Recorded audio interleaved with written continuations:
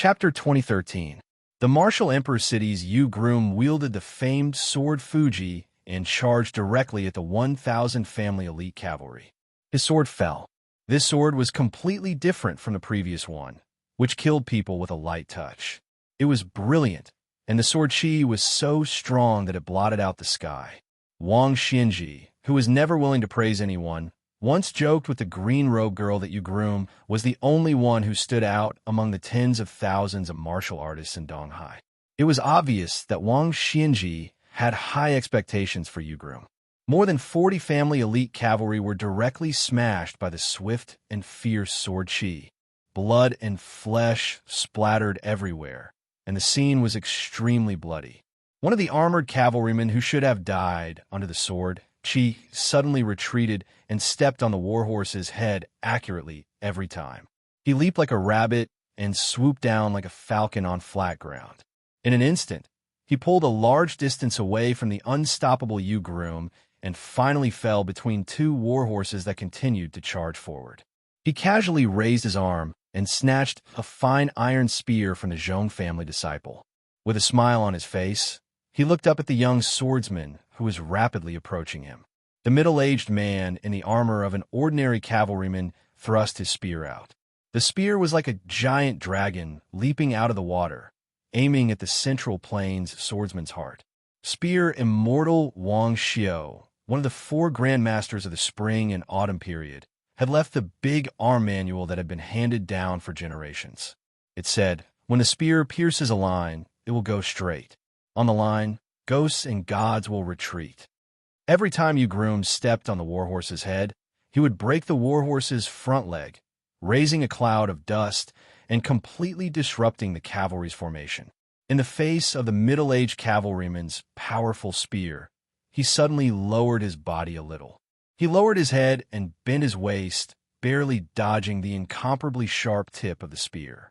Then, he thrust out his sword, which also went straight. The cavalryman lurking among the Zhong family's private cavalry was Zhong Liang, known as the second person of the Devil Path in Beimang. In the face of Yu Groom's evasive sword, he was still calm and collected. He pulled out his spear and retreated without hesitation. Zhong Liang didn't choose to confront Wang Xianji's first disciple head-on. Instead, he adopted a defensive stance, blocking and circling. The circle was less than a chu wide, and his defense was extremely methodical. Thus, even when faced with Yu Groom's consecutive sword attacks, the sword aura alone strangled the riders charging from both sides of Zhong Liang. However, Zhong Liang still retreated calmly, showing the elegant demeanor of a great spearmaster.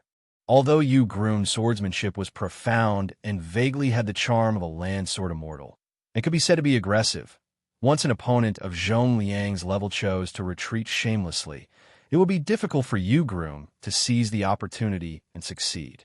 Moreover, Zhong Liang was originally recognized as a master of various schools in Beimang, and finally achieved a killing power that did not lose to the celestial state with the Finger Mystery Realm. But in the end, Zhong Liang, who did not have the Vajra physique, did not continue to blindly pursue killing power to reach the celestial state. Instead, he opened up a new path in spear arts, only taking the defensive position and not the offensive, striving to keep the enemy away from the tip of the spear. It should be known that besides being a prominent family of generals in Beimang, the Zhong family was also the only family of spear arts in the world. The Zhong family's disciples were brave and valiant. Regardless of gender or age, they were all skilled in spear arts, especially the big spear. Young children had to practice spear arts with a white wax pole in hand. After the initial success in spear arts, they had to reach the level of not letting water in. That was, the family's 10 riders would run in a circle at a distance of 30 paces, and the person holding the spear would have to deflect all the arrows that were shot at him.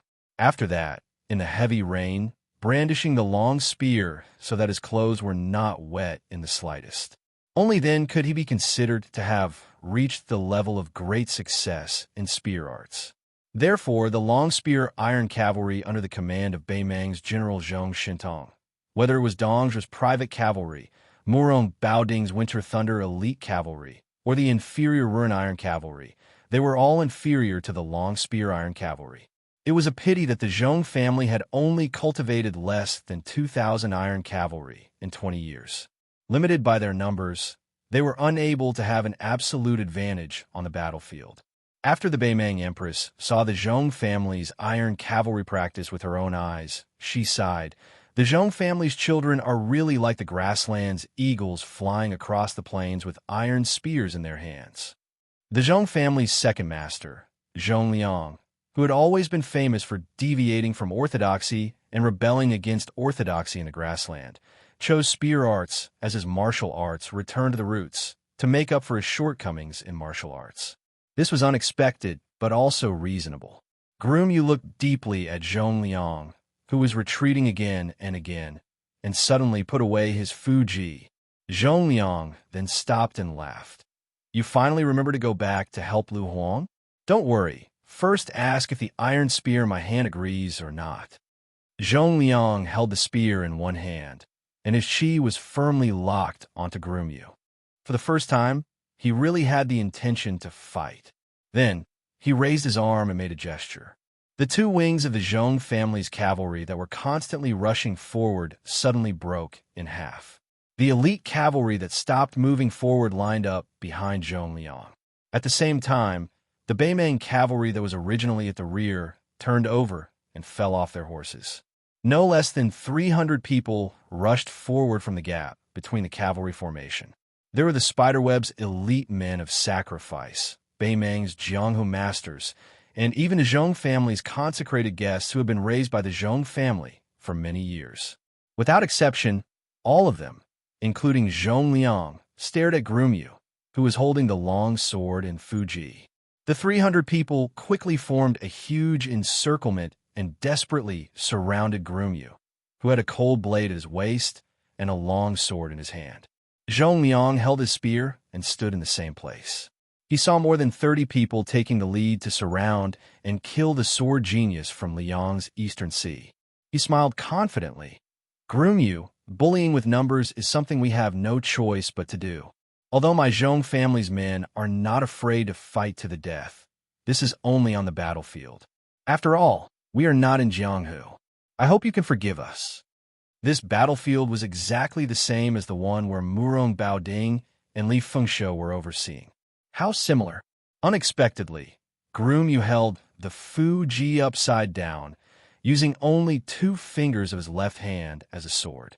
His lips moved slightly. The sword energy in Groom Yu's left sleeve was abundant and overflowing.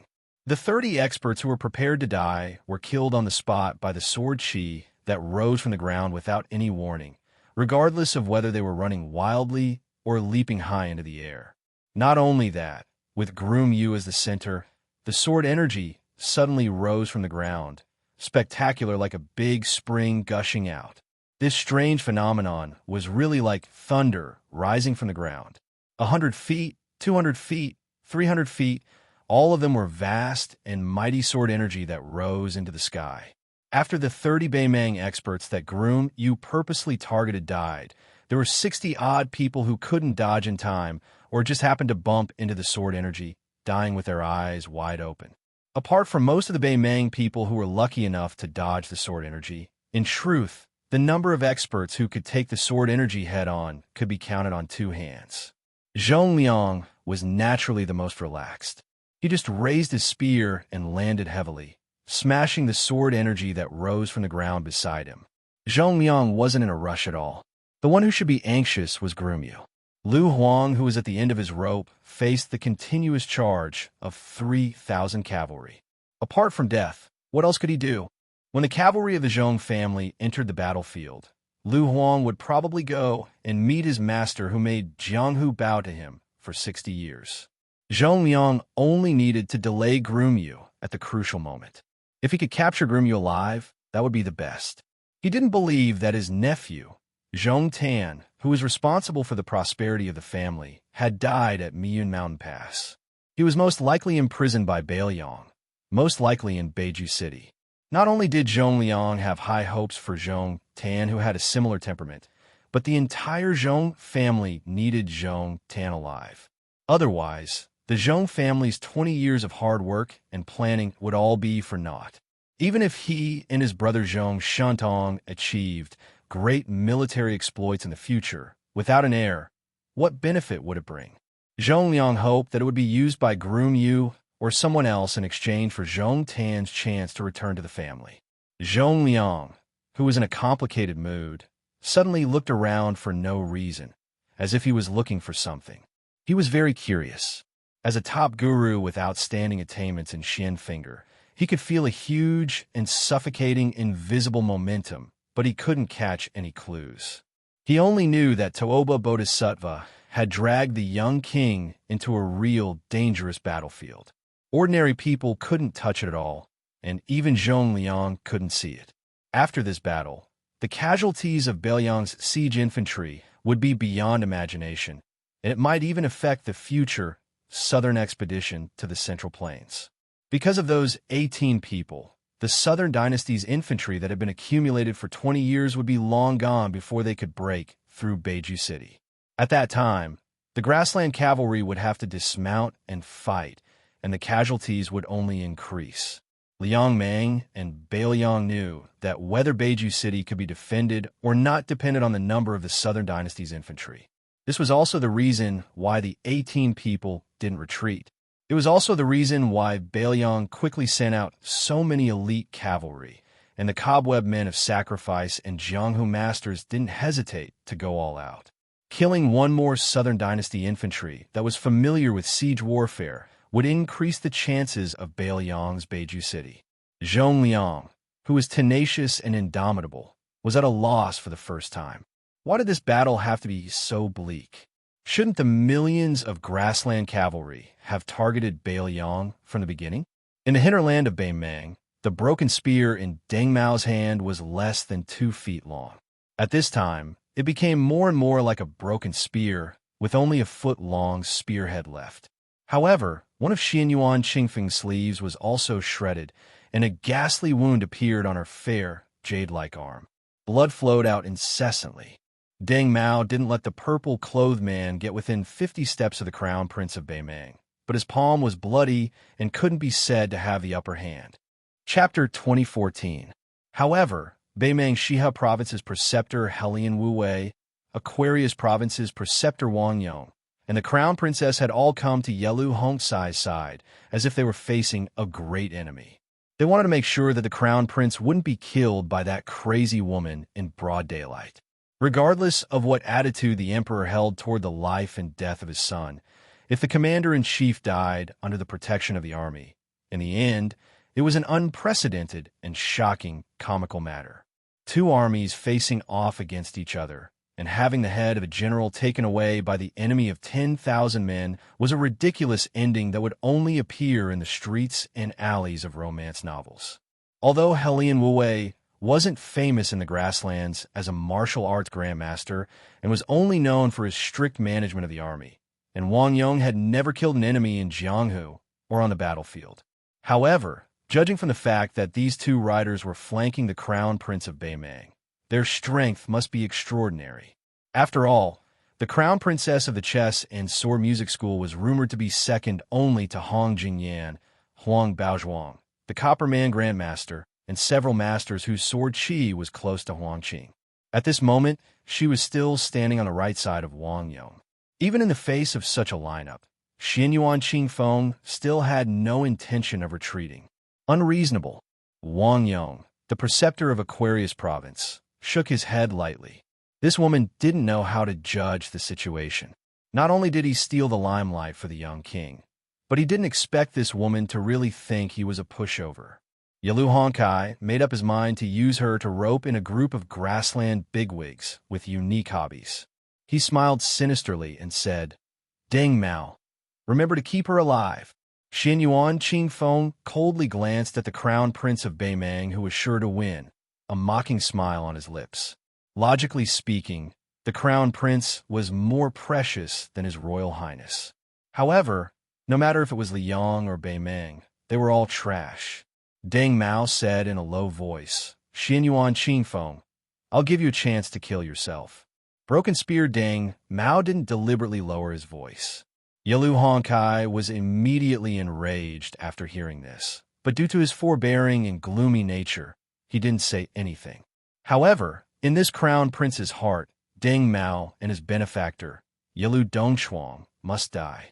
Xianyuan Qingfeng laughed loudly as if he had heard the funniest joke in the world. After he stopped laughing, he asked, Xianyuan Qingfeng, do I need others' pity? At this moment, although Xianyuan Qingfeng's expression appeared to be calm, the splendor that blossomed from her beautiful eyes left a deep impression on others. Bigotry, madness, and ruthlessness.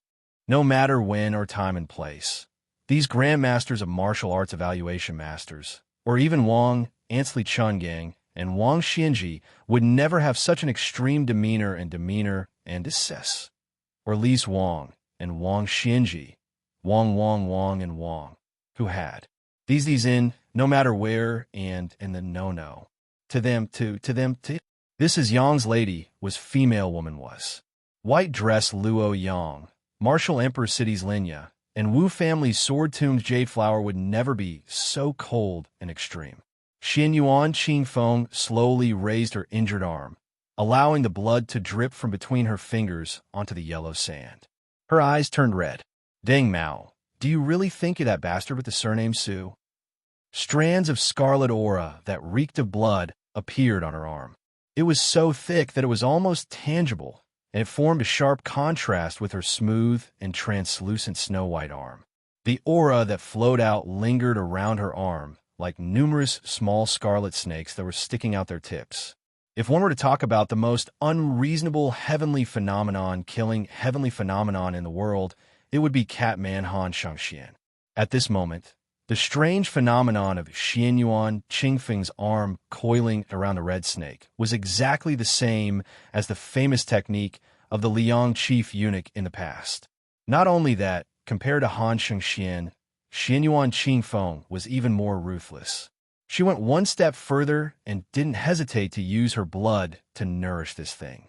This kind of crazy behavior that no one had ever done before was no different from raising a flood dragon in one's body, using the acupoints in one's body as a cage, first turning the snake into a flood dragon, and then using the meridians as the river water. She achieved the ultimate goal of a great flood dragon transforming into a dragon. Compared to the other Beimang people who didn't know the inside story and didn't know the severity of the situation, Deng Mao, who had experienced the Jianghu of the Central Plains, could clearly see the inside story. He couldn't help but sigh. What a lunatic! Deng Mao lowered his head and looked at the broken spear in his hand. He sighed with a strange expression, a little regretful and a little helpless. When he raised his head again, his eyes were resolute as he said in a deep voice, "You didn't have enough momentum to kill all the way here. You still dare to stubbornly persist in going all out and seek death. Then don't blame me for not caring that you'll become the plaything of the grassland nobles in the future." Xianyuan Qingfeng closed his eyes, his aura unusually restrained to the extreme. It was like a snowball that was constantly being clenched and compacted during a snowstorm. Deng Mao also returned to his original state, his vigorous aura disappearing without a trace. Obviously, the two of them were going to choose to fight to the death in one move. Behind Deng Mao, the corners of Wang Yang's mouth curled up. Seeing that Xianyuan Qingfeng was actually so conceited as to think that he could kill Deng Mao in one move, this Aquarius Prefecture's disciplinary magistrate was completely relieved. This Liang, Jianghu female alliance chief, really doesn't know the immensity of heaven and earth. What a pity for that profound fortune. Could it be that she forgot what Luo Yang reminded the king of Beiliang? Wang Yang and Deng Mao couldn't be considered close friends, but they had once exchanged pointers. Of course, Wang Yang was definitely not Deng Mao's opponent. However, Wang Yang had always been secretly communicating with that branch of the Yalu clan, so he understood Deng Mao very well. This unconventional grandmaster of Beimang, in terms of battle prowess, was perhaps inferior to Hong Jingyan, inferior to white dress Luo Yang. His defense might even be inferior to Murong Baoding's, and his lethality was inferior to Demon Zhongliang's. It was as if he had a cultivation of celestial phenomenon, but he didn't have any outstanding points. It was really hard for ordinary people to imagine why, when Hong Jingyan entered the martial ranking for the first time, there was a strange comment of ashamed to be behind Morong Bao Ding, ashamed to be ahead of Deng Mao. However, Wang Yong was well aware that Deng Mao had nurtured his qi with that broken spear for 20 years. When he abandoned the spear, he was able to kill an earth immortal with a cultivation of celestial phenomenon. And Xianyuan Qingfeng was only a fine line away from becoming an earth immortal. Deng Mao killing her was just right. As expected, on the battlefield, after the magnificent scene of wind, clouds, and thunder, the two of them stopped confronting each other. Deng Mao's broken spear had pierced Mount Huishan Zi's abdomen. Although it didn't come out of her body, it was clearly a fatal wound. Deng Mao allowed Xianyuan Qingfeng's fingers to press on his forehead. Her fingertips had also pierced deeply into Deng Mao's scalp. Deng Mao's hands hung by his side. Blood seeped out of the corner of his mouth. He smiled with difficulty, as if asking the two words, "What's the matter?" Xianyuan Qingfeng forcefully swallowed the blood at her throat and asked, "What's the matter?" Deng Mao was already powerless to speak, but Mount Huishan Zi could still speak.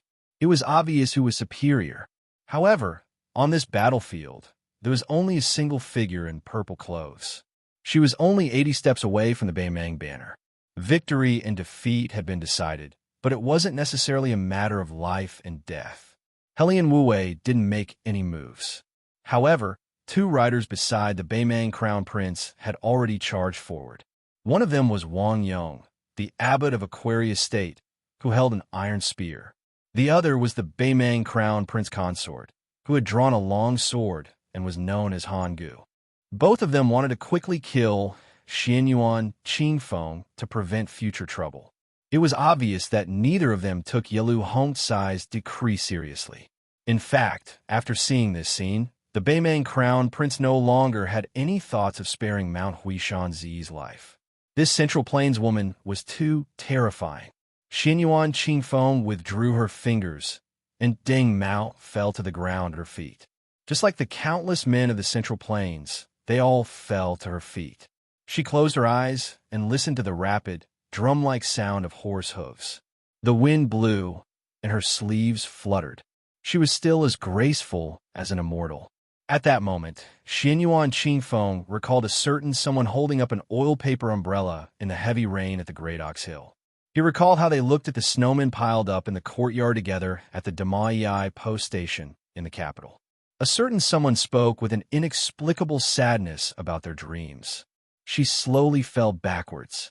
She was a bit tired. Something strange happened.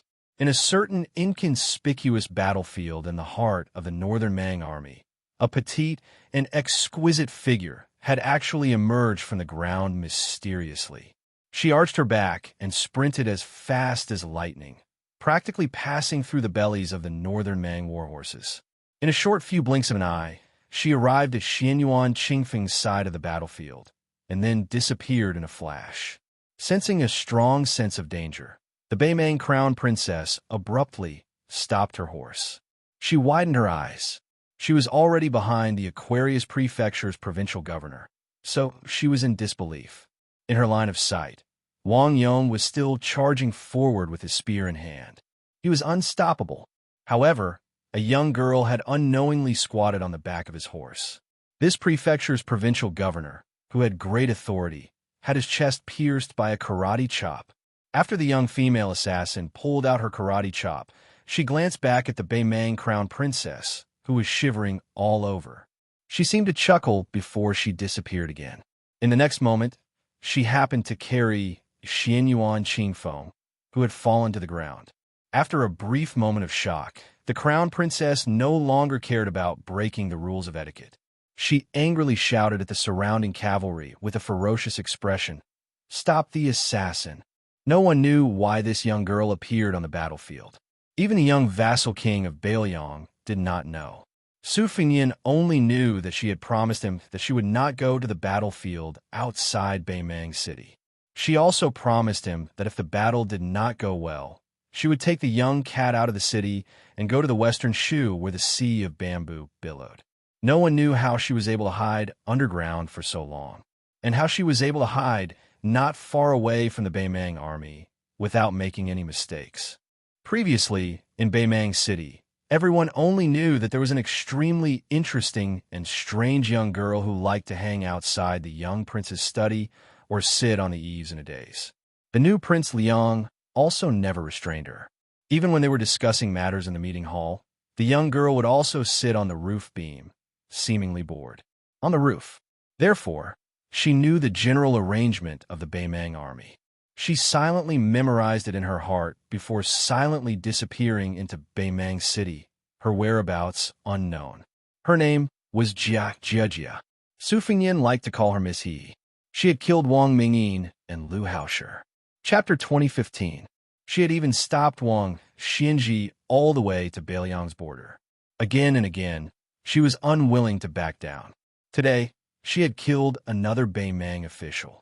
Xinyuan Qingfeng, who felt the warmth of that delicate back, whispered, "Don't worry about me." The girl, who was running all the way to the north barricade, pulled a long face and said softly, "Don't die. If you die, you will be very lonely." He said that you're the most like him among all the men and women in the world. Xinyuan Qingfeng, who was still bleeding from his abdomen, couldn't help but laugh. He tried to open his eyes and looked at the sky, murmuring, "Is that so?" In a situation where Northern Mang's top-notch experts were all hurrying to the battlefield, especially in a situation where she wasn't being deliberately targeted and was being chased down and besieged with this young lady's nimble figure that moved like a crafty rabbit, even if she had to pass through half of Northern Mang's army. As long as she didn't continue fighting, it was still extremely possible for her to safely return to Northern Mang in the city.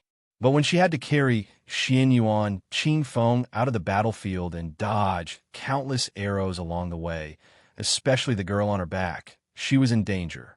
Therefore, even if Luo Yang and Su Ying were in the middle of the army to support them, the girl still staggered and almost fell. Then, she continued running. It turned out that an arrow had directly pierced her calf. Blood soaked it. The girl didn't feel it all. In the end, she carefully placed Xianyuan Qingfeng at the foot of the north barricade wall. Then, she returned to the Beimang army and carried Suaxia Valley and Cheng Baishuang back. Under the escort of the blind female zither player Xue Songwan, she carried back Wei Miao and Chai Qingshan. She carried back 4 corpses. In the chaos, she carried back the 2 corpses that Mao Shulang had risked his life to protect. Ji Lu, and of Nanjiang, and Yu Xingrue of Wudong Mountain. These 2 grandmasters died back-to-back. When the girl left, Mao Shulang, who was covered in blood and had lost an arm, laughed and said, "Little girl, you don't have to care about this old man's corpse anymore." The last corpse was the swordsman of Martial Emperor's city, Lu Huang. Not a single person was left alive within 100 feet of the bridegroom. The first disciple of the Martial Emperor's city sat cross-legged on the tragic battlefield and helped his junior brother, who was lying in a pool of blood, retrieve the famous sword, Shu Dao. Lu Huang, who was hit in the chest by Beimang, hugged the long sword. Before he died, he laughed and said, "I don't kill as many people as you do. I still can't make you call me senior brother." Yu Groom, who had been shot by Zhong Liang and his arm had been slashed several times by Beimang's men of sacrifice, forced a smile, lowered his head and shouted, "Senior brother." When Lu Huang died, he seemed to have heard the title and nodded gently. When the limping young girl came to his side, Groom Yu raised his head with tears in his eyes and said softly, "Sorry to trouble you." The girl shook her head. After the groom left the ancient sword of Shu Dao hanging on his waist, she carried the corpse back to the North Jibei city. To the right of her and the groom, Su Yambing was forcefully dragging Wu Lu Ding and sword attendant Shui Hua out of the battlefield and throwing them towards the city walls of North Jibei City. Then, Su Yambing finally turned around and walked towards the iron spear inserted in the ground. With his back to the girl, Groom Yu pulled out the Shu Dao sword that had just been sheathed. At this time, he was holding the sword with both hands. He looked into the distance. Zhong Liang, whose hand had been cut off, was desperately rescued by his family's men of sacrifice. He was escaping towards the center of Bei Meng's army. Groomyu, with 2 swords, slowly moved forward. In the center of Bei Meng's front line, Luo Yang, whose white clothes had long been dyed scarlet by blood, finally stood there alone after persuading Su Ying to return to North Jibei City.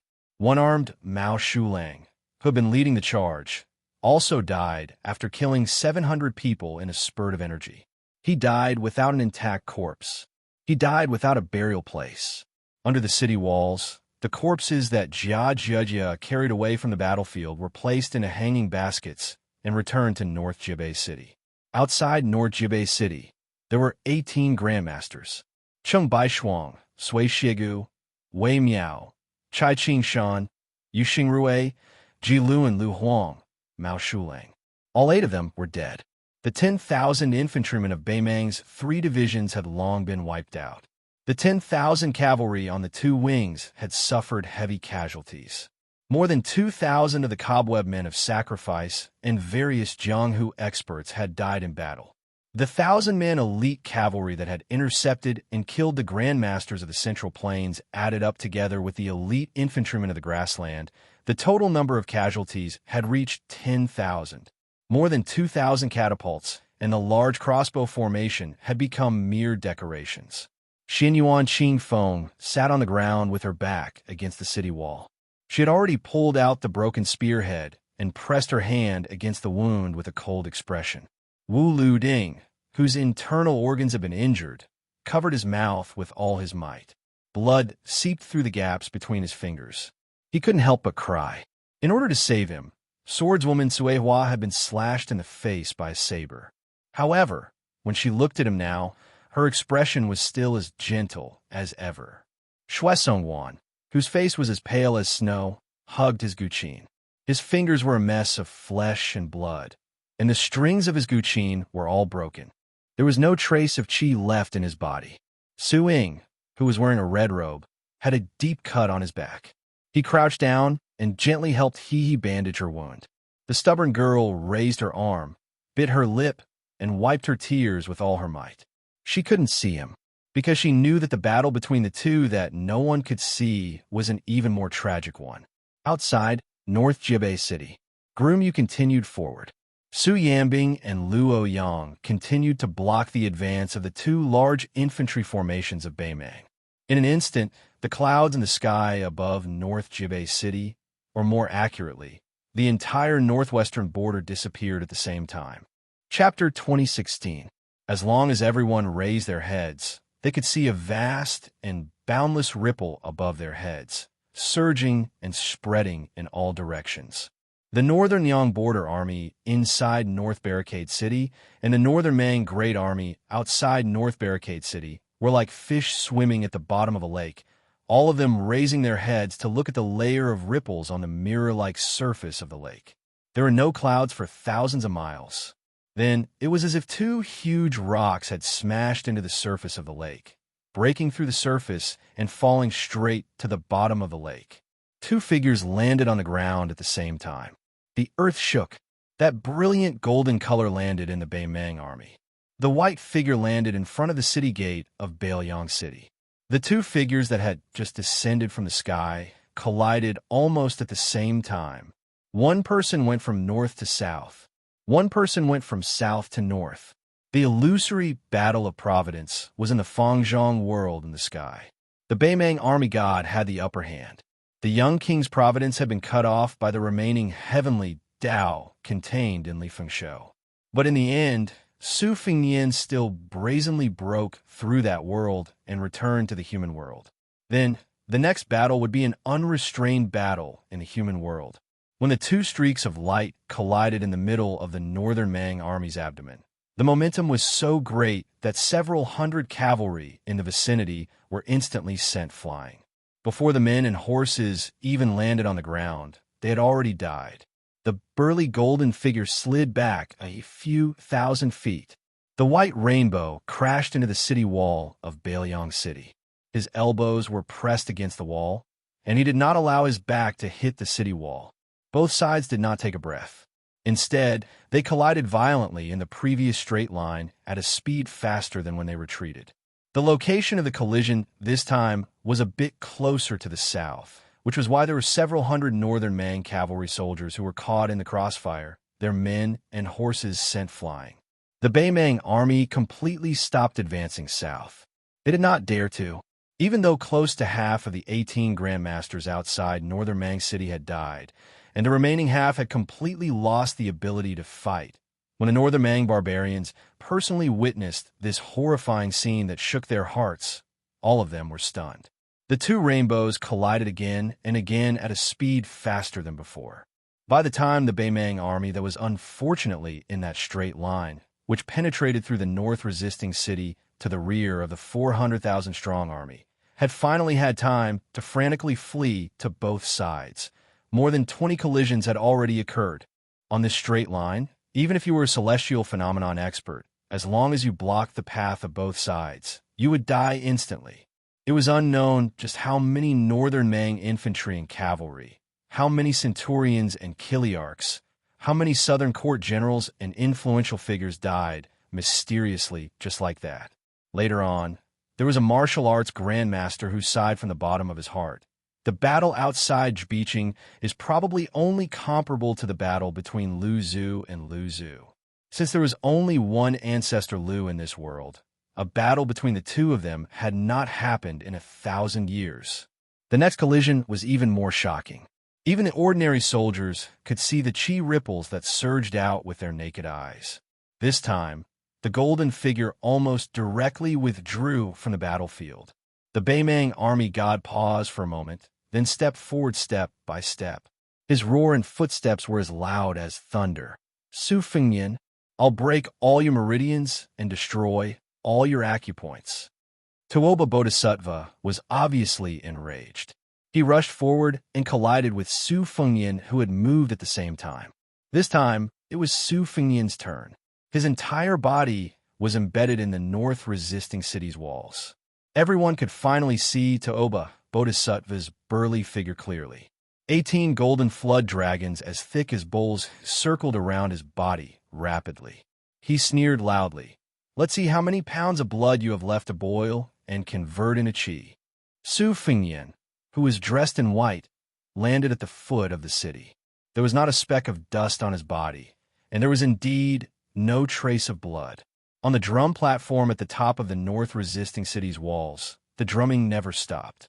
Jiang Enai, who was beating the drum nonstop, had tears all over her face.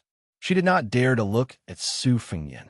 She suddenly shouted, Beiliang's millions of poor families are wrapped in iron clothes and withered bones. Come, come, come, let's see who's the butcher of the Yang realm.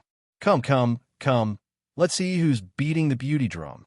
With his back to the north resisting city and the remaining grandmasters of the Central Plains, the young man who had already torn off the vassal king's robe stood barefoot outside the city. After hearing the voice from the top of the city wall, he said with a hoarse voice, Don't worry, I won't lose. Su Fengnian raised his head and took a deep breath. He shouted angrily, Dong Tai. Laughter came from the distant sky. I'm already outside the divine gate. You can fight to your heart's content. Dong Tai, the peach blossom sword god, had ascended to the sky step by step. He held his sword and arrived outside the divine gate alone. Dong Tai stopped in midair. He held his sword horizontally and asked with a smile, Let me ask the immortals in the heavens, who dares to come to this mortal world? After hearing this, Su Fengnian exhaled softly. It was as if he wanted to release all the pent-up anger of the 300,000 Beiliang cavalrymen in 20 years. He smiled and said to himself, Then I'm really going to be invincible in the mortal world for once. He was dressed in white and had an extremely happy expression on his face. It was as if a heavy burden had been lifted off his shoulders. For the time being, I don't care about how many wisps of smoke there are in the Central Plains. I don't care about the outcome of the war between the two countries. I don't care about the Liang imperial court's scolding. I don't care about the 1,000,000 cavalrymen of Beimang. I don't care about how many famous stone tablets there are in Mount Qingliang. I, Su Fengnian, will only be Su Fengnian for once. Su Fengnian laughed loudly and said, Heaven, Earth and mortal world. Wait for me, Su Fingyan, to stretch my body. Sure enough, the young man did a big stretch. A snow-white, giant python that seemed both tangible and intangible suddenly appeared behind the young man. It was as huge as a mountain range, occupying the North Jibei city. Its python head poked out of the towering North Jibei city and let out an earth-shattering roar toward the grassland in the north. Chapter 2017. The great python entrenched itself in the human world. On the battlefield of Beimeng, Tooba Bodhisattva shouted angrily, Su Fingyan, how dare you steal the fate of heaven and earth and use it for yourself? On Mount Qingliang in Liangzhou, Tantai Pingjing stood outside Tide Listening Pavilion and saw a young lady with a pale face walking out of Tide Listening Pavilion. Tantai Pingjing had seen everything in the human world. It seemed that only a few people, including Bai Huer, Face, Chunyu, and Jiang and I, could be compared to this young lady. However, this young lady with a bit of childishness was naturally far from those women with obscure backgrounds and rough experiences. Standing in front of Tantai Pingjing, she was timid and weak, like a little flower that quietly grew and died in a secluded corner. No one saw or appreciated her, but once one met her, regardless of gender, one would feel pity for her. Tantai Pingjing looked around. In her eyes, Mount Qingliang was empty. The people and things were still there. However, the fate that the Su family had accumulated in the northwest of Liang for 20 years was gone. In the world, everyone had fate. It was just a matter of quantity. Only the person with the most fate could gather into fate. The current emperor of Liang, Zhao Zhuan, was naturally one of the outstanding figures. The old grand secretary, Zhang Julu, also had fate. Now, Chengwang also had it. The great pillar state Gu Jiantang had always had it. Back then, the illegitimate son of the late emperor, Zhao Kai, also had it. Among the women in the world, the Empress of Dechu, Jiang Enai, who was beating the drums on the city wall of Beimeng City, also had it. Xinyuan Qingfeng of Liang River Lake had it. Bodhisattva of Mount Lantua had it. The young lady in front of Tantai Pingjing had no fate at all. This was definitely a huge anomaly in the eyes of qi cultivators. Or it could be said that this woman once possessed a great amount of luck. Perhaps she should have been the Empress of Beimeng or even the next Empress of the Grassland. But for some reason, her luck was integrated into the luck of the Su family in the end, and then it was taken away by someone in Beijing City. The Qi Refinement Grandmaster who was originally rushing south to the South Sea sect was just passing by Liangzhou City. After seeing the strange phenomenon here, he could not help but rush over. Staring at the little girl who was full of confusion, Tantai Pingjing thought for a while and understood. She asked softly, "Are you called Hiyingguanin?" The young girl nodded. "Big sister, who are you?" Tantai Pingjing smiled and then asked with a frown, "Did Su Fingyan beg you to do this?" She hurriedly shook her head and said, "Young master only knows that I've returned to the Grassland tribe. He doesn't know that I've been staying in Tide Listening Pavilion all this time. It was Grandpa, Su, who secretly told me those things before he passed away. I'm willing to do anything for you." Tantai Pingjing looked at the determined expression on that beautiful face and sighed secretly. She raised her head and said softly, "Are you willing to do this?" Beiliang's North Rejecting City, West Shu's Divine Phoenix City, Liang's Imperial Astronomer, Western Region's Mount Lantua, and a portion of the Northern Grasslands Providence contained in this silly girl. Eternal Emblem, Auspicious Talisman. He had been in the pugilistic world 3 times, the Central Plains twice, and Beimeng once. He had been to the Imperial Court 3 times, Great Peace City twice, and Guangling Path once. Everywhere he had been, he had gained something. The providence he had obtained in the end was more than enough to be the emperor of the Central Plains, let alone the king of a territory. Why are you still unwilling to judge the situation, take a step back, and wait for an opportunity to take action? Tantai Pingjing stretched out her hand and rubbed the little girl's head. "You're as silly as I am, but compared to me back then, you're more courageous." "Very good. The stupidest thing a girl can do is to be angry with the person she loves. Huyin Guanyin, live well in the future. You'll definitely be happy. Huyin Guanyin smiled in a daze and nodded. Thank you, big sister. Tantai Ping Jing smiled knowingly. Big sister? Me? I'm an old granny. The girl was at a loss. The tall female Qi cultivator had disappeared. Huyin Guanyin, who had finally seen the light of day from Tide Listening Pavilion, sat down on the edge of Tide Listening Pavilion's platform. She raised her small fist and waved it as if she was encouraging someone. Young master, you must win this fight. The grass grows next year, and the geese go and come back. Su Fingyin took a small step, just an inch or so. Such a small step was simply negligible. But at this moment, the Beimang military god who had clashed with the young king dozens of times actually began to move more than 10 steps in an instant. There was actually an unstoppable edge in the world. On the battlefield, there was probably only the great snow dragon cavalry. On the court, there was only Li Yong Zhangjiulu. Now, it was this young man who had abandoned all burdens. Even if he was facing more than 300,000 Beimang soldiers and an immortal Beimang military god who was already a celestial being, dressed in white, his sleeves swayed in the wind as he swept forward. The snow-white python followed Su Fingyin's white clothes and rushed out of North Jibei City. Tuoba Bodhisattva began to retreat. At the same time, he constantly flashed and disappeared in various places on the battlefield. Although the huge white python rolled on the battlefield, it did not cause any impact to the Beimang army. It leaped high like a white rainbow. The next moment, its huge head, which was as big as a building, suddenly smashed down fiercely. Tuoba Bodhisattva, whose body had stagnated for some reason, fell to the ground. Dust flew everywhere. Su Fingyin stepped on the forehead of the man who had fallen to the ground.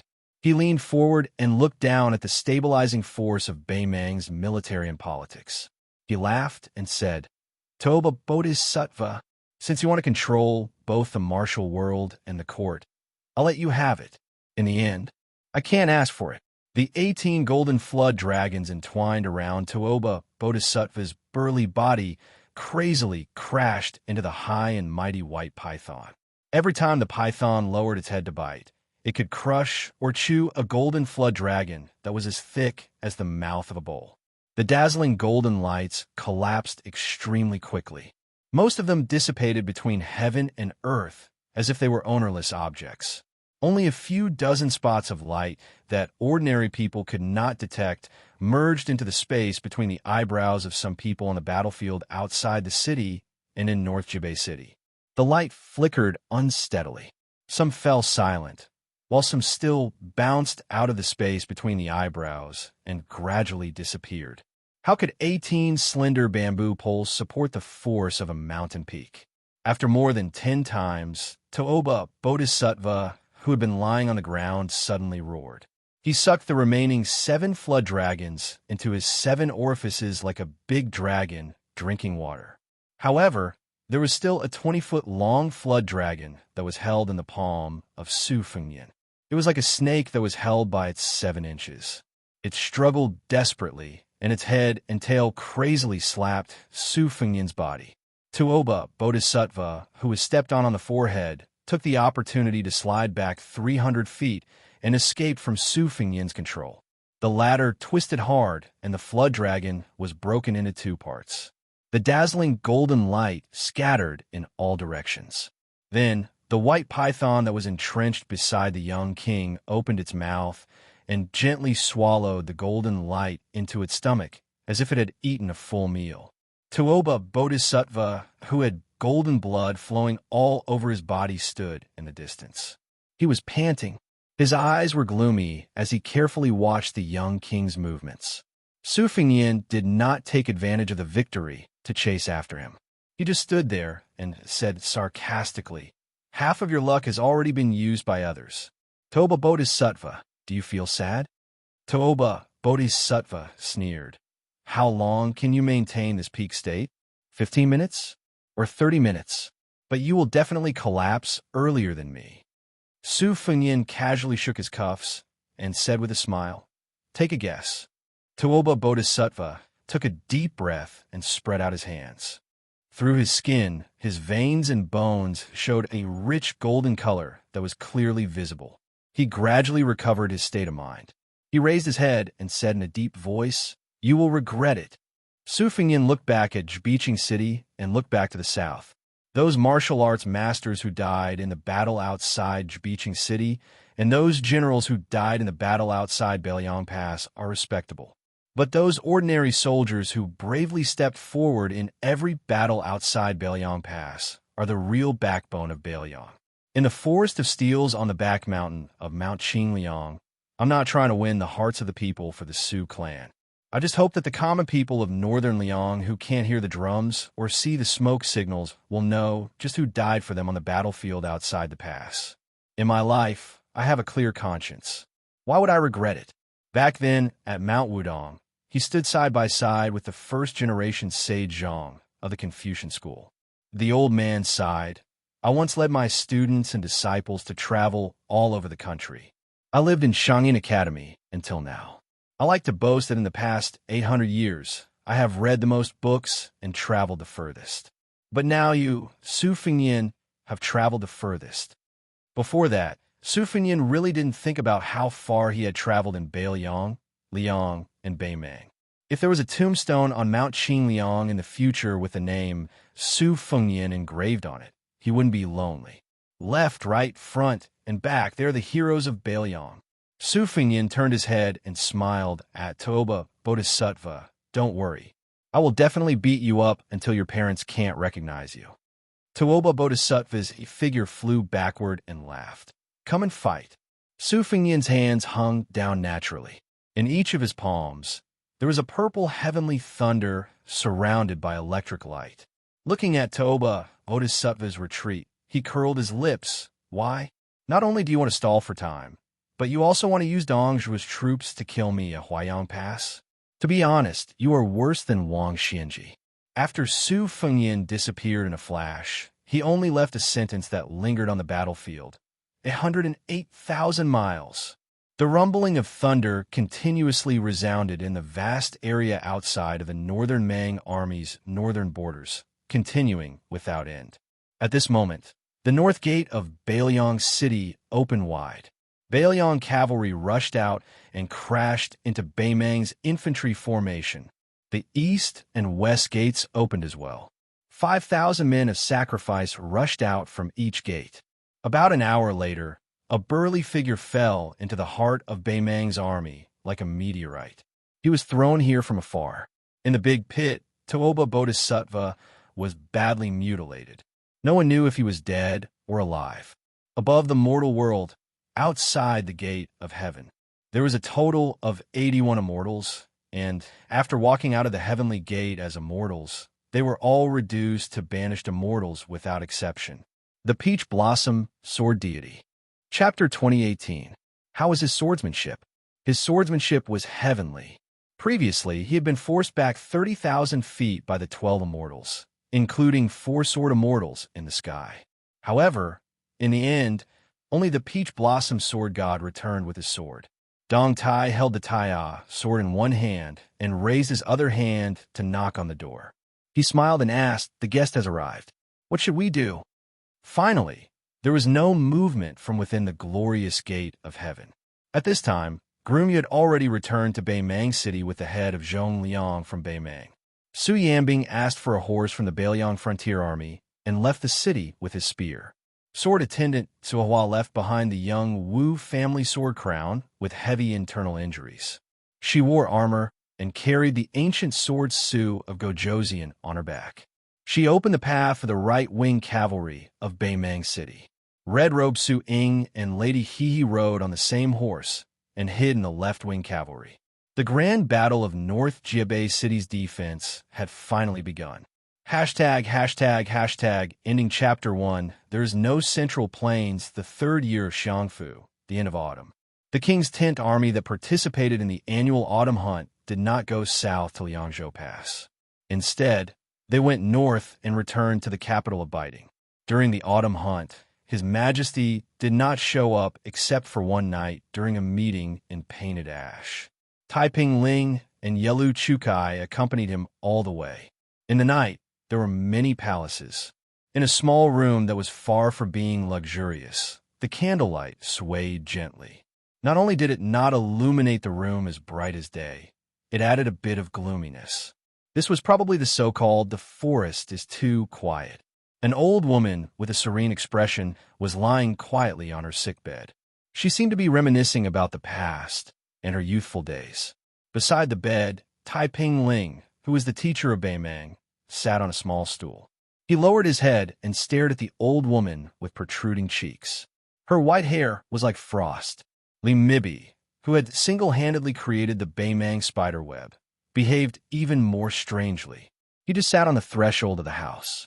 At this moment, the shadow prime minister, who had made countless Beimang nobles' hair stand on end, was truly like an old man past his prime, lonely and bitter.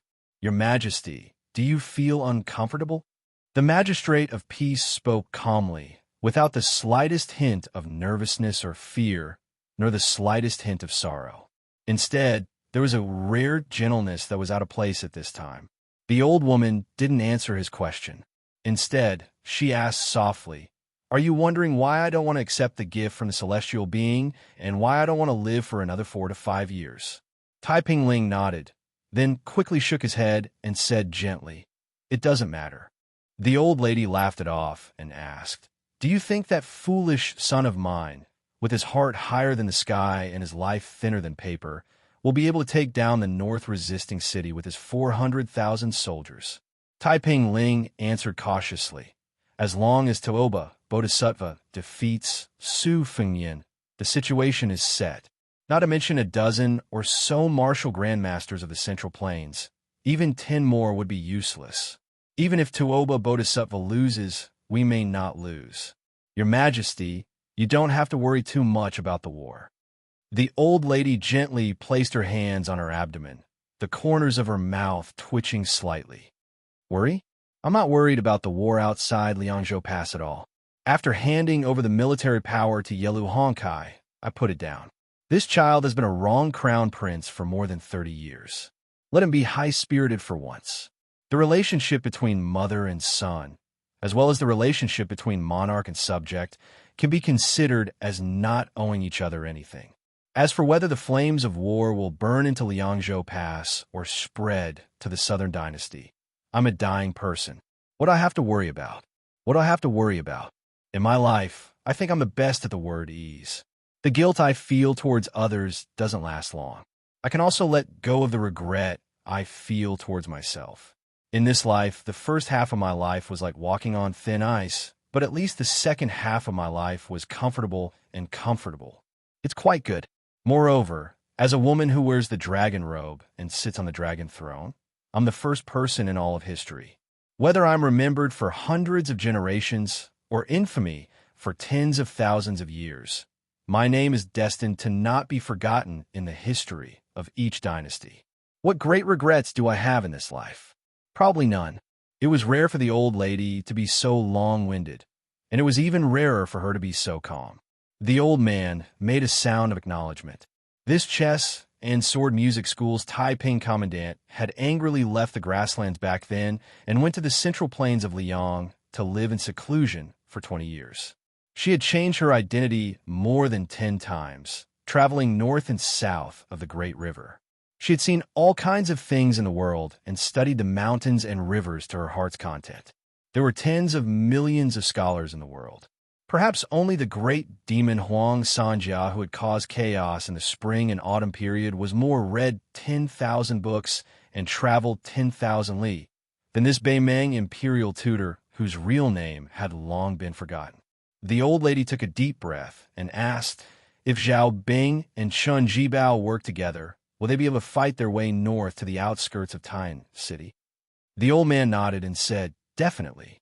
If nothing unexpected happens, the 2 rebellious kings will purposely hold back their troops and wait for the battle between us and the Bailiang frontier army to be over.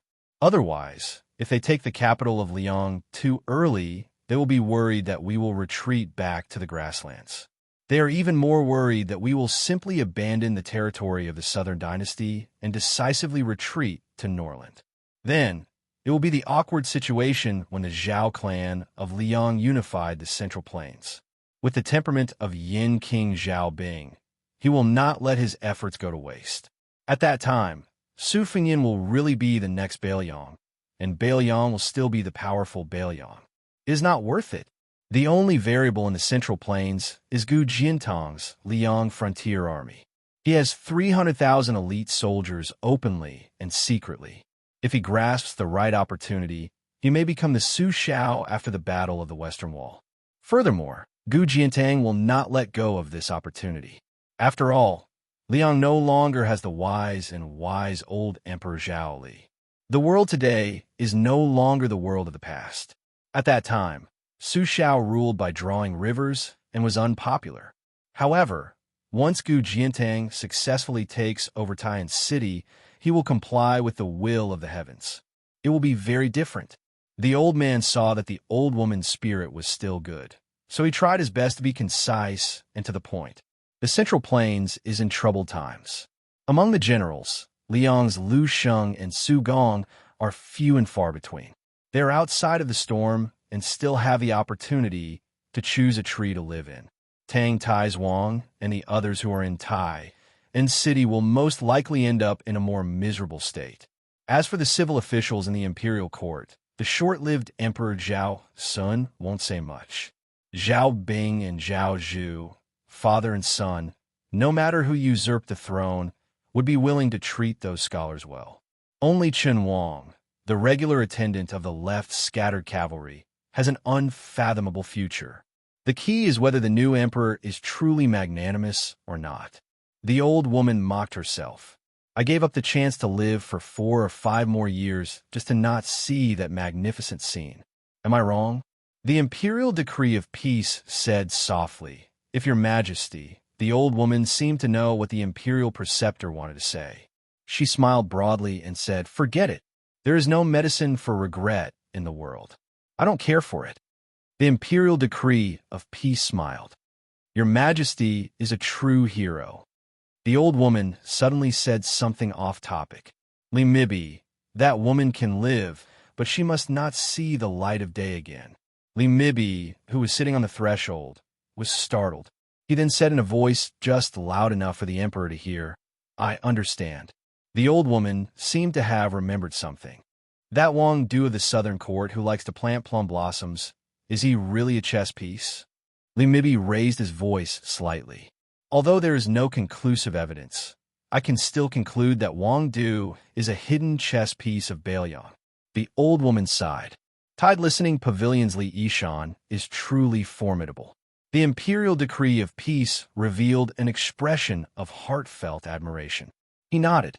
"Indeed," Li Mibi asked, "how should we deal with that Dongju Bo king, Jingchong?" The imperial decree of peace replied, "His 10,000 private cavalry must have already joined up with the Yuzhou light cavalry of Yu Luan Saber Division. Presently, the southern court's military strength is weak. It's like a house with holes on all sides.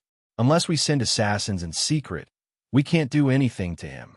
But this time, we'll borrow a knife to kill someone. With this Dongju bow, it'll only make the knife a bit faster. It's not a big deal." Li Mibi said indifferently, "If your majesty really wants him dead, I can personally take action." The old woman smiled. "Forget it. The southern court is such a big place. Even if I offer it up with both hands, Bailiang's small cavalry would have to be able to swallow it up. Just let them make trouble."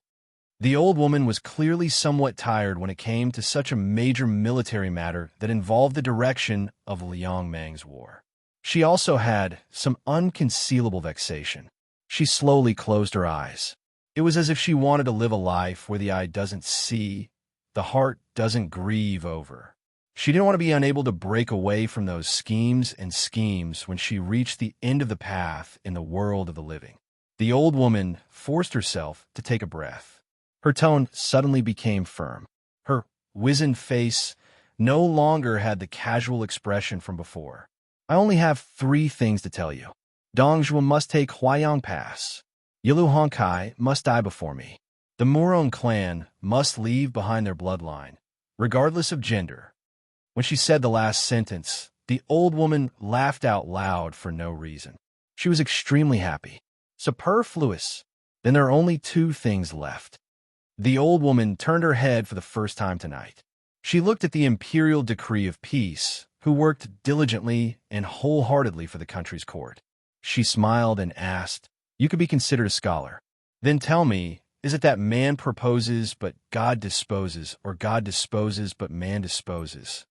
The imperial decree of peace said calmly, "It varies from time to time, from place to place, and from person to person.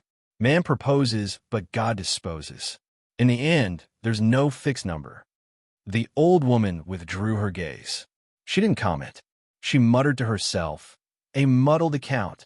There was a long silence. The candlelight in the room was still dim.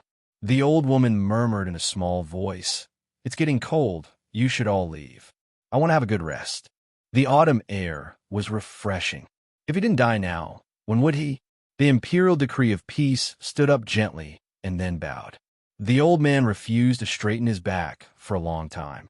He turned and walked out of the room. Mibby stood on the steps of the small courtyard, as if he was waiting for the imperial decree of peace. After the imperial decree of peace closed the door, the two old men stood side by side. Mibby sighed softly.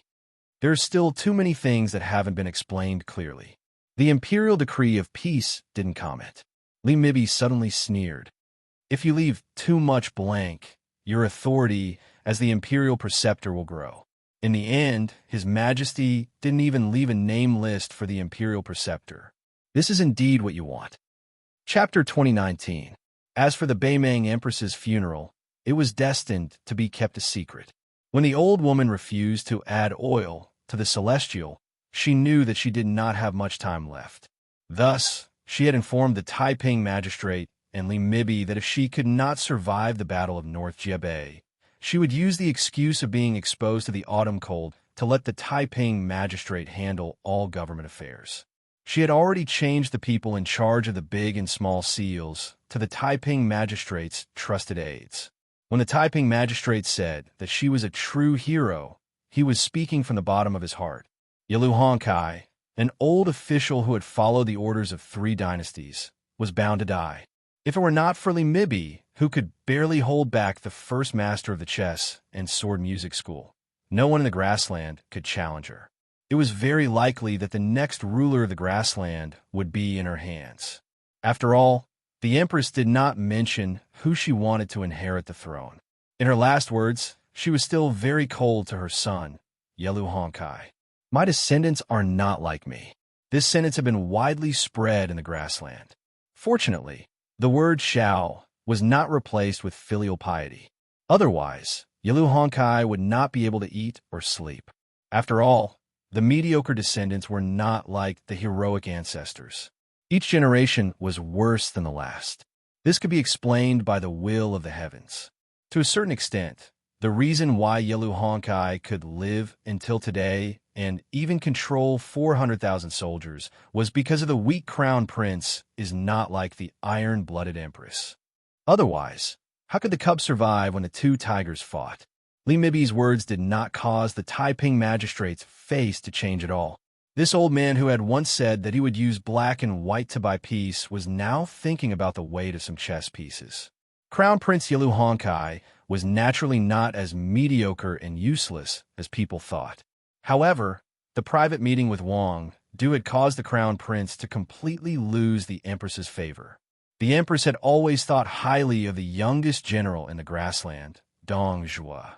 However, he was ambitious and difficult to control. Even the best person in the world could do the worst thing in the world if he became the Empress. The common people in the world could be divided into 2 types of people, the Empress and everyone else. Would Yalu Donkai be unable to recover after losing the protection of his grandfather, Yalu Honkai? Could the Murong family's treasure cauldron become the life-saving talisman for the entire Murong family? Could Toba Bodhisattva, the loyal guardian of the grassland, have also thought of wearing the yellow robe? After all, to Toba Bodhisattva, the presence or absence of His Majesty made a world of difference. Taiping Ling finally came to his senses and turned his head with a smile. "You Su Huainan, and I seem to have all lost. Li Mibi, who had never expected the Taiping order to say this, stared blankly for a moment. Then he put his hands behind his back and sneered. Everyone has their own way of living. Su Huainan's thoughts are the deepest, so his life is the most tiring. You're not any better. People who know how to play chess tend to have a strong desire for victory. I'm the only one who thinks the least and has the easiest life. Taiping Ling chuckled softly. You didn't think the least, but admitted defeat the earliest. The expressionless spy neither admitted nor denied it. The peace order sighed. I'll have to trouble you from now on. Li Mibi said unhappily. It's my duty. What trouble? Taiping Ling patted Li Mibi's shoulder and joked. That's right. You're the kind of person who likes to hide and scheme against others. You should be enjoying it. Beimang's shadow prime minister, who was used to being alone, was obviously not used to the other person's actions. He frowned, but some of the depression in his heart dissipated. The night was dark. Outside the house, the two elders with the greatest authority in the grassland walked down the steps one after another and parted ways at the door of the small courtyard. After Taiping Ling had walked far away, he suddenly turned his head back. Tears streamed down his face as he muttered, Miss Murong, Miss Murong. On the sick bed in the house, the old woman gently grabbed an old mink coat on the side and covered herself with it. She slowly fell asleep. Her withered fingers gently brushed the mink coat. Just like that little girl whose face and peach blossom blushed, she was in a foreign country. The first time she saw that young man from Liaodong, she felt as if she was bathed in a spring breeze. The third year of Xiangfu, winter, the Central Plains were not stable. The situation in Guangling, Jiangnan, and North instantly took a turn for the worse. This was because the king of Shu, Chen Jibao, and the crown prince of Yanxi, Zhao Zhu, went to the tent of Wu Zhongshuan's army without any retinue. They persuaded the south conquering general, who held the title of Minister of War, to change sides again. The rebel army went up north. Lu Xingxiang, whose army was stationed in the south of the capital, fell into a perilous situation in the blink of an eye. When the Huangzi officials of the Great Peace Palace heard this shocking news, everyone panicked like ants in a hot pot. Tantanon, who had already resigned due to illness, had no choice but to participate in the court meetings again. Only then did the people calm down. In the middle of winter, the weather was cold and people's hearts were cold. A carriage slowly drove out of the Huan Manor and came to a dilapidated manor just a street away. The signboard had been taken down long ago, and it was an ownerless place. The old man carried 2 jugs of wine and walked down the carriage. He walked up the steps and reached out to tear off the seal on the door. There were a few Zhao Go spies hiding in the shadows. Although they were of high rank, they tactfully ignored him. The old man hugged the 2 jugs of wine to his chest and pushed open the door with great difficulty with one hand. The old man familiarly walked around the corridors and came directly to the study. Some books had already been moved away, some were still left. The ones that were moved away were just collecting dust. It was just a change of location. There was still only one chair in the study. Thinking back to the past in the court, other than Zhao Li and Zhao Dun, the 2 kings of Liang, probably only he, Huanwen, could casually sit here and take over the place with a clear conscience. Huanwen walked around the empty study table and placed the 2 jugs of wine on the table. He used his sleeve to wipe away the thick dust before slowly sitting down. If it was in the past, that purple-bearded and blue-eyed man would be standing by the window. Tantanon looked at the window and said softly, "Blue-eyed man, look, you threw away your responsibilities and left. You didn't get the peace and prosperity in your heart.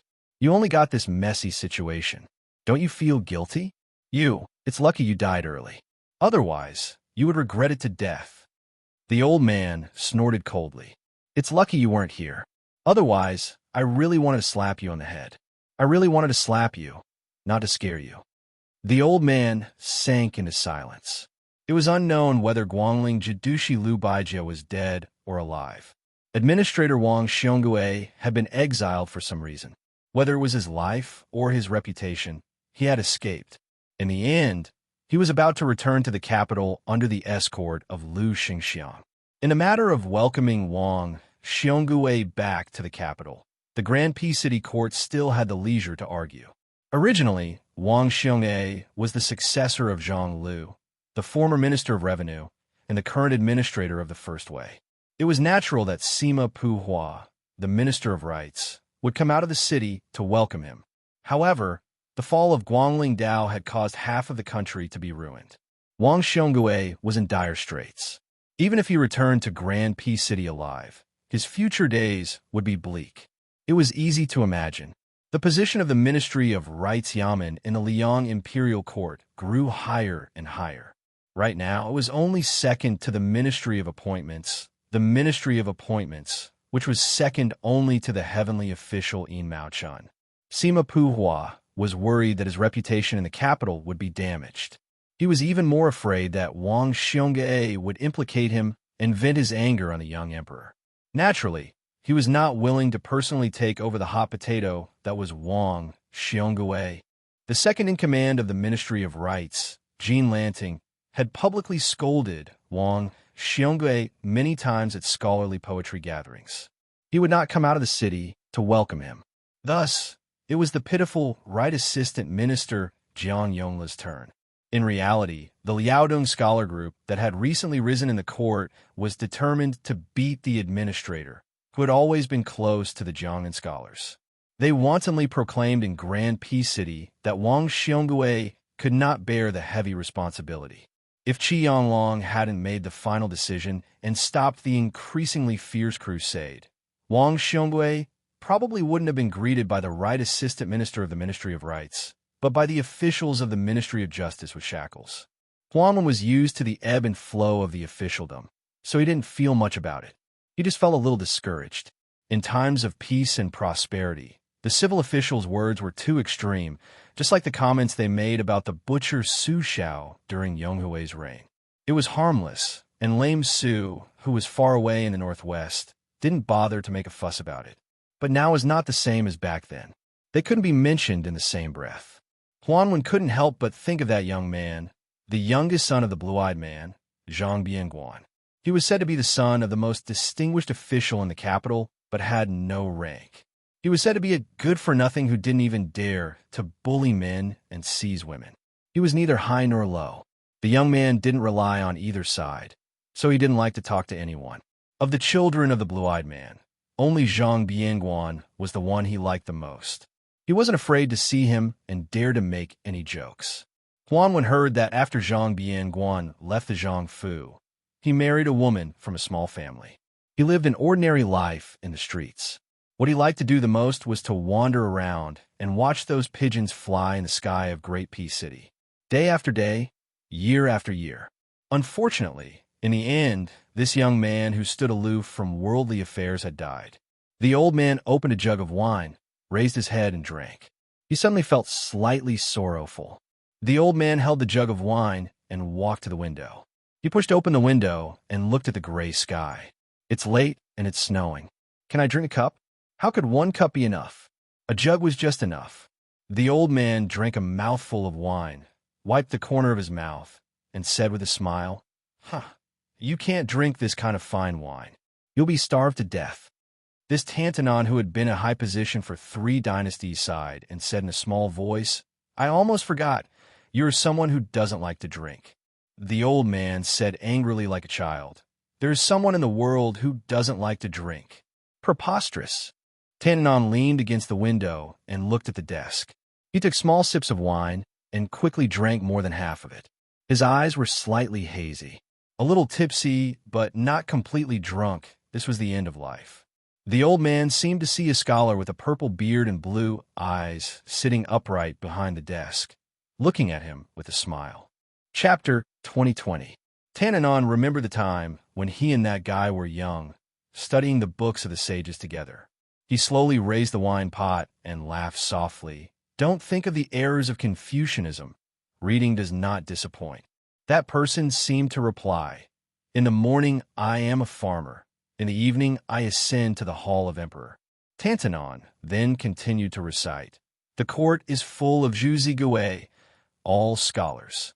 In the end, the two recited together, "The emperor values heroes." Tananon laughed loudly, not daring to look in that direction, afraid that he would not see that figure again in the next moment. The old man drank the last mouthful of strong wine in the pot, placed the pot on the windowsill, and staggered out of the study. Only my generation betrays the books of the sages. Since ancient times, the books of the sages have not betrayed me. On the desk, there was a pot of wine that no one drank. Since ancient times, the sages have been lonely.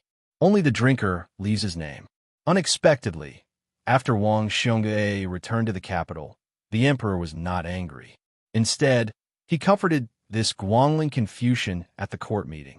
However, after learning that the fate of Tangxi sword Saint Liu Baijia was unknown, and that he did not join the rebel vassal King Zhaobing, the young emperor seemed to be moved.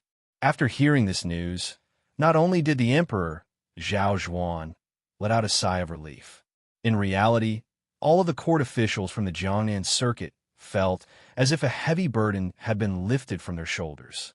Of the 4 great clans of Jiangnan, after Liu Daolin and Liu Baijia had successively become ministers of Liang, the Liu family could be said to have surpassed them and become the leader of the Jiangnan officials.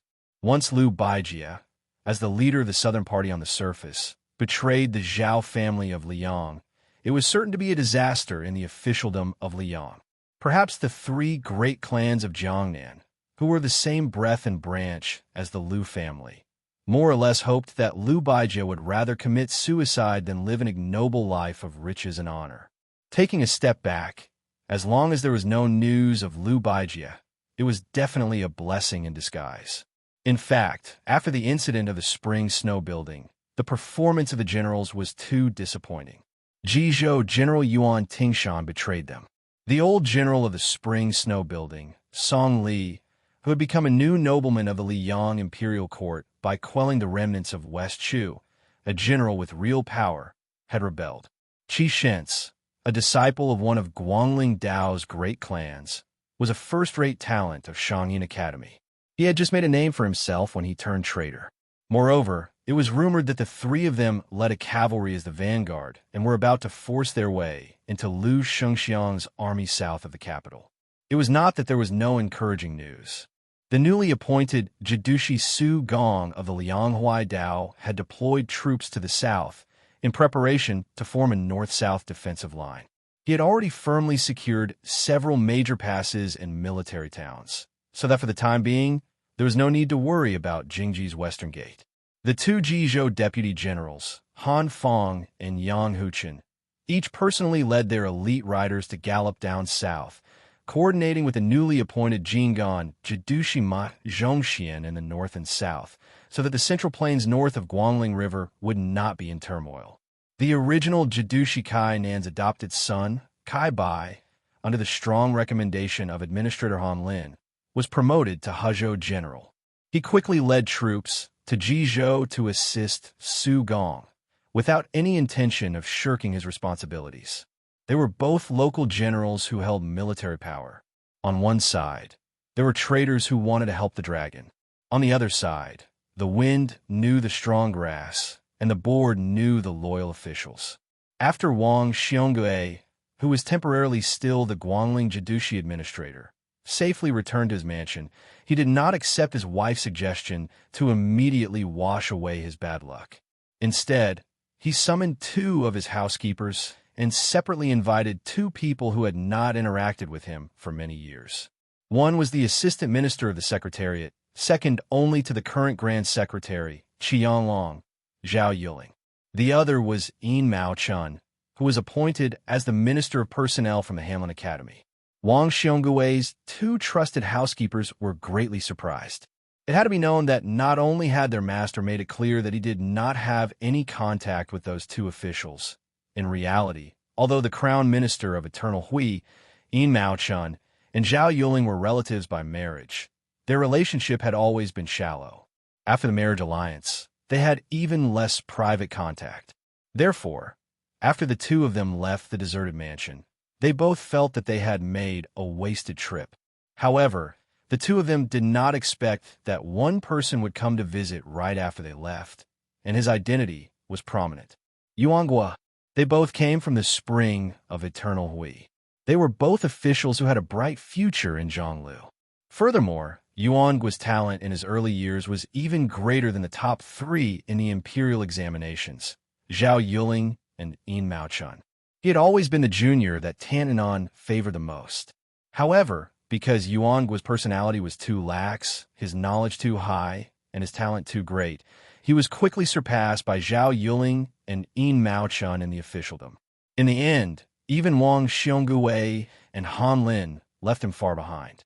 He finally made a comeback after the eternal Hui auspicious talisman and became the minister of two ministries. Immediately after, because he did not agree with the emperor, he quickly left Graton City and was demoted to the Tu Liao Roads to be the deputy provincial governor. He did not accomplish much. Regardless of whether it was Gu Jiantang or the prince of Jiaodong, Zhao Sui, neither of them paid much attention to Yuanguo.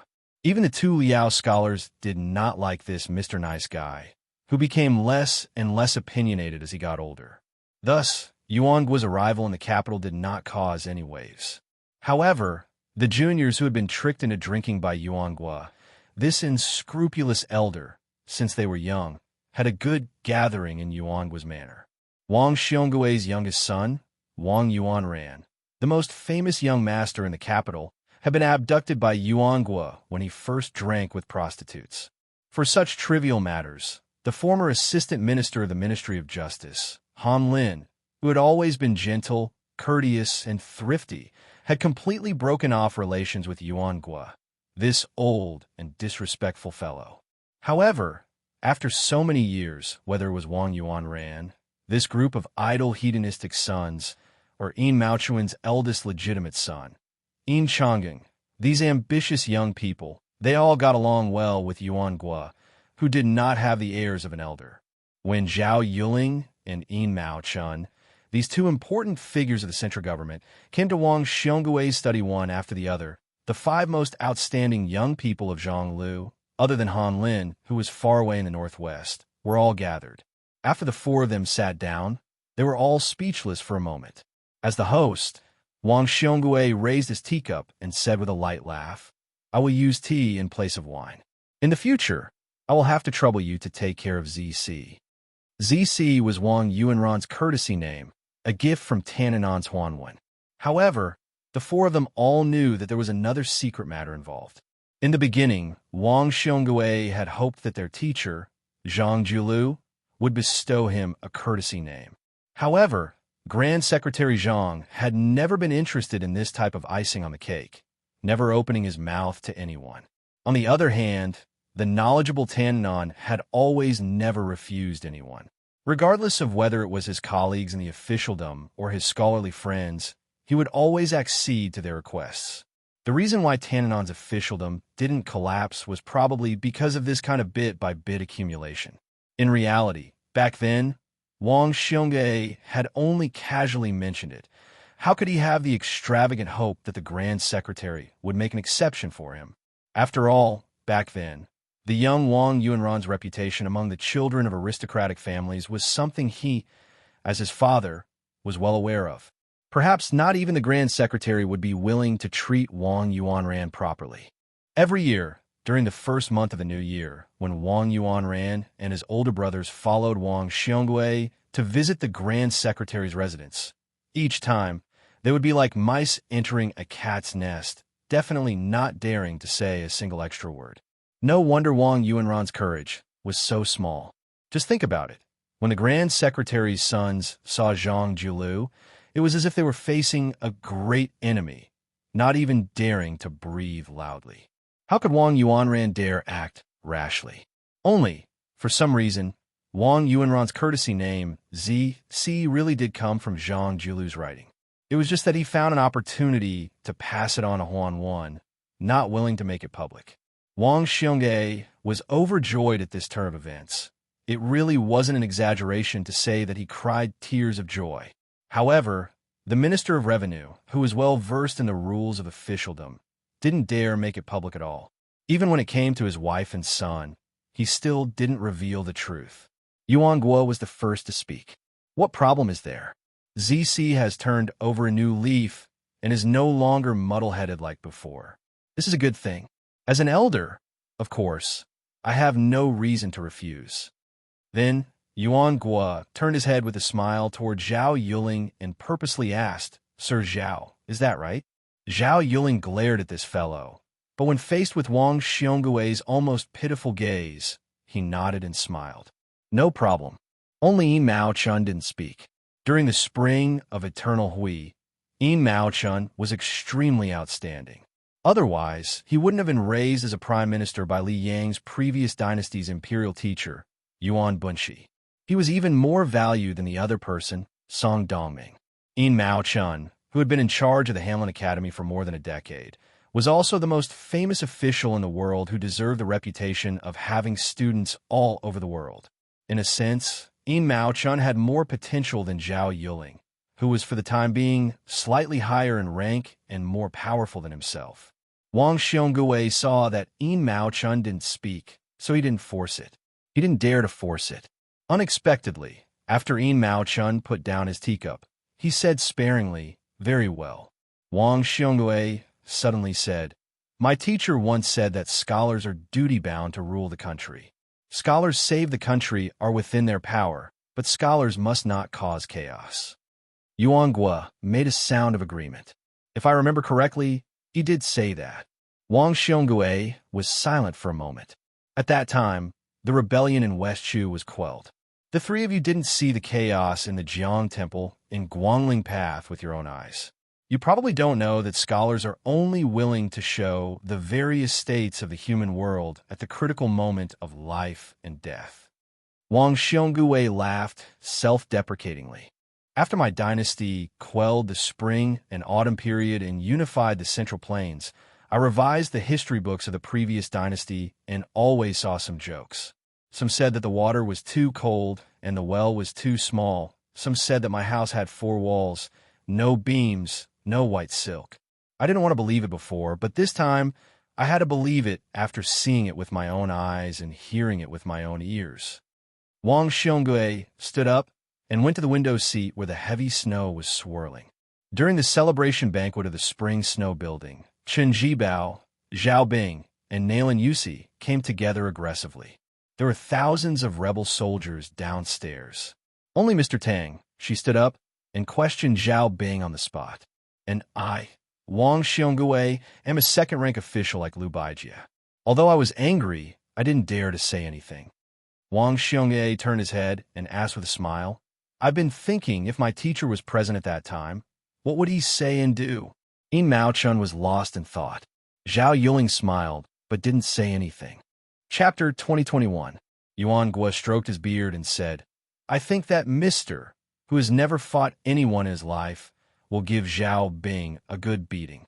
Yin Mao Chun laughed for the first time without any fear. Zhao Yuling, who was also a grandmaster in the officialdom, also laughed. Wang Xiongui straightened his robes, turned to look out the window, and bowed solemnly. Yuan Gua sighed and slowly stood up. He also straightened his robes and bowed. Zhao Yuling and Yin Mao Chun looked at each other and smiled. They stood up at the same time and bowed as well. This was the matter of scholars. No matter what other scholars in the world think or do, I, Scholar Zhang Lu, cultivate my body, the Qi family, rule the country, pacify the world. At the border of the imperial city of Great Peace City, the door to a small courtyard was half closed. A blind young man and a maid who depended on each other were cooking wine in the snowy night. The maid called Xinghua said worriedly, "Young master, it seems that the outside world is becoming more and more chaotic. When I went to buy food, I heard that the 3 rebel kings fought their way here and almost ran into Assistant Minister Lu's army. The price of rice in the capital has risen a lot. If we don't stock up, it will be troublesome." The young man, who was dressed in white and smiled proudly at the nobles, said gently, "Don't worry, we won't starve. However, as long as one has food at home, one's heart won't panic." She wanted to speak, but stopped. In the end, she couldn't help but ask in a small voice, "Young master, can we defend? If the 2 border armies of Gudajo come down south to help, will we be able to quell the rebellion? But even I know that the king of Shu, Chen Jibao, is very good at using troops. He is helping the king of Yin and the others. What should we do?" Lu Su, who was in charge of Liang, said softly, "The white-robed war Saint chose to take in Wu Zhongshuan's army not just because he wants to end the battle quickly. It also means that the scenery in the distance is not in Great Peace City, but Gu Jintang's border towns." Xinghua was confused. What is he thinking? Lu Xuan joked. Only God knows. She carefully handed a cup of hot wine to Lu Su. Over the past few years, the two of them had a tacit understanding. Although she was blind, she naturally took the cup. When Lu Su lowered his head to drink, she sighed. "Sigh, it's only been 20 years of peace, and there's going to be turmoil and chaos again." The corners of Lu Su's mouth curled up. The two of us can be considered lucky to have just lived for 20 years. In the early years of Yonghui and this year's third year of Xiangfu, the people of the Central Plains, the old people from the past, and the children now will all have to live in fear. She smiled. "You're right, young master." Lu Su turned his head and looked at the half-open door. He pursed his lips and looked calm. She looked at the side of young master's face, her eyes dazed. She didn't have any extravagant hopes. She only hoped that she could stay by his side until she saw her young master's hair slowly turn white, and her young master would never see her unbearably old appearance with white hair. Lu Su slowly turned his head and broke the silence. "I've already dismissed Spy Zhao today. You can say anything." Xinghua hesitated. "Young master, do you occasionally feel lonely?" The blind young man smiled and shook his head. "I'm a virgin, happy and content." Xinghua stuck out her tongue. "Young master, you're so calm and indifferent. You're really amazing." He mocked himself. The frog in the well talks about the sea. The worm in the summer talks about the ice. That's amazing. She didn't really understand, so she didn't say anything. Lu Su suddenly said, "I remember that there's spring water in my hometown. It's known as the 9th best spring in the world by the Dafeng dynasty's tea sage. If you pour the spring water into a cup, the water will not overflow. It can even float copper coins." Xinghua widened her limpid eyes. "Is it really that magical?" Lu Su laughed. "Floating copper coins are definitely fake, but it's true that it's like drinking wine in a cup. If there's a chance, we can use the spring water there to boil wine." Xinghua nodded her head vigorously. Lu Su raised his head slightly and whispered, "This spring is the most pleasant. The 18 spring seasons." She asked curiously, "Young master, who wrote this poem?" "It's quite good." Lu Su stretched out his finger and pointed at himself with a gentle smile. Xinghua immediately said in a serious tone, "It's really a good poem." Lu Su pointed at her. "You're not very good at flattery." Xinghua blushed. Lu Su gently opened his palm to the woman beside him. She felt as if she was struck by lightning. She was timid and gentle. Finally, she gathered her courage and stretched out her cold and slender hand and placed it in his palm. Lu Su held her hand tightly and said, "Xinghua, I'm blind. In the future, help me look at those great rivers and mountains. If you see them, I will see them too." She choked and said, "Young master, don't despise me for being stupid." Lu Su shook his head and said softly, "I don't dare." Outside the house, the heavy snow fell on the world. Inside the house, the people were as warm as spring. The 4th year of Xiangfu, early spring. The last heavy snow at the end of last year had yet to melt. Jiaodong King Zhao Sui led his elite troops to the south. At the same time, Hezhou General Kai Bai's elite cavalry and Yang Huchen's and Han Feng's cavalry successfully merged. Jinggan Jidushi Ma Zhongxian announced that he had gathered 100,000 elite troops and was about to head east. These good news added a festive atmosphere to this year's first court meeting. After the court meeting, Sun Yin found Fan Zhongho in the crowd. He said that he had recently picked up an incomplete chess piece. It was true that he had achieved great success. His chess skills had skyrocketed. He would definitely be able to teach this 10th level chess Saint a lesson. Fan Zhongho was originally walking side by side with Song Kelly, who was also in the Hamlin Academy. The two of them had a good relationship. The young phoenix of the Song family, whose family had declined, had always been silent. Only Fan Zhongho and he often talked at night. After hearing Sun Yin's provocation, Fan Zhongho smiled and agreed. They agreed to meet tonight at Sun Yin's house. Sun Yin repeatedly reminded this great national player to not forget to bring the Liuji mutton from the horse stop. Fan Zhongho had a promise that even if he did not show up, he would not miss the mutton. Only then did Sun Yin give up. The top scholar of the last imperial examination, Li Jifu, ran all the way. When he reached Sun Yin's side, he was slightly out of breath. After being glared at by Sun Yin, Li Jifu smiled shyly. Li Jifu's appearance was average and his temperament was dull. He had always been ridiculed as one of the bottom 3 candidates in the Liyang imperial examinations. He was neither a distinguished scholar nor a military strategist. Not to mention the distinguished and outstanding leader of the Yonghui's court officials, Yin Maochun. He was far inferior to the second-place Gao Ting Shu Tanhua Wu Songxian of the same imperial examinations. His family background, his career prospects, and his prospects in the capital were all like this. Li Jifu had done nothing for 3 whole years and was not famous. Now, they were about to welcome the next court examination. Even though there were no results, Qin Guanhai from last autumn's autumn assembly had surpassed Li Jifu in both style and bearing. Qin Guanhai of a noble family was already famous in Great Peace City. With the help of Jin Lanting, Gao Tingshu, and the others, Li Jifu naturally became a supporting character. Occasionally, he would be mocked and ridiculed.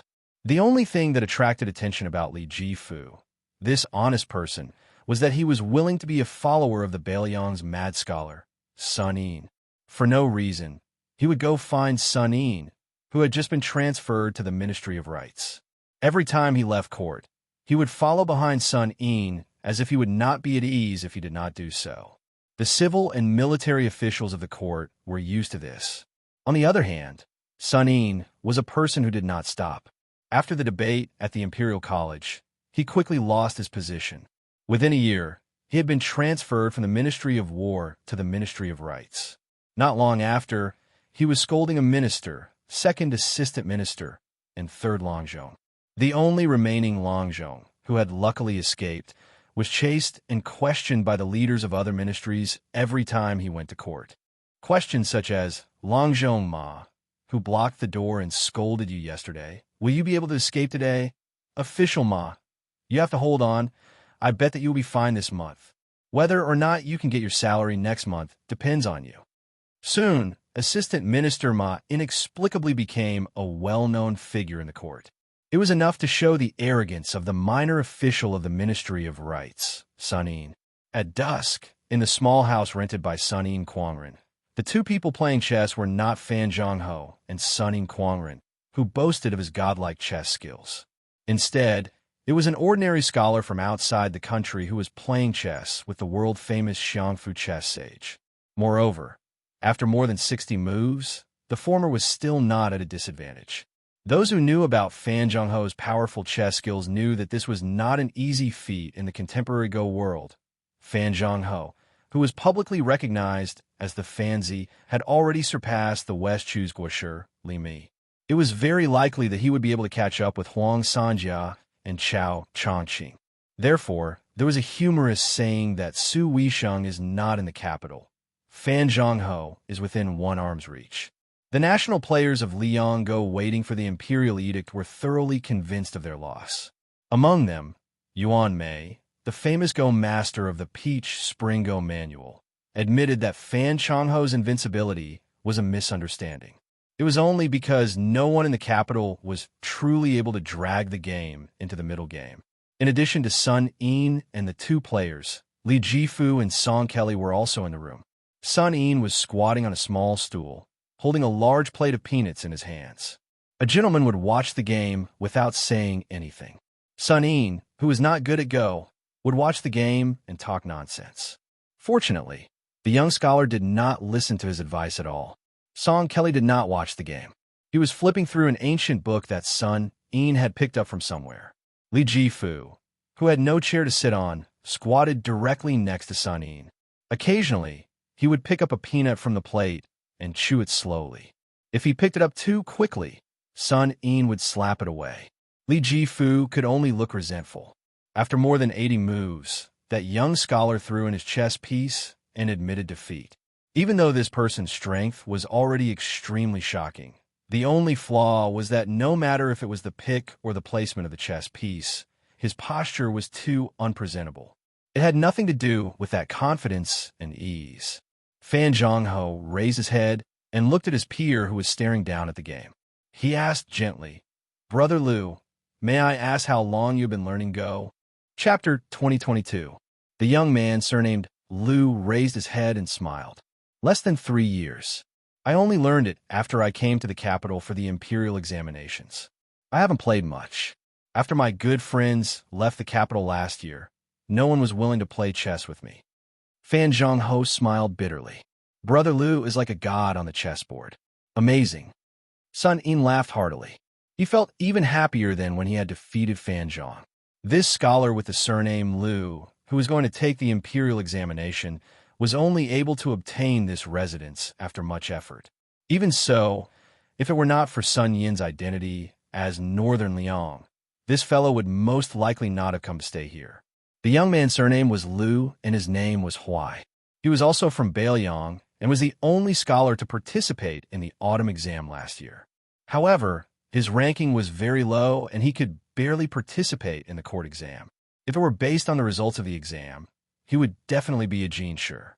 However, Liu Huai could not be considered unknown because there was a middle-aged scholar surnamed Zhang who had helped Liu Huai copy scriptures at the entrance of the Imperial College. After Liu Huai settled down here, he lived in seclusion and devoted himself to studying. When Sun Yin was studying in his hometown of Beiliang, he was already known for his outstanding writing skills.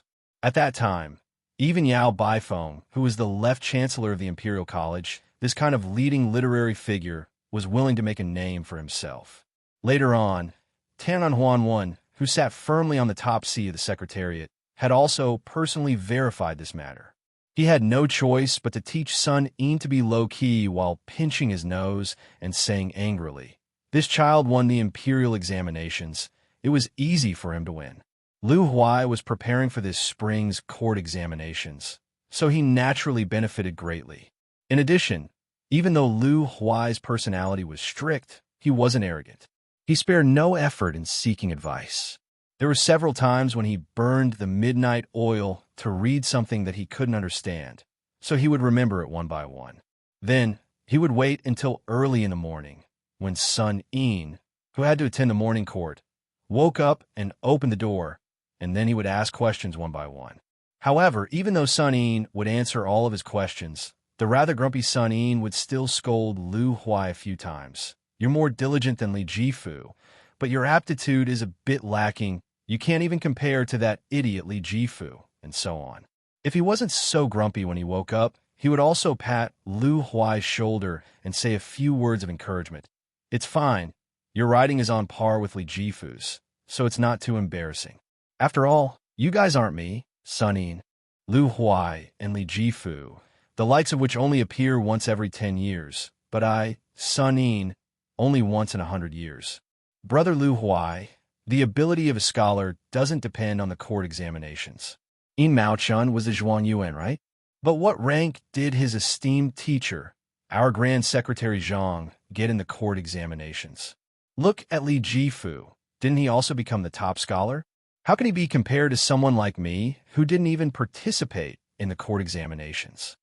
Li Jifu, who often stayed here, would always smile and not say anything.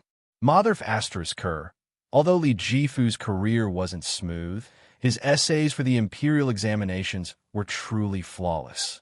3 years ago, a certain senior top scholar admitted defeat in public and said, "How lucky am I to not participate in the court examinations in the same year as Li Jifu? How unlucky am I to be the second in the imperial examinations?"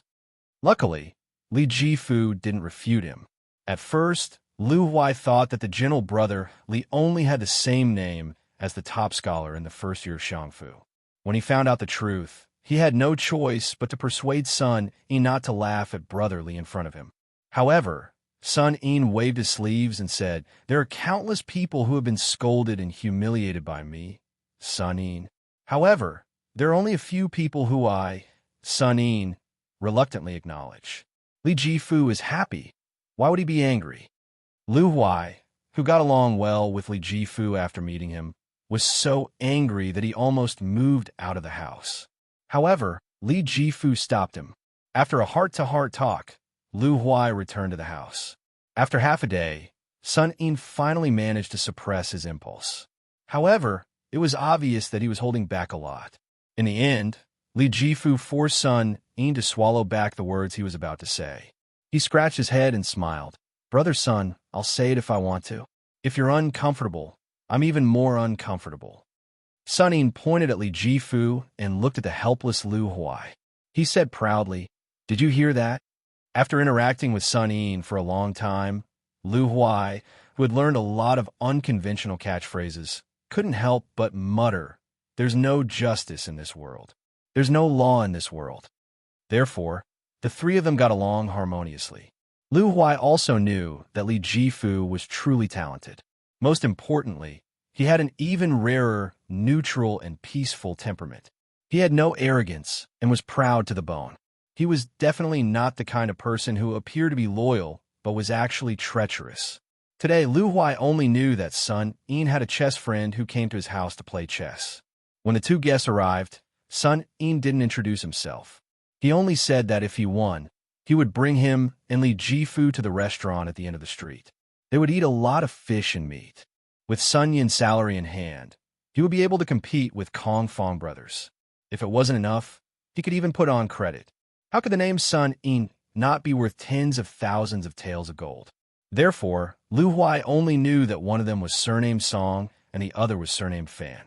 At this time, when he heard the young man with the surname Fan praise him as divine and amazing, Lu Huai's expression became a bit strange.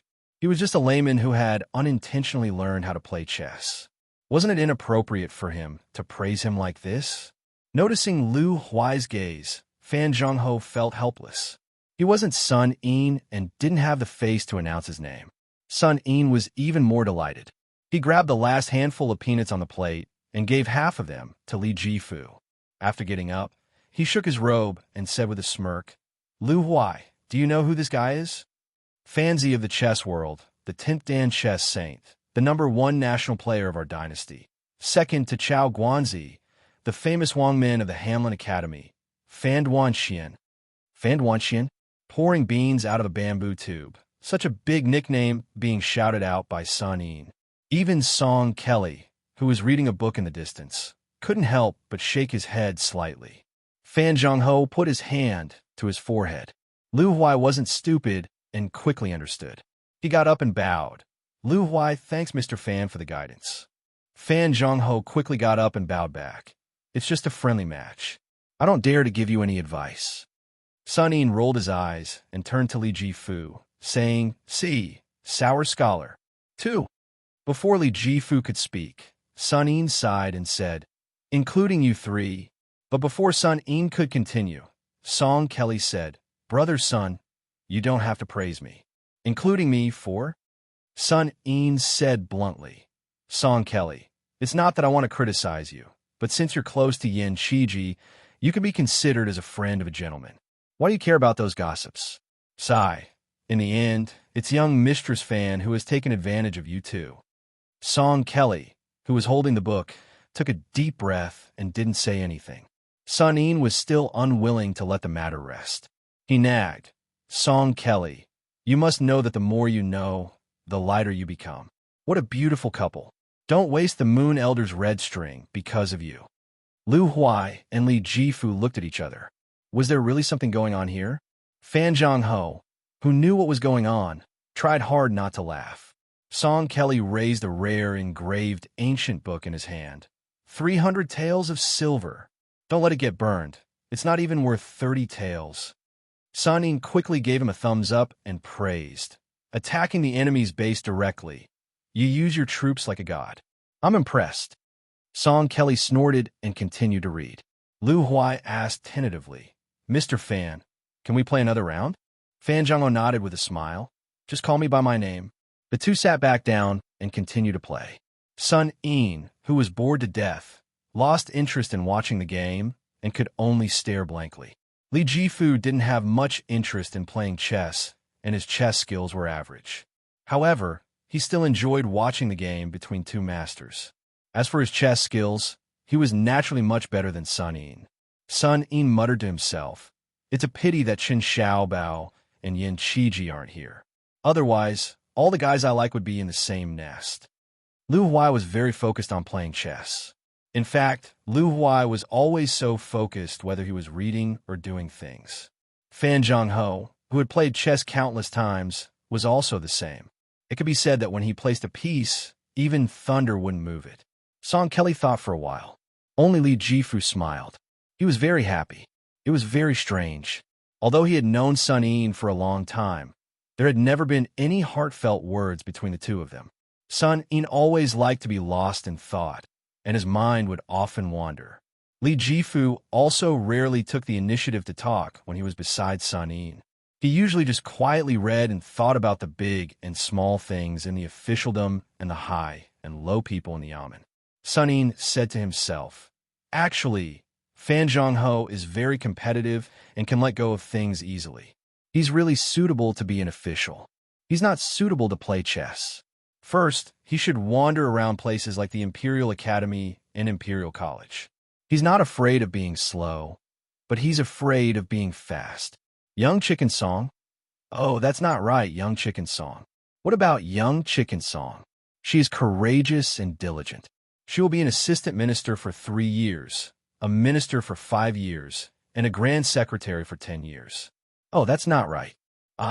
Sun Yin, will be the grand secretary for 10 years. Song Kelly, you should just be a minister obediently.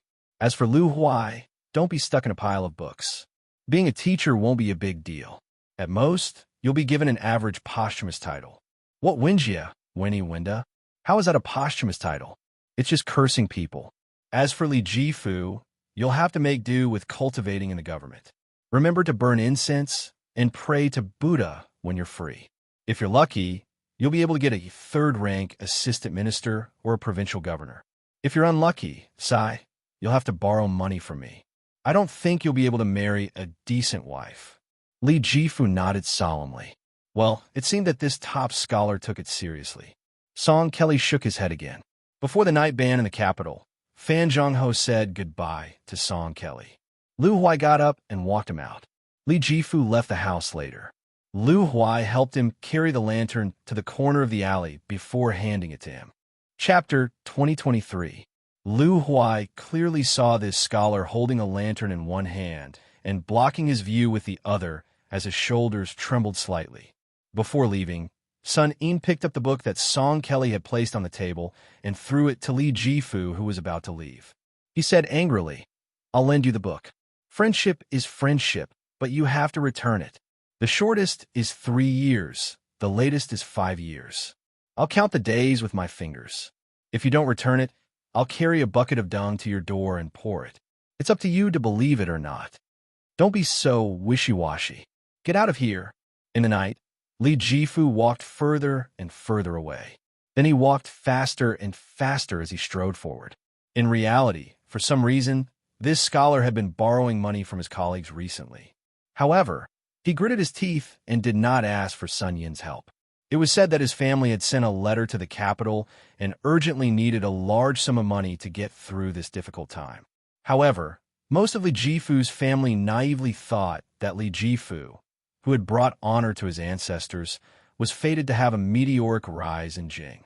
They did not know that it was not easy to climb up the ranks of Great Peace City's officialdom.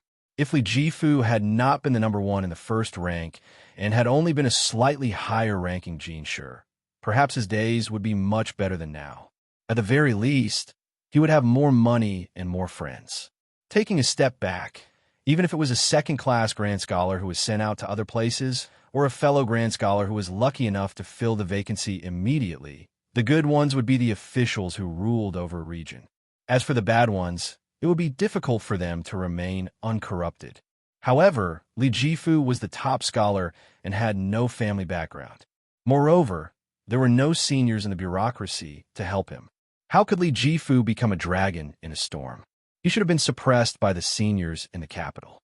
Therefore, Sun Yin's unintentional words of suffering hit the nail on the head. However, no matter how difficult it was, Li Jifu was still the top scholar. As long as there were not too many twists and turns in his future career, it would be smoother and smoother. Not to mention an extremely high official. With the generosity of the previous emperors of the Liang dynasty, there had never been a top scholar who died halfway. At the very least, he had managed to become a fourth-rank official.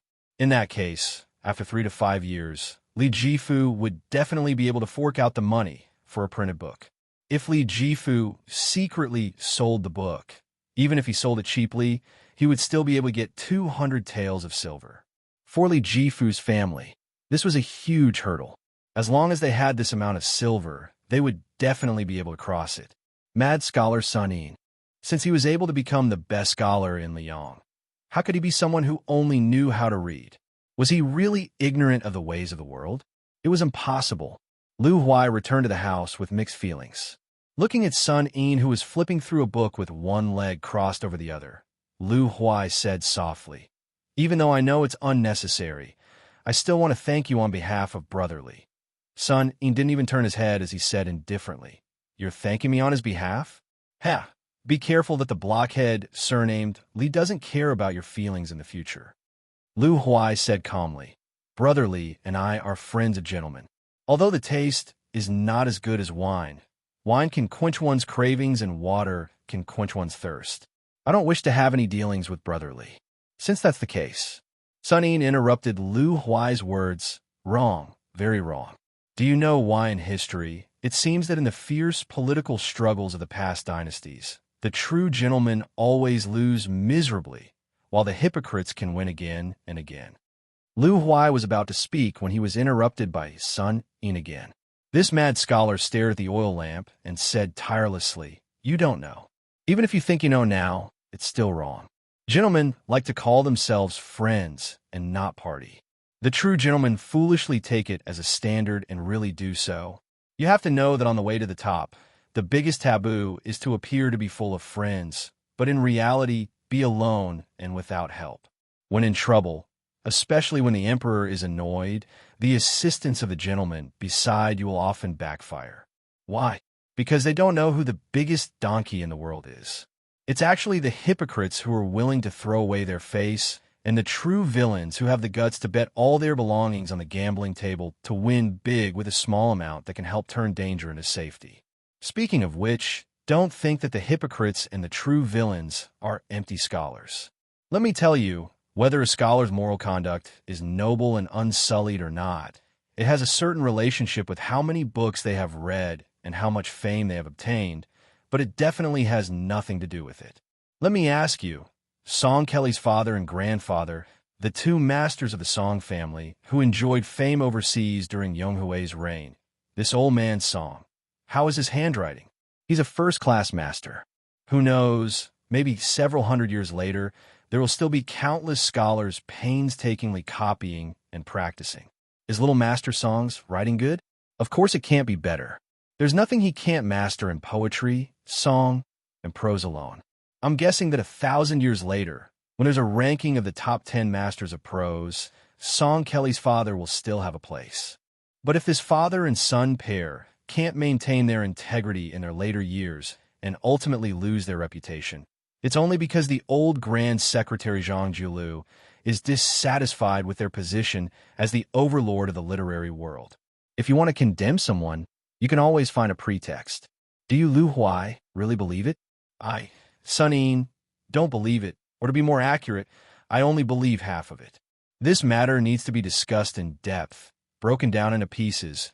You'll have to listen to me until daybreak because it involves too many secrets of the imperial court. The trend of the imperial examination in Liang, the rise and fall of the literary vein in the world, the direction of public opinion in Jiangnan, the serious problems of the two departments of civil service and etiquette, and so on and so forth. I reckon you'll have a headache just listening to it. Lu Huai stood in place, dumbstruck. Sun Yin was still crossing his legs, swaying back and forth. He chuckled and said, "As long as you enter the imperial court, there won't be many people who truly share the same ideals, right? But you have to remember one thing. Whether you're an official in the capital or a local government, the number of chairs in the officialdom is fixed. Once you sit down, there will definitely be a few people missing. The feud in the officialdom is far greater than in the Jianghu. This famous saying was said by a certain great writer. Yes, it was me, Sunin. When your position is high enough, there will be fewer and fewer chairs. It's even more so. Scholars with great ambitions, if they don't lose their original aspirations in the ups and downs of the officialdom, will only become more and more painful. This is because if you won't let go of your hands and feet to fulfill your ambitions, you need to have a large group of colleagues and subordinates to work with you. You have to take care of all aspects of interests. To give a simple example, if an opponent in the officialdom splashes dirty water on you, even if the emperor doesn't care, what if half of the capital follows suit and speaks ill of you? Or perhaps half of the scholarly circles blindly follow suit. What's even more frightening is that when the time comes, even the common people will follow suit and scold you. What will you do? Scold back. You're a gentleman who's well-read and virtuous books, and you're already an official of the imperial court. If you scold someone in front of them, you'll lose all decorum. Furthermore, you'll also ruin the emperor's impression of you. What do you need to do? Do you want to form a clique or not? Do you want to build a Zhang hut? Do you want to be the leader of the Green Party? Lu Huai, ask yourself honestly. I can't give you an answer. I just want to tell you that if you want the state affairs to be smooth and the politics to be clear, you will inevitably encounter all kinds of drawbacks that will eventually block the path of the court. And the drawbacks come from the corrupt government. It may also be that the good government is corrupted by the evil, or it may even be that the officials who don't do anything are indifferent. People who talk empty talk are the most carefree. People who do things are the most scolded. The world is bustling with activity, nothing more than profit and gain. Finally, I'll tell you a sad truth. The reason why Zhang Jilu sought his own death was because he saw that the sons of the aristocratic families who control the imperial court are used to wealth. No matter how much they value money, if they have the same temperament and character, the former will definitely not be as good as the son of the aristocratic family who rose to the top. I'm not saying that everyone is like this, but it's definitely not a small number. Let's ask the latter. After suddenly becoming rich, even if he can keep his hands clean, will there be people in his family who will ask for too much? Will they use their power to bully others in the local area? Will they become a tyrant who runs amok in the local area? Of all virtues, filial piety is the most important. After becoming an official, how many people dare not recognize their unbenevolent and righteous parents? Brothers are friendly and respectful. The elder brother has helped you all the way to become a talent. If he says he wants to marry a wife and take in a concubine and wants thousands of acres of fertile land, will you agree? If the husband and wife treat each other with respect, if the wife's family member commits crimes and is exposed, do you dare to let his head roll on the ground? Are you willing to see the wife who shares the same bed as you wash her face with tears every day? You've been studying with the same hometown for many years. If you're rich and he's not famous, he's begging for a small official position. If he's really talented, but his fate is not good, how will you deal with it? If you're rich and prosperous together, and your children marry into a family, but in the future he's corrupt and harms the country, and comes to you to give him a way out, his close friends and dozens of family members, including the scholar you gave his courtesy name to, and the young child who recognized you as his god-grandfather, but all of them are hanging by a thread. What will you do? Sunin finally stopped talking. Probably because his mouth was dry from talking, he began to rummage through the chests and cabinets to find wine to drink. Lu Huai was dumbfounded and sweated profusely. Sun Yin finally found a pot of green ant wine. He raised his head and drank to his heart's content. Then he glanced at Lu Huai and said with a smile, "I'm not afraid of the rich being unbenevolent. If those guys die, so be it. If the tall building collapses, so be it. I, Sun Yin, may even take the initiative to find trouble with them. But the words poor and evil, poor people have low aspirations. Are you afraid? I, Sun Yin, am afraid. He, Zhang Jilu, is even more afraid." Lu Huai did not move or say a word. Sun Yin walked up to him and waved his arm in front of Lu Huai's eyes. "What's wrong? Scared silly?" Lu Huai's eyes were red and there were faint tears. Sun In passed the wine pot to the Bailiang scholar and joked, "Don't be afraid. Drink to calm your nerves." Lu Huai shook his head and smiled bitterly. "I'd better not drink. I've never drunk wine before." Sun In rolled his eyes and withdrew his hand. He went to sit on the threshold and said with a cheeky smile, "All right, then I'll enjoy the good fortune alone." Lu Huai sat quietly beside him. In early spring, when the cold and snow melted, it was the coldest of the bones.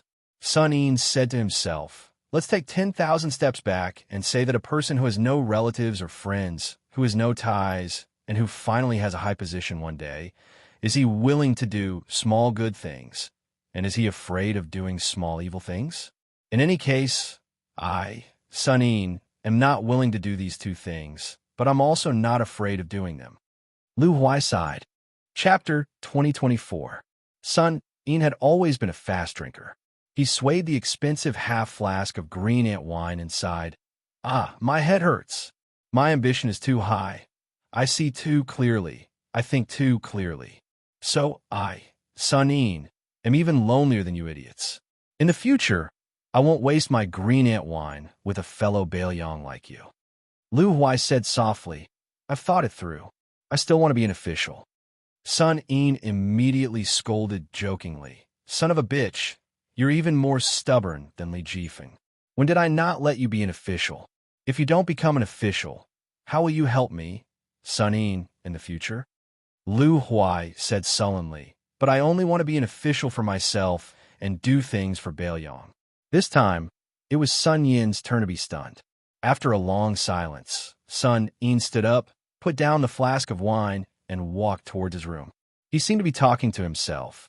"It seems that you've really thought it through. Then I didn't drink the wine for nothing. I didn't speak for nothing." Lu Huai hesitated and then picked up the wine flask. He sniffed and turned his head to ask, "I drank it." With his back to Lu Huai, Sun In reached out a hand and bent his little finger. "There are about 3 mouthfuls of wine left. Just treat it as you owe me 3 taels of silver. Seeing that we're fellow Bailiang, I'll only take 6 taels of silver from you." Lu Huai asked, "How did you calculate this?" Sun In walked into the room and suddenly closed the door. He said loudly, "I, Sun In, am #1 in the world in terms of craftsmanship. My ability to kill acquaintances is #2 in the world." Lu Huai turned around and took a small sip of the green ant wine. He shuddered. From then on, Great Pea City had another drunkard. However, many years later, the young drunkard did not become an old drunkard. Instead, he became a wine immortal. The 4th year of auspicious charm, the spring flowers bloomed. Bailiang's Huayang Pass was located at the border of Dragon Waste State to the north. A little girl with a sable forehead and a Xianbei jade buckle on her waist was leading a crimson colt that looked like a ball of flame, slowly walking on the vast grassland. She looked like she was carved from jade and could probably be called a top beauty in the world. Behind her were 3 old-fashioned guards. One was at the Finger Xian realm, one was at the Vajra realm, and one was at the 2nd Grade Master realm. On this tranquil grassland that was destined not to have any war, just the lineup of these 3 people was enough to make people speechless. It should be noted that right now, Liang Mang was in the middle of a war, and all the experts and grandmasters had already moved out in full force. The local snake that crossed the river, the 1,000-year-old tortoise under the pond, had all followed the 400,000-strong army to the north resisting city. For a child who looked like he was in his teens to have 3 retainers, it could be seen that his status was illustrious. In fact, it was not only the 3 top experts. Behind the 4 of them, there were also 600 to 700 armored elite cavalry and dozens of assassins who were lurking in the dark. Finally, there were a total of 60 horse retainers patrolling around in an orderly manner. They were the Crow Retainers. Before the Battle of Dragon Eye Plain, they were the only scouts in the world who could compete with the white horse crossbowmen in Liangzhou. They were the elites that Dong Zhuo spent a lot of effort to train. These 60 horse retainers were the last seeds of the Dong family, but at this time, they were all used to ensure the safety of a little girl. But in the Dong family army, no one dared to question them, because everyone knew that in the eyes of General Dong Zhuo, This little niece of his was more precious than all the princesses of the northern and southern dynasties combined. The little girl did not like to talk, but she did not have an arrogant temperament. Moreover, she was born to make people feel close to her. Even the 3 expert retainers who escorted her aimlessly all liked this naive and unaffected girl from the bottom of their hearts. That finger-profound realm martial arts master suddenly turned his head and looked to the north. At the farthest place he could see, several crow retainers were confronting a grassland cavalry of unknown origin. Soon, half of the Dong family's private cavalry galloped over and quickly surrounded the 4 people. The remaining 300 or so cavalry headed north. That dusty and haggard cavalry seemed to be exhausted from running for their lives. Their formation was stretched intermittently. In the vision of the 6 crow retainers, there were at least 700 cavalry. Moreover, according to the information sent back by 2 of the retainers, there were at least 1,000 cavalry in this cavalry army. The cavalry leader in the Chiliarch attire raised his horsewhip high and shouted angrily, "Quickly get out of the way! I am chasing after a fugitive. This is the military order of the Jade Toad Province's commandant and General Huyen. Those who block me will die."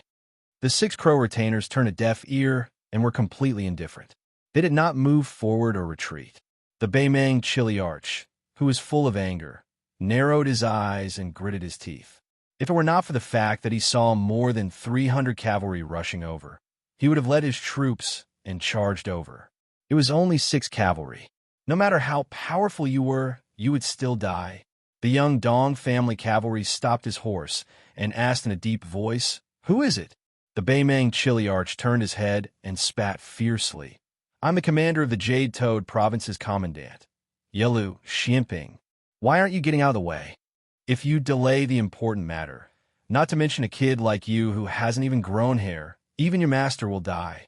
The Dong family cavalry said expressionlessly, "I am the Chiliarch of the cavalry army under General Dong, Yelu Xiuezhen. No matter who you are, just charge forward." The Chiliarch's arrogance instantly disappeared. It was as if he had become shorter. His lips moved slightly, but he could not say a word. In the entire 13 provinces of the grassland, there were countless generals of all sizes.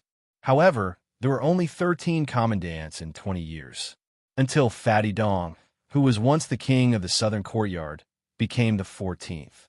He was also a Chiliarch with the same surname, Yelu. The Chiliarch who came from the north gnashed his teeth in hatred. He glanced at the 6 crow retainers and then looked at the 300 cavalry. He was sure that it was really Dong who was private cavalry.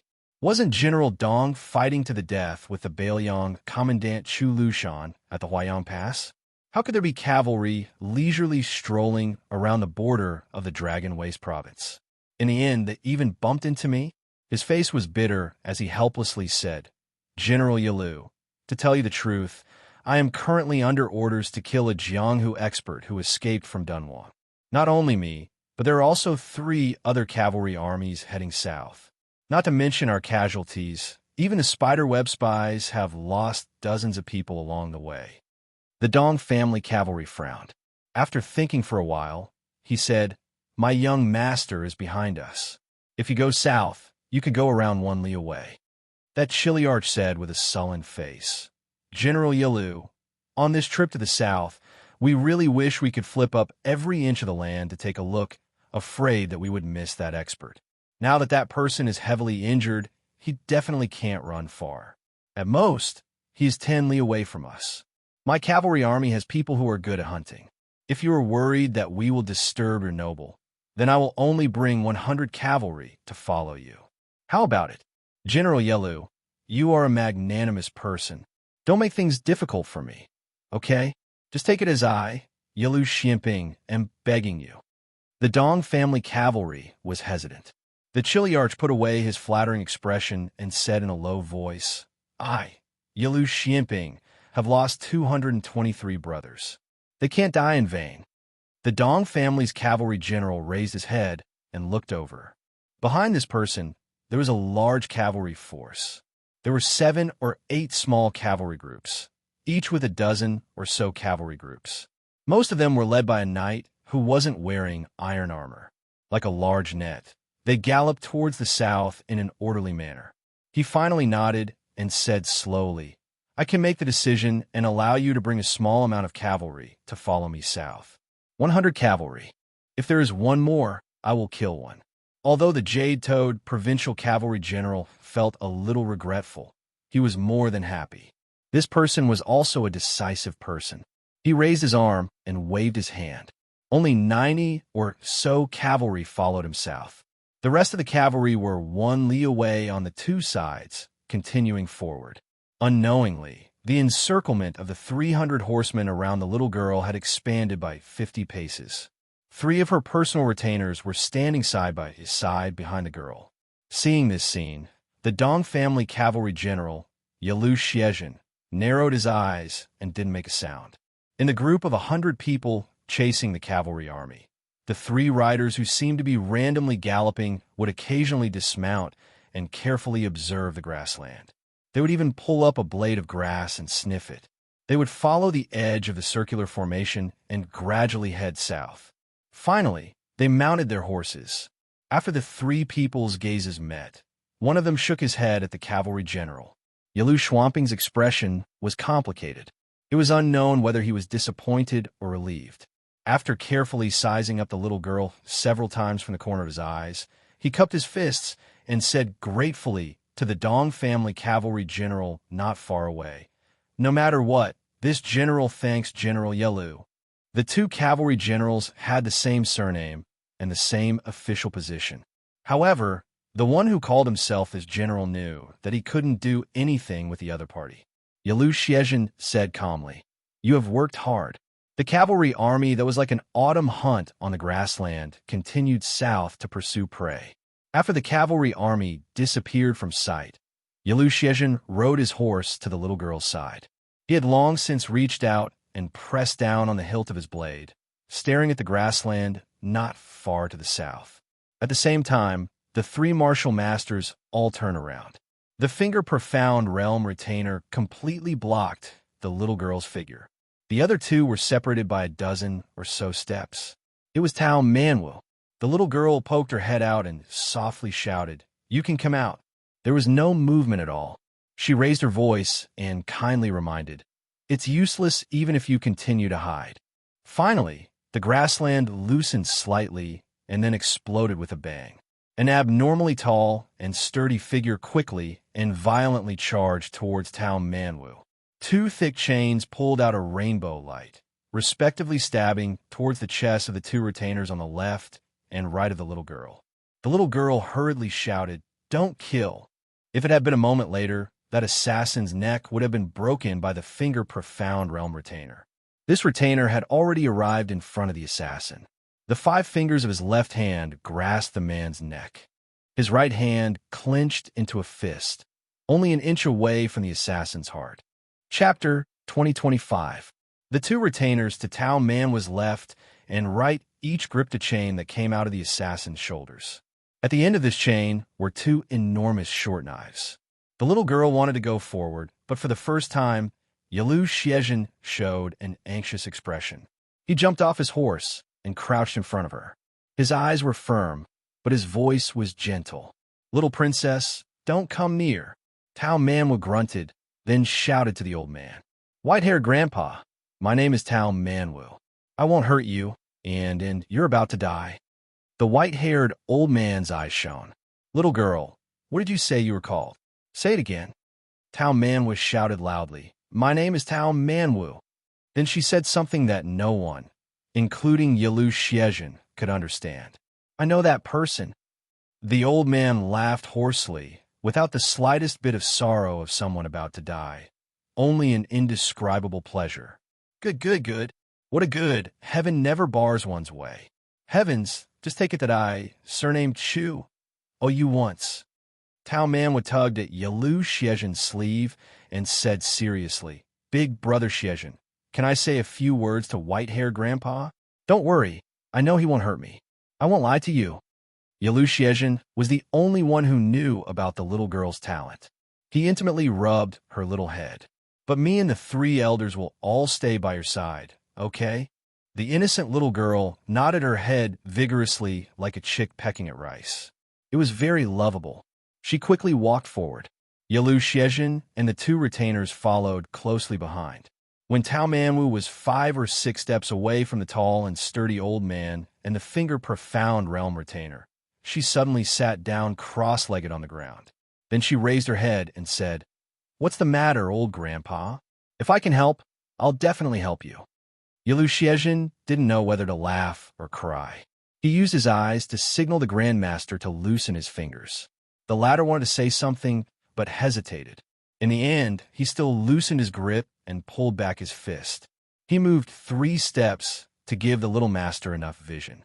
Even though he knew that this assassin was like a lamp that had run out of oil and dried up energy, the finger-profound realm expert still didn't dare to lower his guard. The old man with disheveled hair also followed the little girl and sat cross-legged. He glanced at the finger-profound realm expert with slanted eyes and said with a cold snort, "If it were any other time, I'd kill you with one hand." In fact, the old man had already given up on the idea of escaping. The reason why he used the last of his energy to hide here was to leave himself a relatively dignified death. The world was so big, but he just had to meet this little girl called Tao Manwu. Perhaps this could only be explained by the will of heaven. The old man lowered his head and panted heavily. His broad chest heaved up and down violently. After his breathing calmed down slightly, he looked at the little girl and slowly said, "Little girl, I've heard that person mention you before. But what I'm curious about is how you recognize me." Tao Manwu didn't hide anything and said in a clear voice, "Previously, I only knew that I should go this way, but actually I didn't know what I would encounter. I only know that you won't hurt me, and I can see things that others can't." The little girl thought for a moment and quickly stretched out her hands, drawing circles in the air in a seemingly random manner. It was very messy. The old man clicked his tongue in amazement and said, "This kind of talent is really unheard of. Before I parted ways with him, I heard him mention you unintentionally. I know that there's a little girl called Tao Manwu in Beimang." Tao Manwu blinked her eyes that were full of spirit. They were overflowing with light and color. In the depths of her eyes, there was some happiness and some sadness. The old man coughed and put his hands on his knees. He said in a low voice, "I originally had a big idea in mind. Forget it. Let's not talk about these things anymore. In short, before I left Bailiang, I wanted to go to the central plains Jianghu. But I received a secret letter from another old man, saying that there's a mystery in Dunhuang City. He hoped that I could do one last thing, but unfortunately, I only did half of it. Tao Manwu, remember, let that person know as soon as possible. The sooner the better. Let him know that he doesn't only have a woman in the north, but more importantly, that woman gave birth to a child for him." Tao Manwu opened her mouth slightly. She was clearly at a loss. The old man smiled bitterly and said, "I don't care whether you'll help or not. To be honest, it's reasonable if you don't help. Anyway, I can die with peace of mind." After saying this, the old man put his hand into his sleeve with difficulty. This action scared Yalu Xiezhen and the 3 retainers as if they were facing a great enemy. However, the old man only took out a thin yellowed book and gently threw it to the little girl. He said self-deprecatingly, "He gave me a knife manual. Later, he added some moves himself. I can roughly understand it, but unfortunately, I can't learn it. Little girl, I'll give it to you." Tao Manwu took the knife manual with both hands and held it in her arms. Her eyes were moist. She knew that the old man was really going to leave. The old man pointed his thumb at himself and said with a smile, "Little girl, remember, I'm a white-haired old man called Chu Kuangnu. I'm the first peerless master that person has seen in his life." The old man pulled the corners of his mouth and closed his eyes. He said to himself, "That chicken leg soaked in lake water, damn it, it's actually delicious." Tao Manwu wiped his tears and promised loudly to the dead old man, "I promise you, I'll definitely tell him." After Tananon, Huan Wen, and the Confucian scholar Yao Baifeng, Lu Huai served as the Imperial College's left chancellor at the age of 40. For the next 30 years, an entire 30 years, he didn't transfer to another office. In the end, he died as the Imperial College's left chancellor. During this time, the youngest left chancellor in the history of Liang refused the invitations of the new emperor of Liang time and time again. He didn't want to be the minister of rights or the chancellor of the Hanlin Academy. The last time the old man taught at the Imperial College, he unreasonably gave a lecture to a hall full of Bailiang scholars. The old man held a jug of green ant wine in his hand. Before he started the lecture for the scholars in formal attire who were sitting upright and still, he raised his arm and gently shook the jug. He said with a smile, "Do you know how much this jug of wine sold for in the 4th year of Xiangfu? You definitely won't be able to guess. Today, even if this jug of wine is the best green ant wine, it's only 60 copper coins. I remember on the first spring night of the 4th year of Auspicious Charm, the first time I drank wine, it was our Northern Liang Path's green ant wine. It was so expensive, someone only left me with a small pot of wine for 3 mouthfuls. Yet he charged me a total of 6 silver taels. At that time, I really didn't think it tasted good. I only felt that my throat was burning.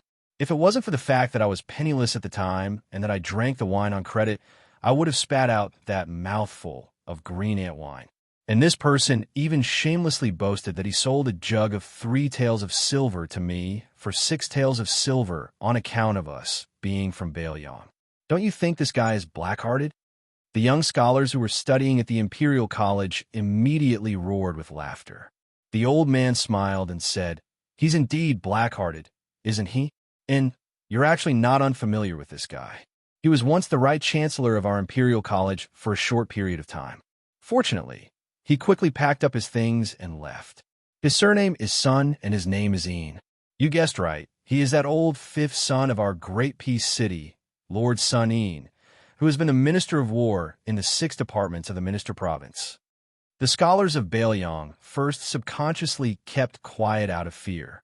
However, they quickly roared with laughter. If it was other officials, not to mention a second-rank minister of the central government, even an assistant minister wouldn't dare to laugh so openly. However, old Minister Sun was different. In his words, "You juniors, as long as you don't bully me and beat me up on the spot, then it's fine. It's fine even if you scold me in secret. Ever since I, Sun Een, became a high official, I've never scolded anyone with a lower rank than me. Why? If I don't like them, I'll just tell them to leave. What's the point of scolding them?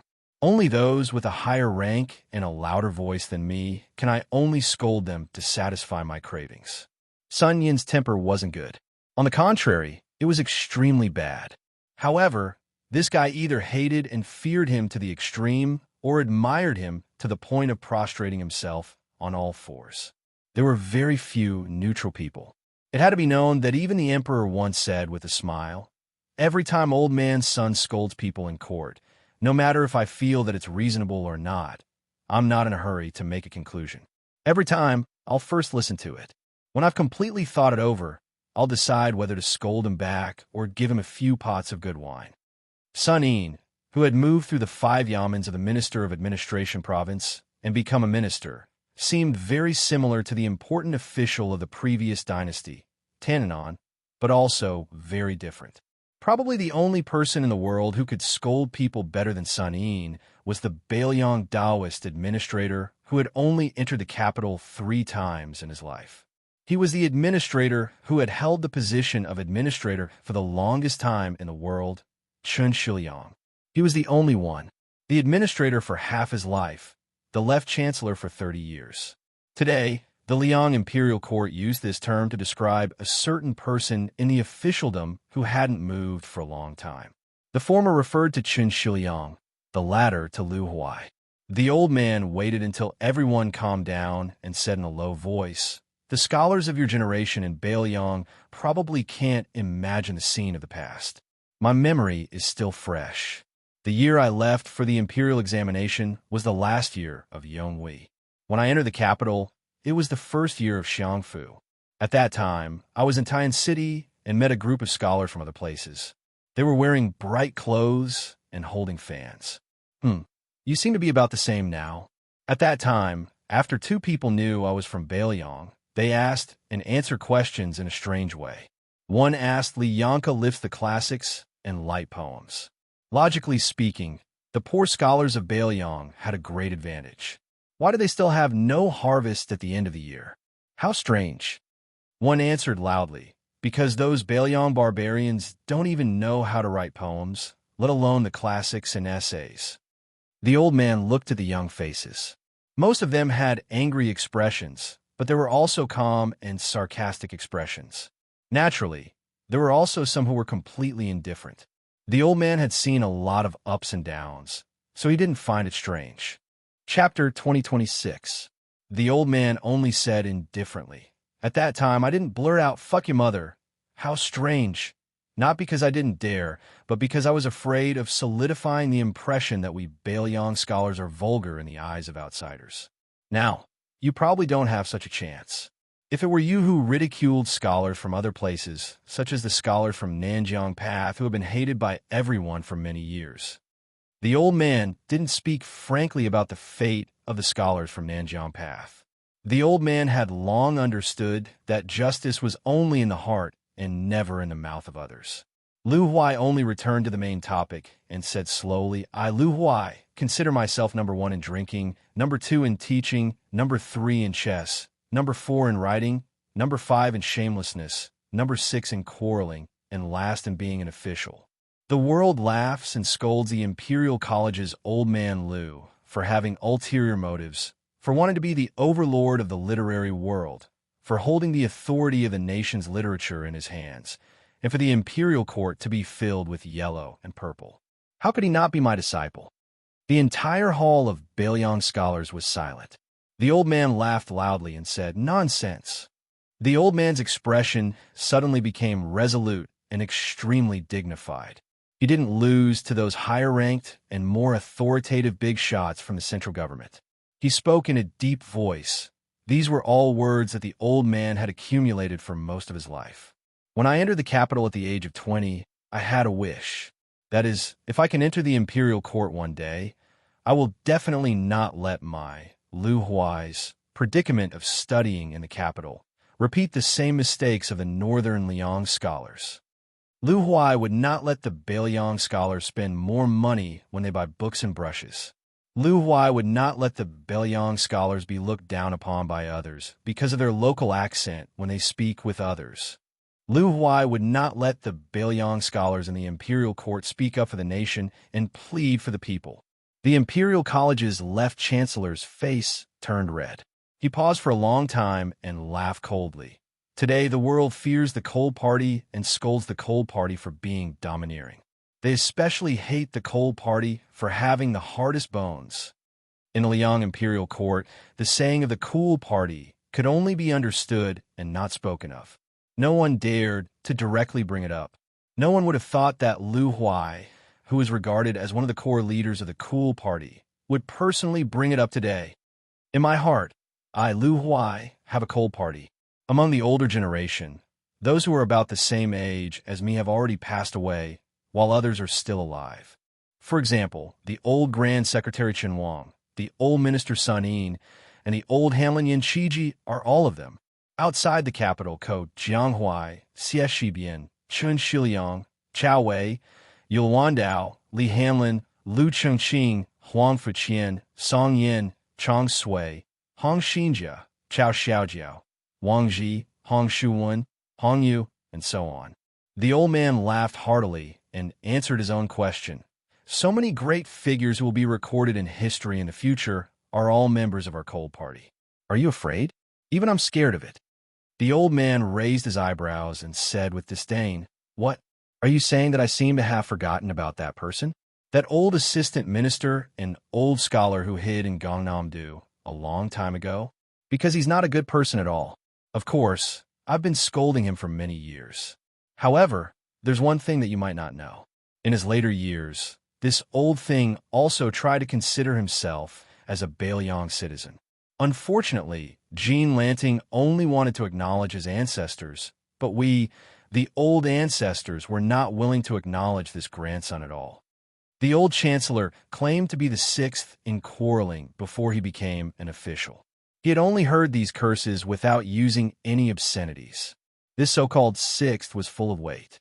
The old man suddenly raised his voice and said, "Liang Ministry of War, 3 times minister and 7 assistant minister, Ko Jianghuai, Chao Wei, Yu Wandao. The other 7 third-rank assistant ministers were all from the Bailiang Frontier Army back then. 40 years, beautiful generals, half of them from Bailiang. How magnificent! Bailiang, how magnificent! Don't forget, the clothes you wear today, the jade and jewels on your waists, and the eloquence you have today were exchanged for 4 years in the beginning of Xiangfu. The Bailiang cavalry sacrificed 320,000 men in battle. It was the former Bailiang Palace, which is now the administrator's mansion, that used the 320,000 stone tablets with names from Mount Qingliang in exchange for today's status. Don't worry about what scholars think. I don't care and I don't care. However, you scholars who were born in Bailiang, as long as I, Lu Huai, am alive, I hope that you will remember this day. Finally, I'll say one last thing. Remember that person. His surname is Su. The old man, who was extremely outspoken, didn't drink a mouthful of green ant wine until the end of the day. He also didn't say the last sentence. This sentence was too taboo and too heavy. There would be no other Central Plains. The end of spring in the 4th year of Xiangfu. The rain was as smooth as butter. In the Grand Secretary's mansion, there was a small pavilion by the lake. Exquisite items hung from the eaves. 2 people of the same age stood side by side. One was the young uncle of the emperor, Yin Qiji, and the other was Kong Zhenrong, who worked in the Ministry of War. They were friends in the past, and today they were still best friends. Kong Zhenrong said solemnly, "The Ministry of War just received news that the Beimeng army suffered heavy losses outside of Jbibi City. However, the grain and troops reinforcements from Longyao State have not stopped. Jbibi City is in a bad state, and Huayang Pass is even worse. Liangmeng's battle will drag on for at least 2 to 3 months." Yin Qiji leaned on the window and smiled. "We can't even take care of ourselves. You're probably the only one who cares about this news." Kong Zhenrong crossed his arms over his chest, grinning as he said, "This Li Hanlin fellow is truly extraordinary. The more he fights, the more valiant he becomes." After becoming the only remaining White Horse commandant outside northern Liang Pass, especially after the Battle of Old Woman Mountain last year, he Yuan Dao, Chao Wei, and Wang Jingcheng's 3 divisions of cavalry, along with Ko Jianghuai and Xieshi's 2 Liuzhou generals, beat the Southern Dynasty's soldiers inside Northern Meng's Gusai Prefecture until they cried for their fathers and mothers. I heard that they came and went like ghosts, completely tying down Northern Meng's last 2 main field forces. In this way, the entire Northern Meng Southern Dynasty, other than the front line to the north of Dragon Way State, has been beaten into a sieve that leaks air from all sides. Yin Qiji subconsciously rubbed the stubble on his chin. It seemed to be getting pricklier. Thinking back, among the 4 of them, Kong Wuqi was the most mature. He was the first to have a beard. Li Hanlin often laughed at Yin Qiji for being a pretty boy. It was a pity that he was a bit ugly. He was worlds apart from Li Hanlin, so even if he sold his, but he wouldn't be able to get much money. Yin Qiji asked, "What do you think will happen if we stay in Bailiang?" Kong Zhenrong had obviously thought about this question. Without hesitation, he said, "It's hard to say. You'll either be a military officer under Song Dongming at Mount Qingliang, or you'll be a military advisor with the identity of Bai Yi at BBI City. But I'm different. At the very least, I could be a White Horse lieutenant like Li Hanlin." Yin Qiji laughed and scolded. "What a moral character. It's only because those 2 aren't here that you could be so arrogant. When they were here in the early years, when didn't you, Kong Wuqi, obediently act like a taciturn gourd?" Kong Zhenrong rolled his eyes. Back in Bailiang, Kong Zhenrong not only had the nickname of Wuqi, but he also had a famous nickname in the brothels, Philanthropist Kong. This was because every time the 4 of them went out to drink wine, only this big blockhead was a maverick.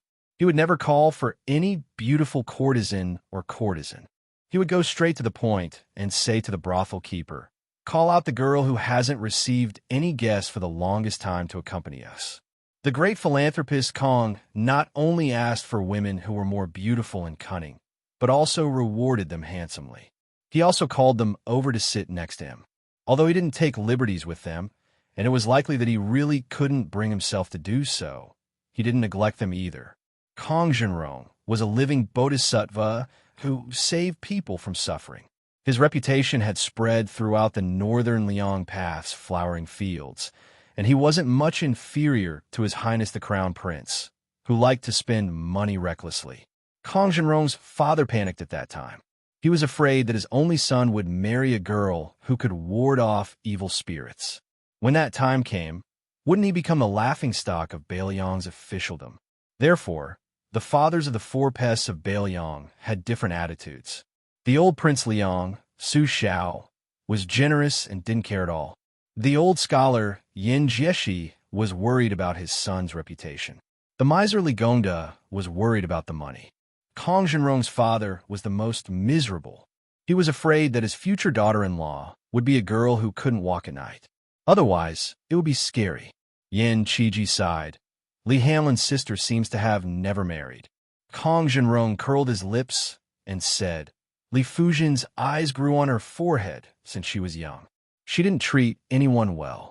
Anyway, I don't like her the most. I remember that she liked to call me a bore and even called Brother Yin a pervert.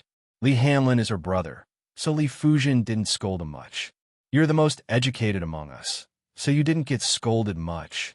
As for your sister, well, she is better than Li Fujin. Yin Qiji was helpless. Su Fingyin, Li Hanlin, Yin Qiji, Kong Jinrong. Li Fujin, Yin Dongwu. 6 people in the past. 3 people in Bailiang. 3 people in Grayton. 3 people in their hometown. 3 people in other places.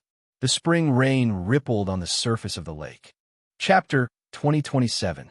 Kong Jinrong thought of something and said slowly, I heard that the poor scholar from Yinji County of Yuzhou was supposed to be the champion of the spring imperial examinations. However, he was targeted by a big shot and suppressed by a weak reason.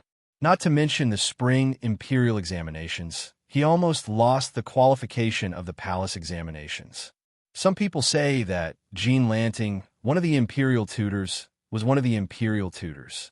Others say that the imperial tutor, Principal Pu Hua, deliberately promoted Qin Guanhai, who had won the imperial tutor title but had only gotten the lowest rank in the imperial tutor exam. Now even my father is defending him. He said that if Lu Huai hadn't made things difficult for others in the imperial tutor exam, he would have gotten first place in the imperial tutor exam. Besides, Lu Huai was the top scorer in the imperial tutor exam of the Northern Liang Path. That would be an unprecedented 3 times in a row in the imperial tutor exam of the imperial tutor exam. My father's temper is so bad that he can't even get a fart out of it. These days, he's been nagging about it countless times. The wine in the residence is almost not enough to drink. In Liang, the autumn imperial examination was the local provincial examination, while the spring imperial examination was the national examination in the capital.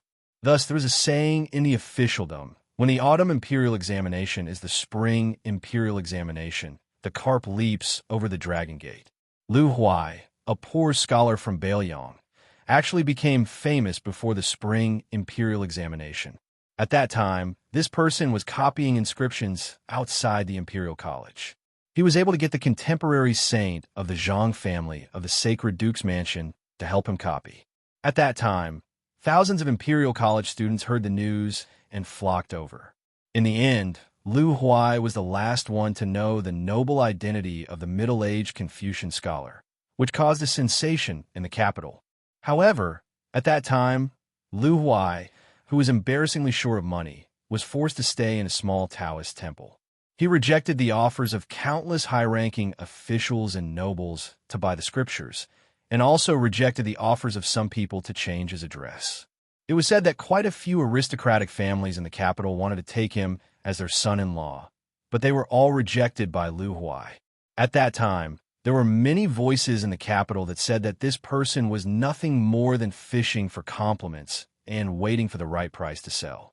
Everything was just about the 2 words, raising the prestige.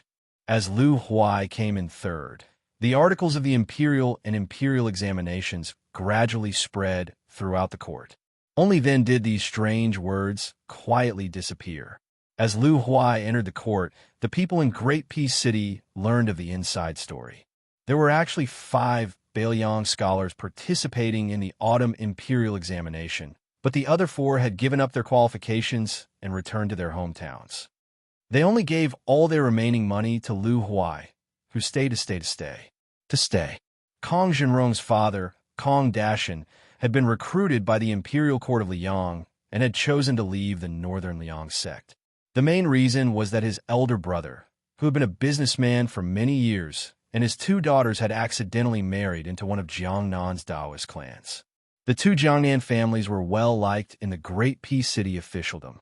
Adding on the fact that he did not see eye to eye with the commander of the cavalry at the time, Huaihua, Great General Zhong Hongwu, he came to Great Peace City. He only got a mid-level official position in the Ministry of War, a 4th-rank official. He had just been promoted at the end of last year. In a few years, his son would probably catch up. After Kong Dashan brought his family to the capital, he must have been ostracized. However, while Kong Dashan was a true Bailiang general, his personality was very open-minded. Otherwise, based on his son Kong Jinrong's relationship with His Royal Highness, he would not have fallen to the point of leaving Bailiang. Kong Dashan himself was a rough man, but he was one of the few generals in Bailiang who openly admired scholars. In his early years, he did not like Li Hanlin. He was even indifferent to His Royal Highness, Su Fengyan. Only Yin Qiji, who was a scholar and did not smile, would become friendly when he saw him at home.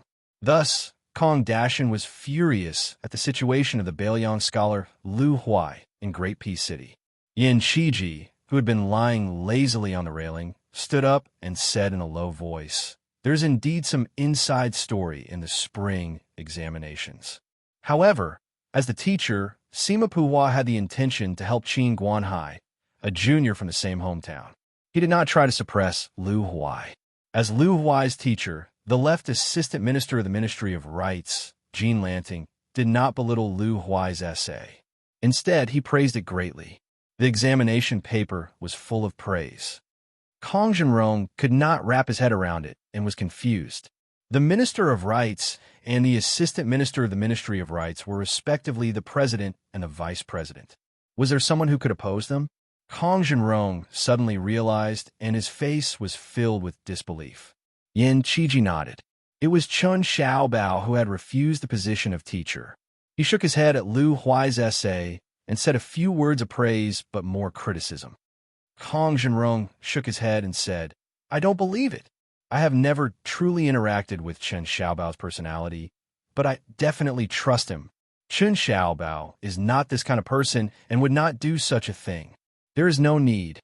Just from Kong Jinrong's words, it was clear that Chen Xiaobao's reputation in the court was at the top of Jing. Yin Qiji grimaced and said, "At the start, I did not believe it either. However, this was what His Majesty the Emperor said, and Chen Xiaobao was present at the time." Kong Jinrong was dumbfounded and slapped his forehead. No wonder Bron Yin said that scholars can't understand. Yin Qiji's gaze was deep as he continued. In short, His Majesty personally appointed Lu Huai as the Tanhua scholar and did not give him the Zhuang Yuan scholar. Isn't this the best of both worlds? Kong Jinrong sighed. Don't think too much about things that you can't figure out. Bron Yin taught me this, and I feel that it's reasonable. Bron Yin also said that if we meet a grandfather that we can't defeat, we should be the grandson first. There will be a day when the grandfather teaches the grandson a lesson. Yin Qiji smiled. Kong Jinrong grinned from ear to ear for a long time. Yin Qiji remained silent for a long time. When Kong Jinrong finally stopped laughing, he leaned on the railing again and said, "You and Li Hanlin both think that I'm the most educated, and that Bron Yin is more reasonable than me because he's smart. Actually, that's not right. I only understood later that Bron Yin knew about our family leaving Bailiang secretly. That's why he said those drunk words to me when we met for the last time. He said that the book said that all good things must come to an end. Don't be afraid. The book also said that it's a small world. There will always be a chance to set up another banquet." Kong Jinrong was speechless. He wanted to say something, but he couldn't. He wanted to drink, but there was no wine to drink.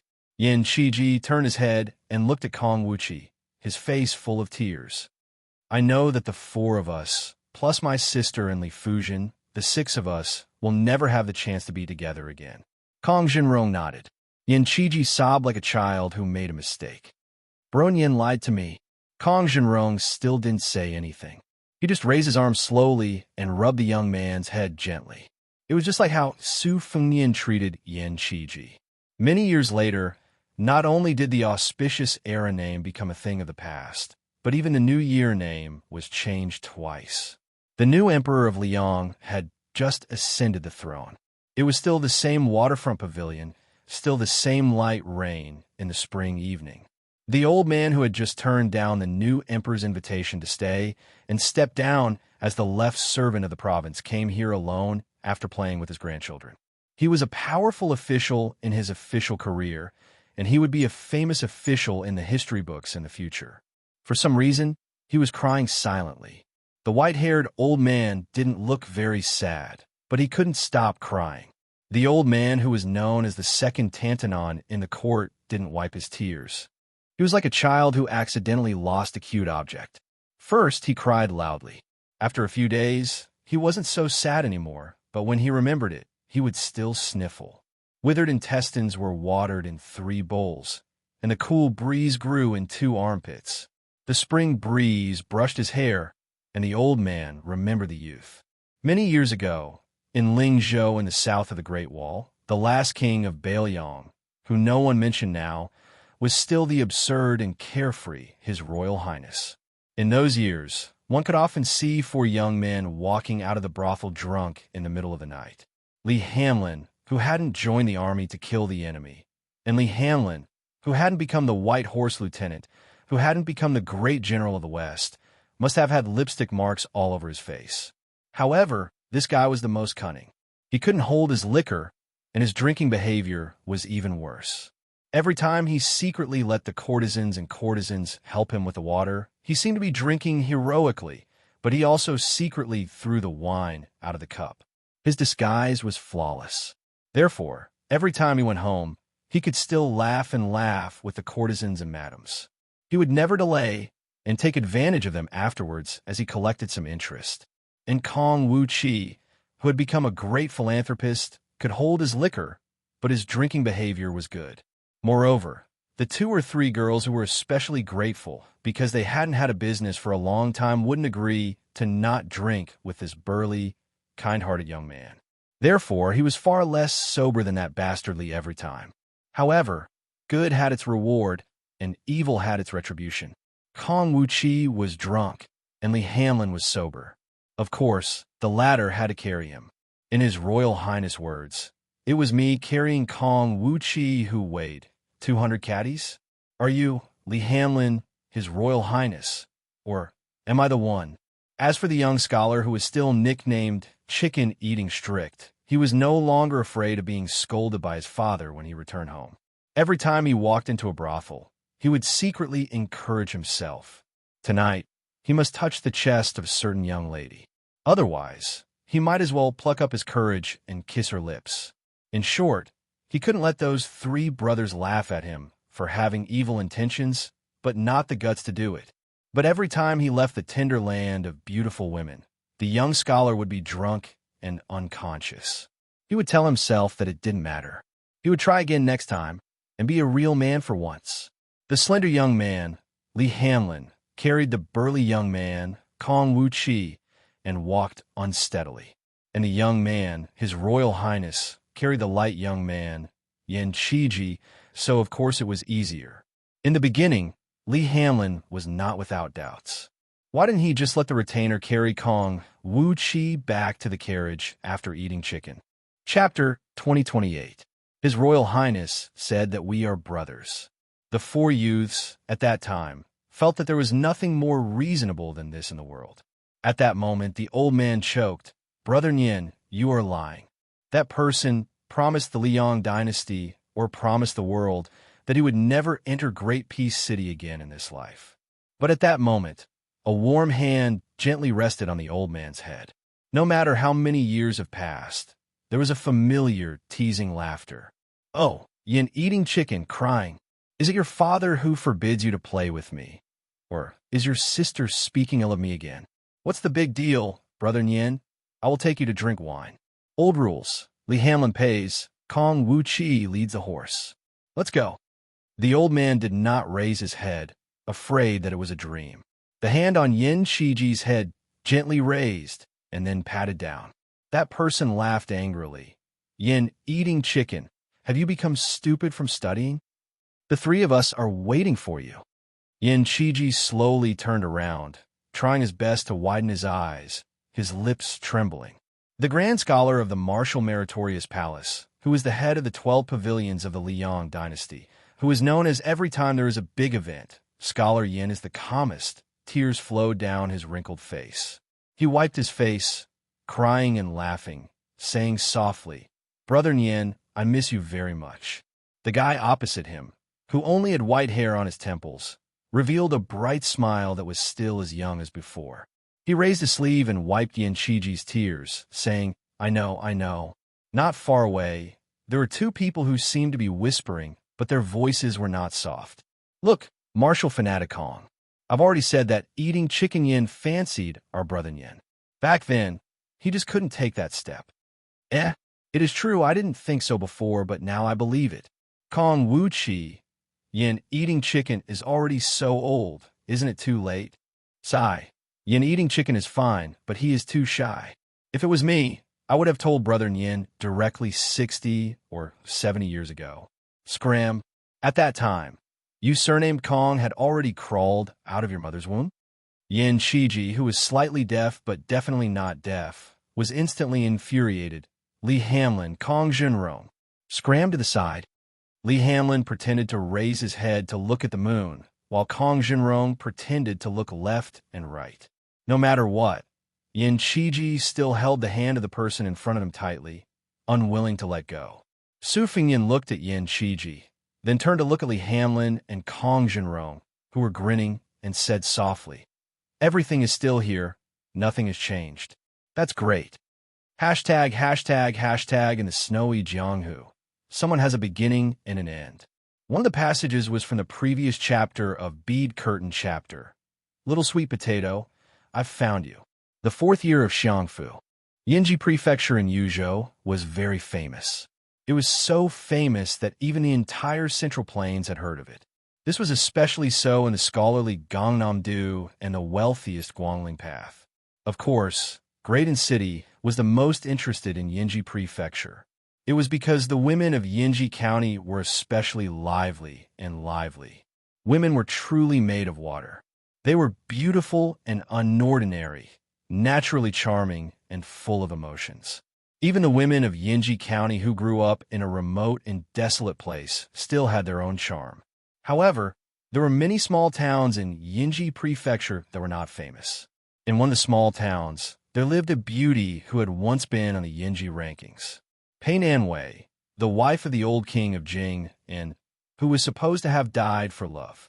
Now, she was guarding a small but clean house.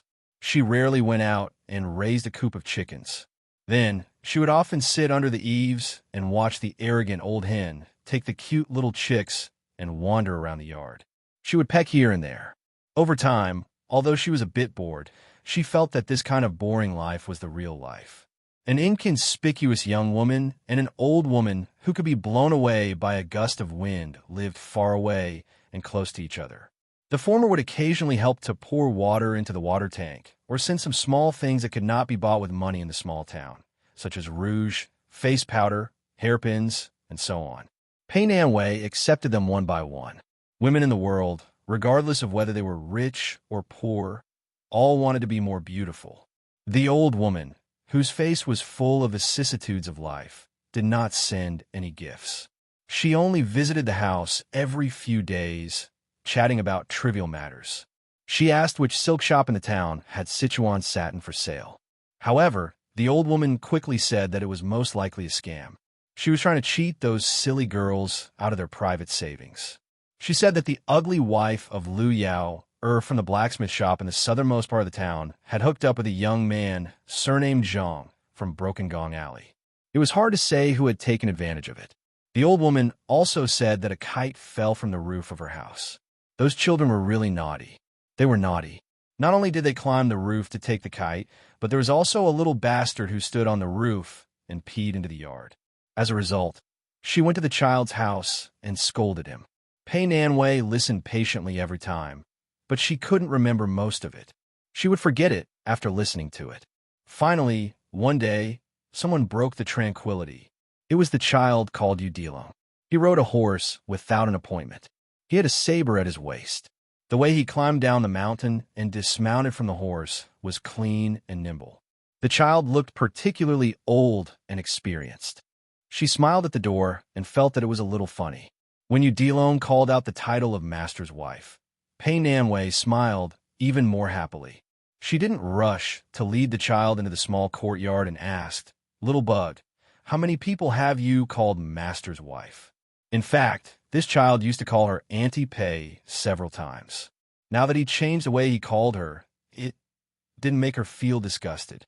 Ever since the story of walking while leaning on the wall seemed to have spread throughout the entire Qing Liang Mountain overnight, Udilong had a deep impression of the saying that trouble comes from the mouth. However, in front of Pei Nanwei, this child really couldn't remember. He stretched out 3 fingers and grinned. Just 3.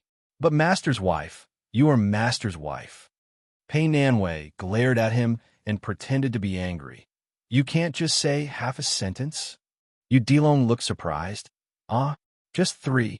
Pei Nanwei fiercely knocked on the head of this child who only knew how to be smart. She laughed angrily and said, "It's all because you learned it from your master." Udilong, whose face was so dark that it almost looked like charcoal, chuckled and cheerfully walked into the courtyard with his master's wife. Udilong liked to treat this place as his own home.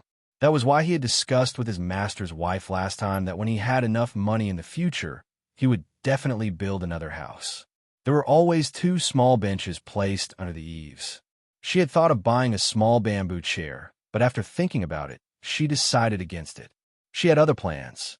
After the 2 of them sat down, Pei Nanwei teased, "Little bug, what's the name of your master's eldest disciple?" Master's wife forgot. Udilong, who was originally lazy, immediately straightened his back. He felt a little guilty and whispered, "Her name is Wang Sheng." That guy Lu Yunzhang said that it's a tacky name, but I think it's actually okay. Pei Nanwei mischievously asked, "Then what if Wang Sheng likes your master and doesn't like you? What will you do?" Udilong opened his mouth wide with a blank expression. She wanted to get to the bottom of it. Udilong scratched his head and lowered his head to stare at the tip of his shoes. He said softly, "I can't beat master either." Pei Nanwei laughed out loud. Udilong quickly raised his head and said in all seriousness, "Master's wife, if Wang Sheng really likes master, I'll fight with master. But I'm not doing it to snatch Wang Sheng." This time, Pei Nanwei was really puzzled.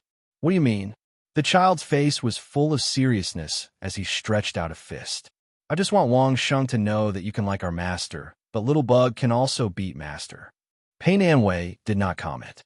She raised her head to look at the entrance of the courtyard and said softly, "Little Bug, it's okay to say that you're stupid, but it's not wrong to say that you're smart." The child seemed to be a little depressed. He held his chin with both hands and was lost in thought. Pei Nanwei rubbed his head and comforted, "It may be very soon, but it may also be a long, long time later. You will understand one day that when you like someone, but that person doesn't like you, although it's not as good as 2 people liking each other, it's much luckier than not having anyone you like." Udilong frowned and said pitifully, "Master's wife, why does it sound so miserable?" Pei Nanwei asked with a smile, "Do you think master's wife is happy or sad?" She added, "If you answer correctly, master's wife will teach you how to pursue Wang Sheng." Udilong said cautiously, "Foolishly happy?" The corner of Pei Nanwei's mouth twitched. Udilong hugged his head at lightning speed. "Master's wife, master's wife." Master accidentally let it slip. Pei Nanwei said with a pleasant expression, "You're right." Udilong's face was full of surprise. Pei Nanwei chuckled. "But Little Bug, you'd better be a bachelor for the rest of your life." Udilong was not sad. He just tilted his head and pinched his chin with 2 fingers, as if he was thinking carefully about something. The child suddenly sat up and slapped his thigh. Forget it. Let's talk about it after I come back from the mouth of the gourd alive. Pei Nanwei was shocked. What's going on? Yu Dilong took out a purse and handed it to Pei Nanwei solemnly. Master's wife, this is the soldier's pay after I become the sergeant of the Yuzhou cavalry. You should continue to help me save it. Master's wife, if one day you hear that I died in battle outside the pass, remember not to be sad for this little bug. Pei Nanwei frowned and said, You're going to fight outside the pass. Yu Dilong looked around and said in a low voice, Master's wife, I can't say this. According to Bailiang's law, I'll be punished for leaking military secrets. I'm a scout sergeant, and I have to set an example. The child made a gesture of cutting his neck and rolling his eyes. Pei Nanwei put away the purse. Okay, I'll keep it for you. Chapter 2029. Yu Dilong stood up. Masteress, if I die, don't tell Wang Sheng that I like her. Pei Nanwei smiled and asked, Then if you come back alive, will you tell her? Yu Dilong quickly waved his hand. No, don't tell her. Pei Nanwei asked, Anyway, if you don't tell her, why do you mention this? Yu Dilong was suddenly confused. The more he thought, the more confused he became. Pei Nanwei stood up and poked the child's head with her finger. Little bug, with your paste brain, how can you be a land dragon in the future? Yu Dilong was resentful. He strode down the steps, turned his head and waved his hand. Masteress, don't send me off. Pei Nanwei said angrily, Go. Hurry up. After Yu Dilong walked out of the gate, Pei Nanwei suddenly heard the child's surprised voice. Master, why are you here? Is the war over? Pei Nanwei subconsciously walked down the steps quickly. When she was about to walk to the gate of the courtyard, she suddenly realized and stopped. She laughed and scolded loudly, Little bastard. The child outside the house laughed and rode away, shouting, Let's go. Masteress Mrs. Master. Now it was the turn of spring and summer. The woman who was born in the spring and autumn Pei family suddenly remembered a small poem. The content was exactly the same, but she forgot the name of the poem and the name of the author. Quietly looking at the green wall, leisurely looking at the green forest. Nothing happened to the floweringers, their voices far away in the shade of the grapevine. Green wall, green forest, floweringers, grapevine. The reason why she remembered it so deeply was that these lovely scenes in Jiangnan were all close to her when she was a girl. The more easily she could get them, the more she didn't know how to cherish them. After she became the princess consort of Liang, she was imprisoned behind the high wall. She was tired of reading graceful poems and gradually came into contact with some frontier fortress poems that she didn't like before. It was nothing more than those words that were used back and forth in the poems, such as conquering people, frosty moon, chong flute, reed pipes, and swan geese. At this time, Pei Nanwei looked around. The walls were yellow, the greenery was sparse, there were no birds chirping, and it was already hot in the summer. A woman in a tall building with hidden bitterness? That would require a tall building to perch on. When Pei Nanwei thought of this, she was really a little angry.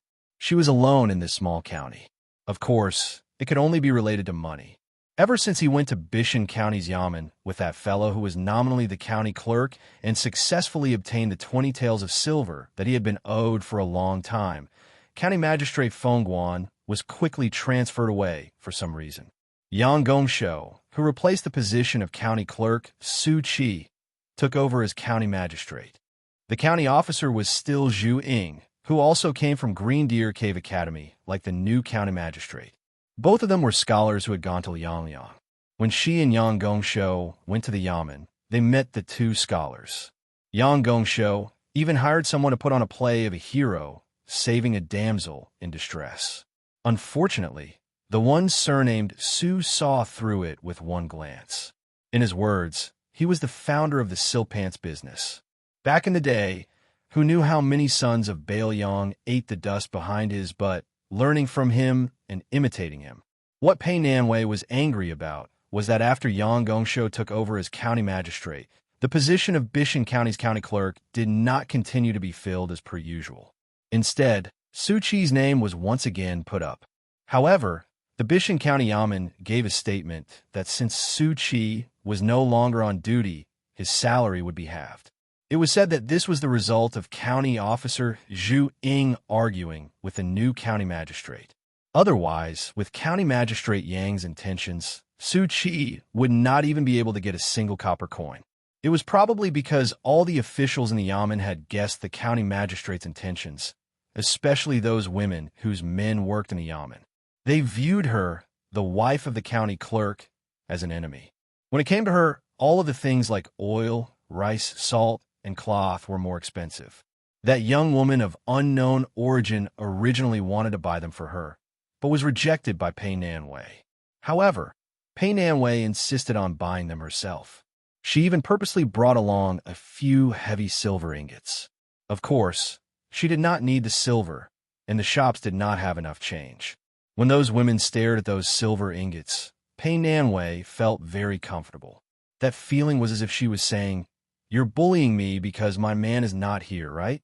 But if my man can leave his woman so much money, he can be at ease."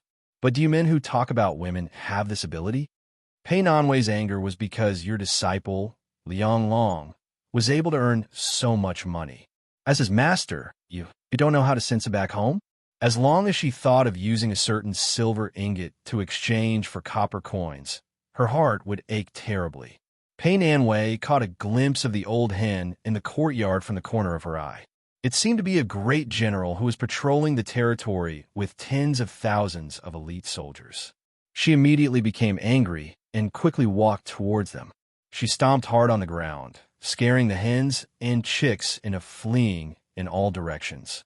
Pei Nanwei gave a cold snort. She put her hands on her hips and was somewhat pleased. There was a young man who happened to be standing at the entrance of the courtyard. When he saw this scene, his eyes were lifeless and his expression was absent-minded. He looked at the graceful figure whose back was facing him. His hand that was holding a cloth bag was sweaty. His current name was Zhu Ying. He was one of thousands of scholars who followed Shangyin Academy's Chancellor Wang to Beiliang. At that time, if the scholars of Yu family's eldest son, Yuan Dao, were the most famous in the world, in fact, if he used his real name, his fame would not be below Yuan Dao. The Confucianism of the world, Zhu Ying in the south and Yao in the north. The master of science, Yao Baifeng, had already resigned from his position as the left chancellor of the Imperial College and returned to his hometown to continue lecturing. The disciples of the Zhu family of Jing and sect had always been unwilling to become officials. Zhu Ying's grandfather was known as the Divine Lord during the spring and autumn period and had a deep relationship with the Academy's Grand Chancellor, Qianglong. In the area of Zhu Ying's father's generation, the seven of them became famous together and were known as the Seven Dragons of the Zhu family. They were even on par with the dazzling lineup of Jiangnan's Lu family back then. Zhu Ying's real name was Zhu Ying. He was the eldest son of the Zhu family's eldest son.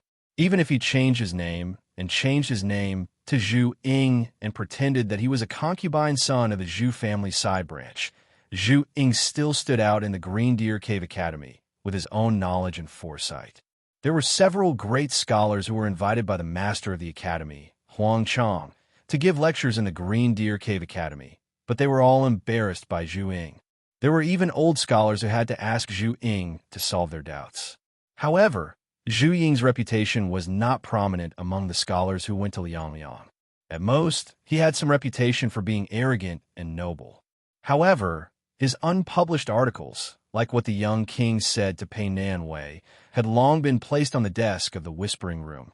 Even Su Weisheng was shocked and thought highly of him as a young talent who was not familiar with Su Beiji and Chen Shiliang.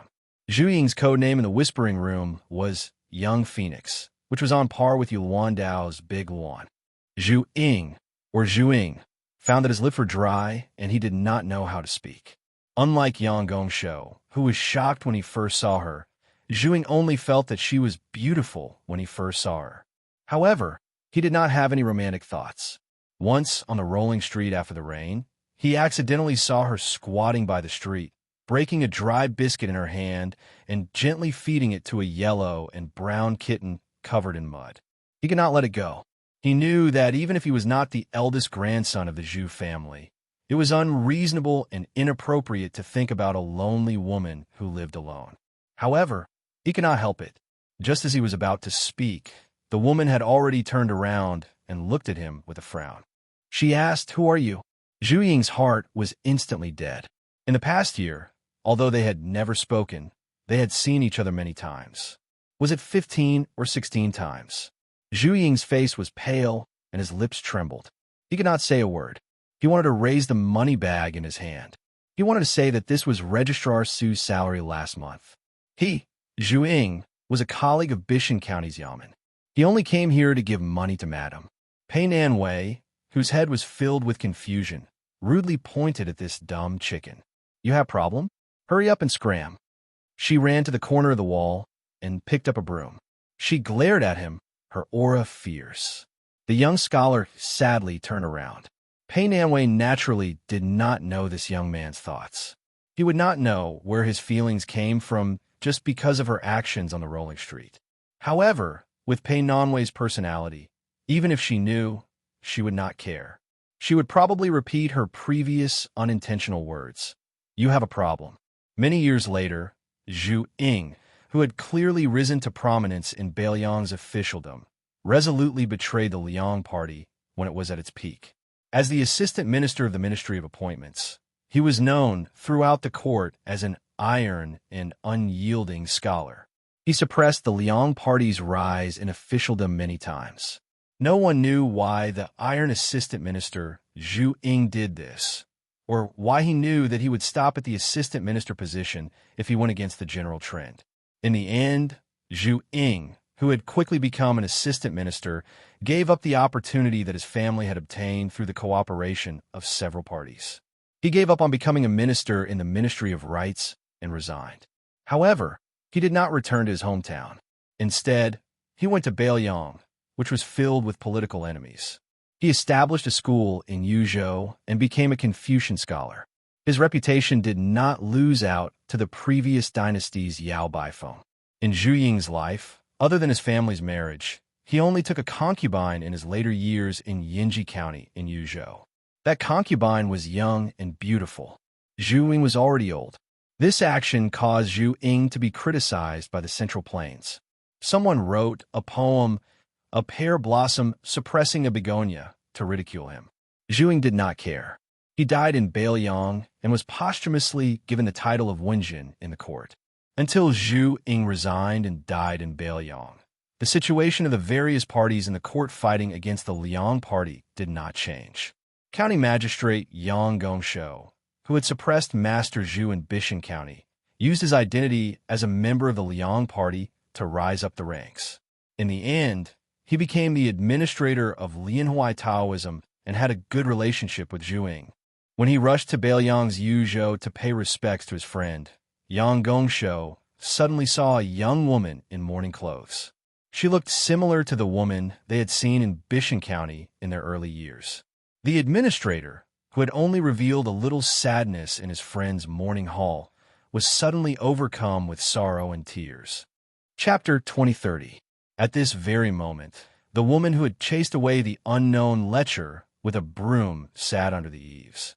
That old woman quickly paid her a visit and began to ramble on and on again. However, compared to the trivial family matters from before, the old woman spoke more about the battle outside the pass that she had heard about. She said that the northern Mang barbarians were about to be unable to hold on much longer. Over at Northern Barbarian City in Liang Province, they had fought from autumn last year to summer this year. Who knew how many barbarians had died? Once summer arrived, let alone launching a siege, just the mountains of corpses were difficult to deal with, making it even more difficult to endure. Pei Nan Wei listened absent-mindedly. She was a bit sleepy and yawned. Suddenly, she saw the younger woman walk into the courtyard and sit down on the dirt steps at their feet. The old woman's eyes suddenly became sharp, and the younger woman lowered her head guiltily. Pei Nan Wei had always been called an idiot by a certain someone, but as a woman from a wealthy family who could become the consort of a vassal king, she naturally wasn't stupid. It was just that there were too many things that she couldn't be bothered to care about. Probably because she was too bored, Pei Nanwei used her finger to poke the delicate woman's back and asked with a smile, "Something on your mind? Tell me about it. Maybe I can help you." The delicate woman lowered her head even more. The old woman hurriedly stopped her. "Lady Pei, how could little Yang have anything on her mind? She's just a girl from a small family." Pei Nanwei smiled and said, "All right, she's still from a small family. Her roots belong to that woman from Mount Qingliang. Maybe she's even heard of that guy's name. Otherwise, she wouldn't be sitting here with Granny. Today, let's just pretend we're ordinary neighbors. There's no Dushui House, Eagle House, or Vassal King or Mount Qingliang. How about it? We'll just talk about some women's whispers. It's not a big deal. In any case, if the three of us don't say anything, no one will know. Little Yang, I'll just take your surname as Yang for now. Say it if you like it. Sister Pei and Granny Zhao will help you plan it." The young woman raised her head and looked at the old woman uneasily. The old woman sighed and nodded. "Only this time. There's no next time." The former timidly said, "Sister Pei, I like." At this point, she couldn't say anything else. The old woman coldly snorted and said, "County Magistrate Yang Gongshou. He's just an embroidered pillow, yet he calls himself a poet and sword. Last year, he spent 26 taels of silver to hire someone in front of the prince and Lady Pei. You must be blind to take a fancy to this kind of aristocratic family descendant."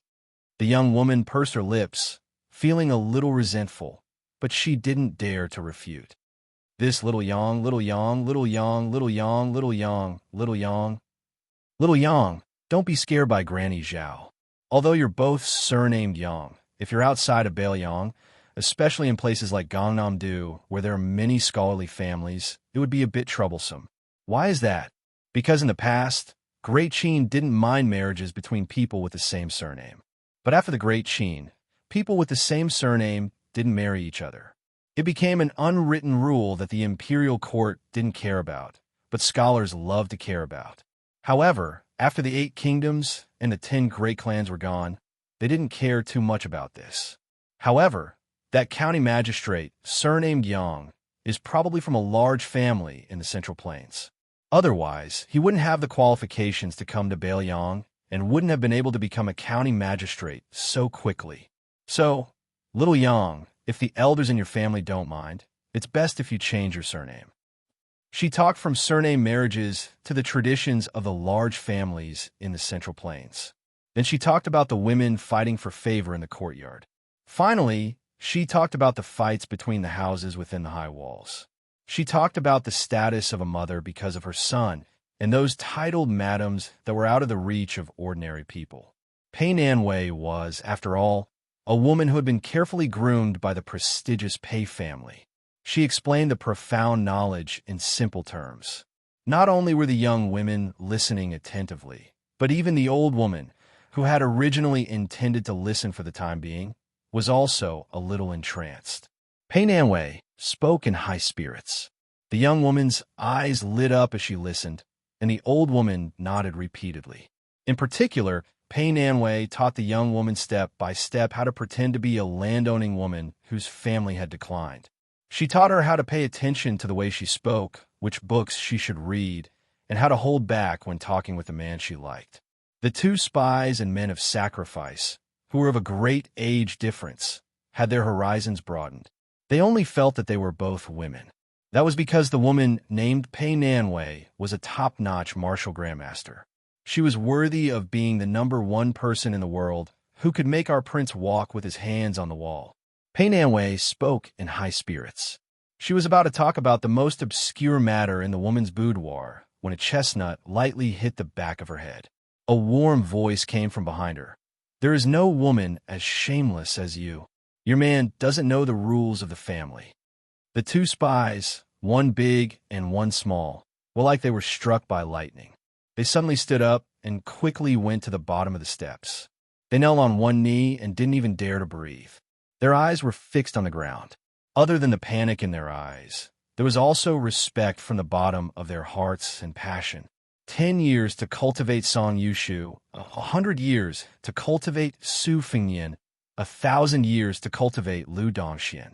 Not to mention that their lives were only 100 years.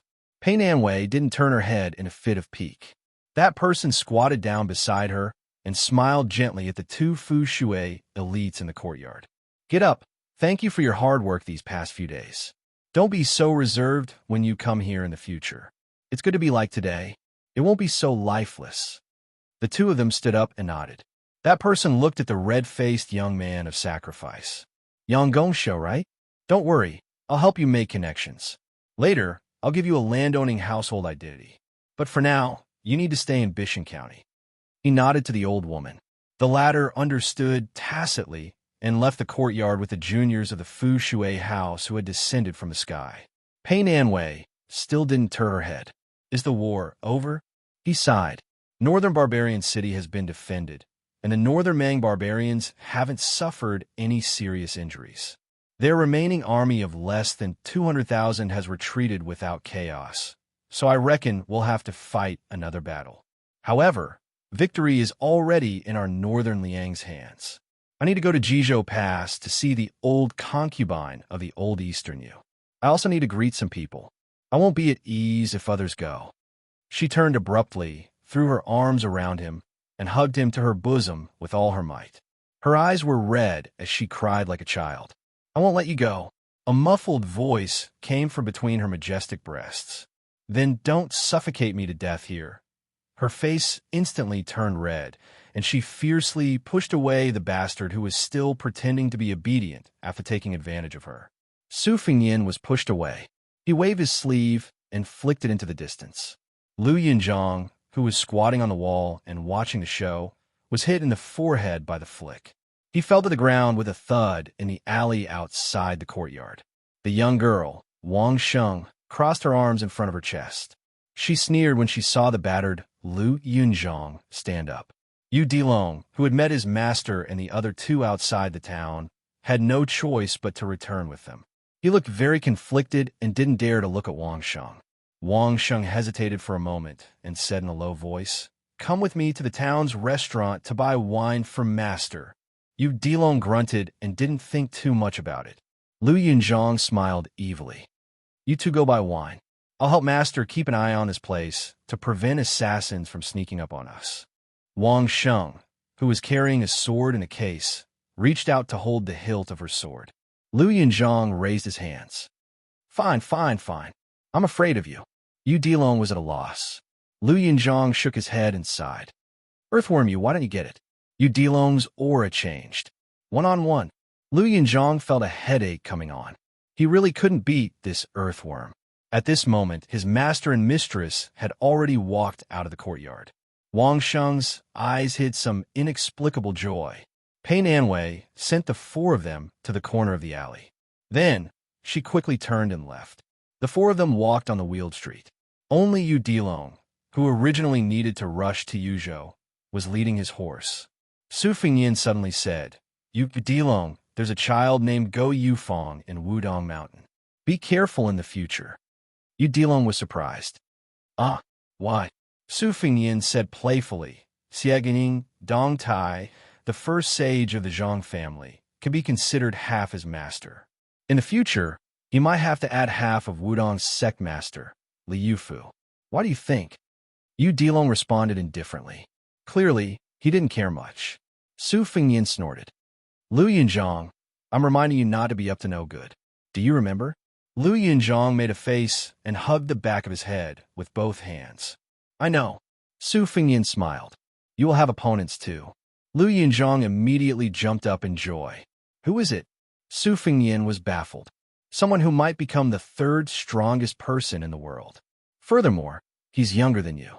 Su Fingyin's words came true, and the third strongest person in the world had always been in the hands of a woman who used a saber.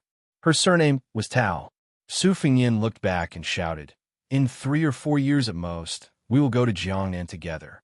In the alley, Pei Nanwei, who had been hiding in the same place and didn't leave, secretly raised the corner of her mouth.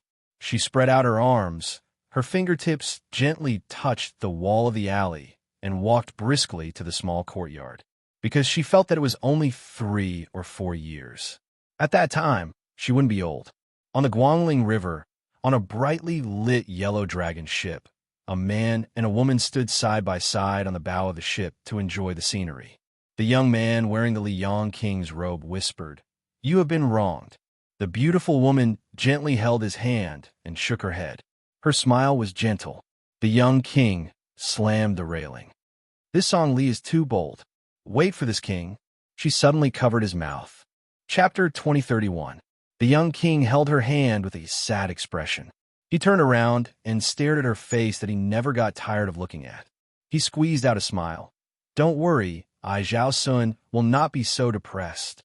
The three kings of Liang, Yanqi King Zhao Bing, Shu King Chen Jibao, and King of Jing'an, Zhao Sun, joined forces to rebel. Among them, Zhao Bing was the most infamous, Chen Jibao was the most feared, and Zhao Sun was the most lamentable. Even if the court knew that Zhao Sun would be promoted to the throne by the other two kings in the future, there were still many civil officials of Liang who believed that the young king was forcibly imprisoned in the spring snow building and was a pitiful puppet used by Zhao and Chun to deceive the world. In fact, Great Peace City only guessed half right. Zhao Sun did not want to rebel, but it was false to say that Zhao Sun did not want to usurp the throne. The two kings of King of Jing, and whose territory was located in the waste of the Central Plains, from Zhao Hong to Zhao Sun, always had the ambition to fight for the throne. This point, the two kings of Bailiang knew. The previous emperor of Liang, Yuan Bunchi, knew. The blind man Lu Su, who used to be an advisor in the king's mansion, knew. The current Nalan Yusi also knew. Zhao Sun regretted his unwillingness to believe that piece of paper. The handwriting on that piece of paper was not unfamiliar to him. It was the handwriting of a servant girl by the blind man's side. She wanted him, Zhao Sun, to quickly return to Jing'an Road after Wu Zhongshuan had quelled the battle at Guangling Road.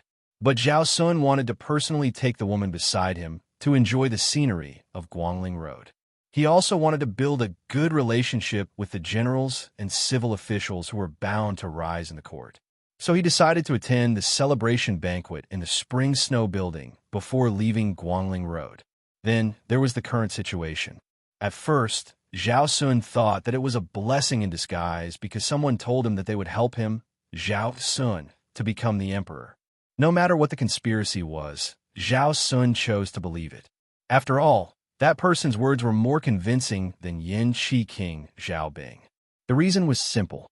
That person was called Nalan Yusi. It's just that recently Zhao Sun's life was very sullen and depressed. That General Song Li, who used to be from the Spring Snow House, was once the deputy Jidushi, whose rank was second only to Jidushi Liu Baijia and administrator Wang Xiong'e among all the Liang officials of the Guangling Dao. Now that he had made great contributions on the Northern Front, he was becoming more and more arrogant and domineering. Not long ago, he had boarded the ship and shamelessly asked for the woman beside him with a smile. Zhao Sun was so angry that he trembled, but in the end, he did not say anything. Song Li did not dare to openly steal from the ship. This auspicious general, who had been called a slave of three surnames by Great Peace City, didn't forget to kindly remind the young vassal before disembarking. With the old Wang Fei's age, no matter how beautiful she is, how many years can she have? Why don't you give her to me, Song Li, to keep a mistress? I will repay you in the future. Everyone knew that Guangling Road had a general surnamed Song. Not only was he the confidant of Guangling King Zhao Yi, but he was also called a blessing general by Zhao Yi. He liked to collect the beauties of the world. After the restoration of West Chu, the army of the Liang imperial court finally breached West Chu's capital. Song Li naturally reaped a bountiful harvest. He sighed. Then it was Zhao Bing's army that took over this ill-fated city. Song Li, with the high position of Liang Jinan general, decisively chose to submit to the king of Yin. How could Song Li be empty-handed? It was rumored that even the king of Yin Jinan, Zhao Bing, had jokingly asked at a banquet, "General Song, do you need a residence to raise beauties?" Song Li, who was highly regarded, only replied with one sentence, which made all the men present gasp in admiration. "Both, the more the better." The king of Yin clapped his hands and cheered, promising on the spot, I will not disappoint General Song in this lifetime. In the future, when the Rouge rankings of the Central Plains are released, there will be a beauty sent to the Song Fu. Also, Song Li was not just trusted by the king of Yin Jinan and had been given military power. Song Li and the king of Yin Jinan, His Royal Highness Zhao Zhu, were close and called each other brothers. Facing someone as popular as Song Li, how could Zhao Sun, who only had the title of king, respond? Zhao Sun frowned as he looked at the lights of the ships on the river. She reached out and smoothed his forehead. He smiled. Let's go back to the cabin. The two returned to the luxurious residence that was shaped like a cage. There was a beautifully made carved clothes rack in the cabin. On the clothes rack, there was a magnificent yellow dragon robe. When Nail and Yusi came to visit, there was a maid holding a dragon robe beside the only surviving spring and autumn period strategist. During this time, the king of Liang, Zhao Sun, stroked the dragon robe again and again. His eyes were obsessed, and he silently counted the golden dragons. Tonight, he came to the clothes rack again and reached out to touch the golden dragons on the dragon robe. Finally, he even squatted down and touched the seawater river edge at the bottom. The young man suddenly raised his head and looked at her. He asked with a smile, "Do you know that there are only 8 golden dragons on this dragon robe? Why isn't the number 9 in the 9 and 5 venerated 9? She thought for a moment. The emperor is the real dragon son of heaven. Is the number 9 when he wears the dragon robe? He got up and laughed. He pinched her cheek and shook his head. You are wrong. The last golden dragon is embroidered on the inner lapel. If you don't believe me, you can open the lapel and see. She hesitated for a moment. She still didn't touch the clothes that all men in the world dreamed of. Zhao Sun suddenly took off the dragon robe and asked the woman to stand still. Then, he helped her put on the dragon robe.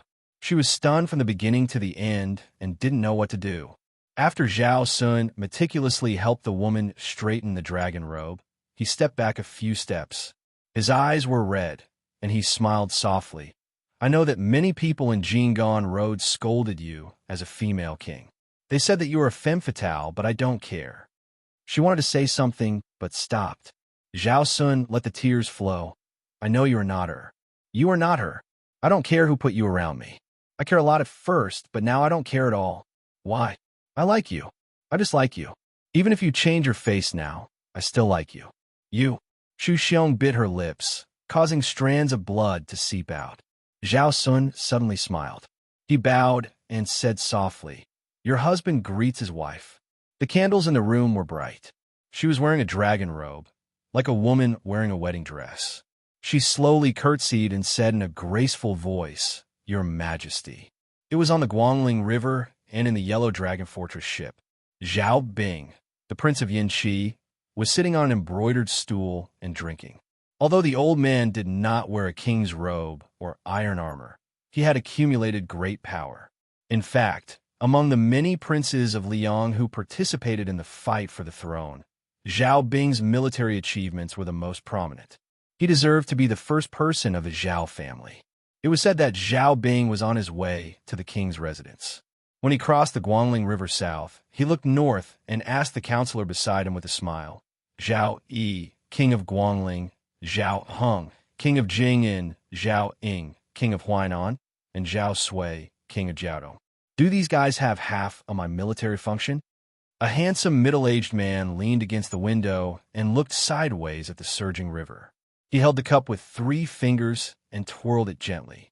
Zhao Bing sighed heavily and said helplessly, Sir, can't you let go of those 2 bastards? At least let them live. Anyway, they can't make waves in the future.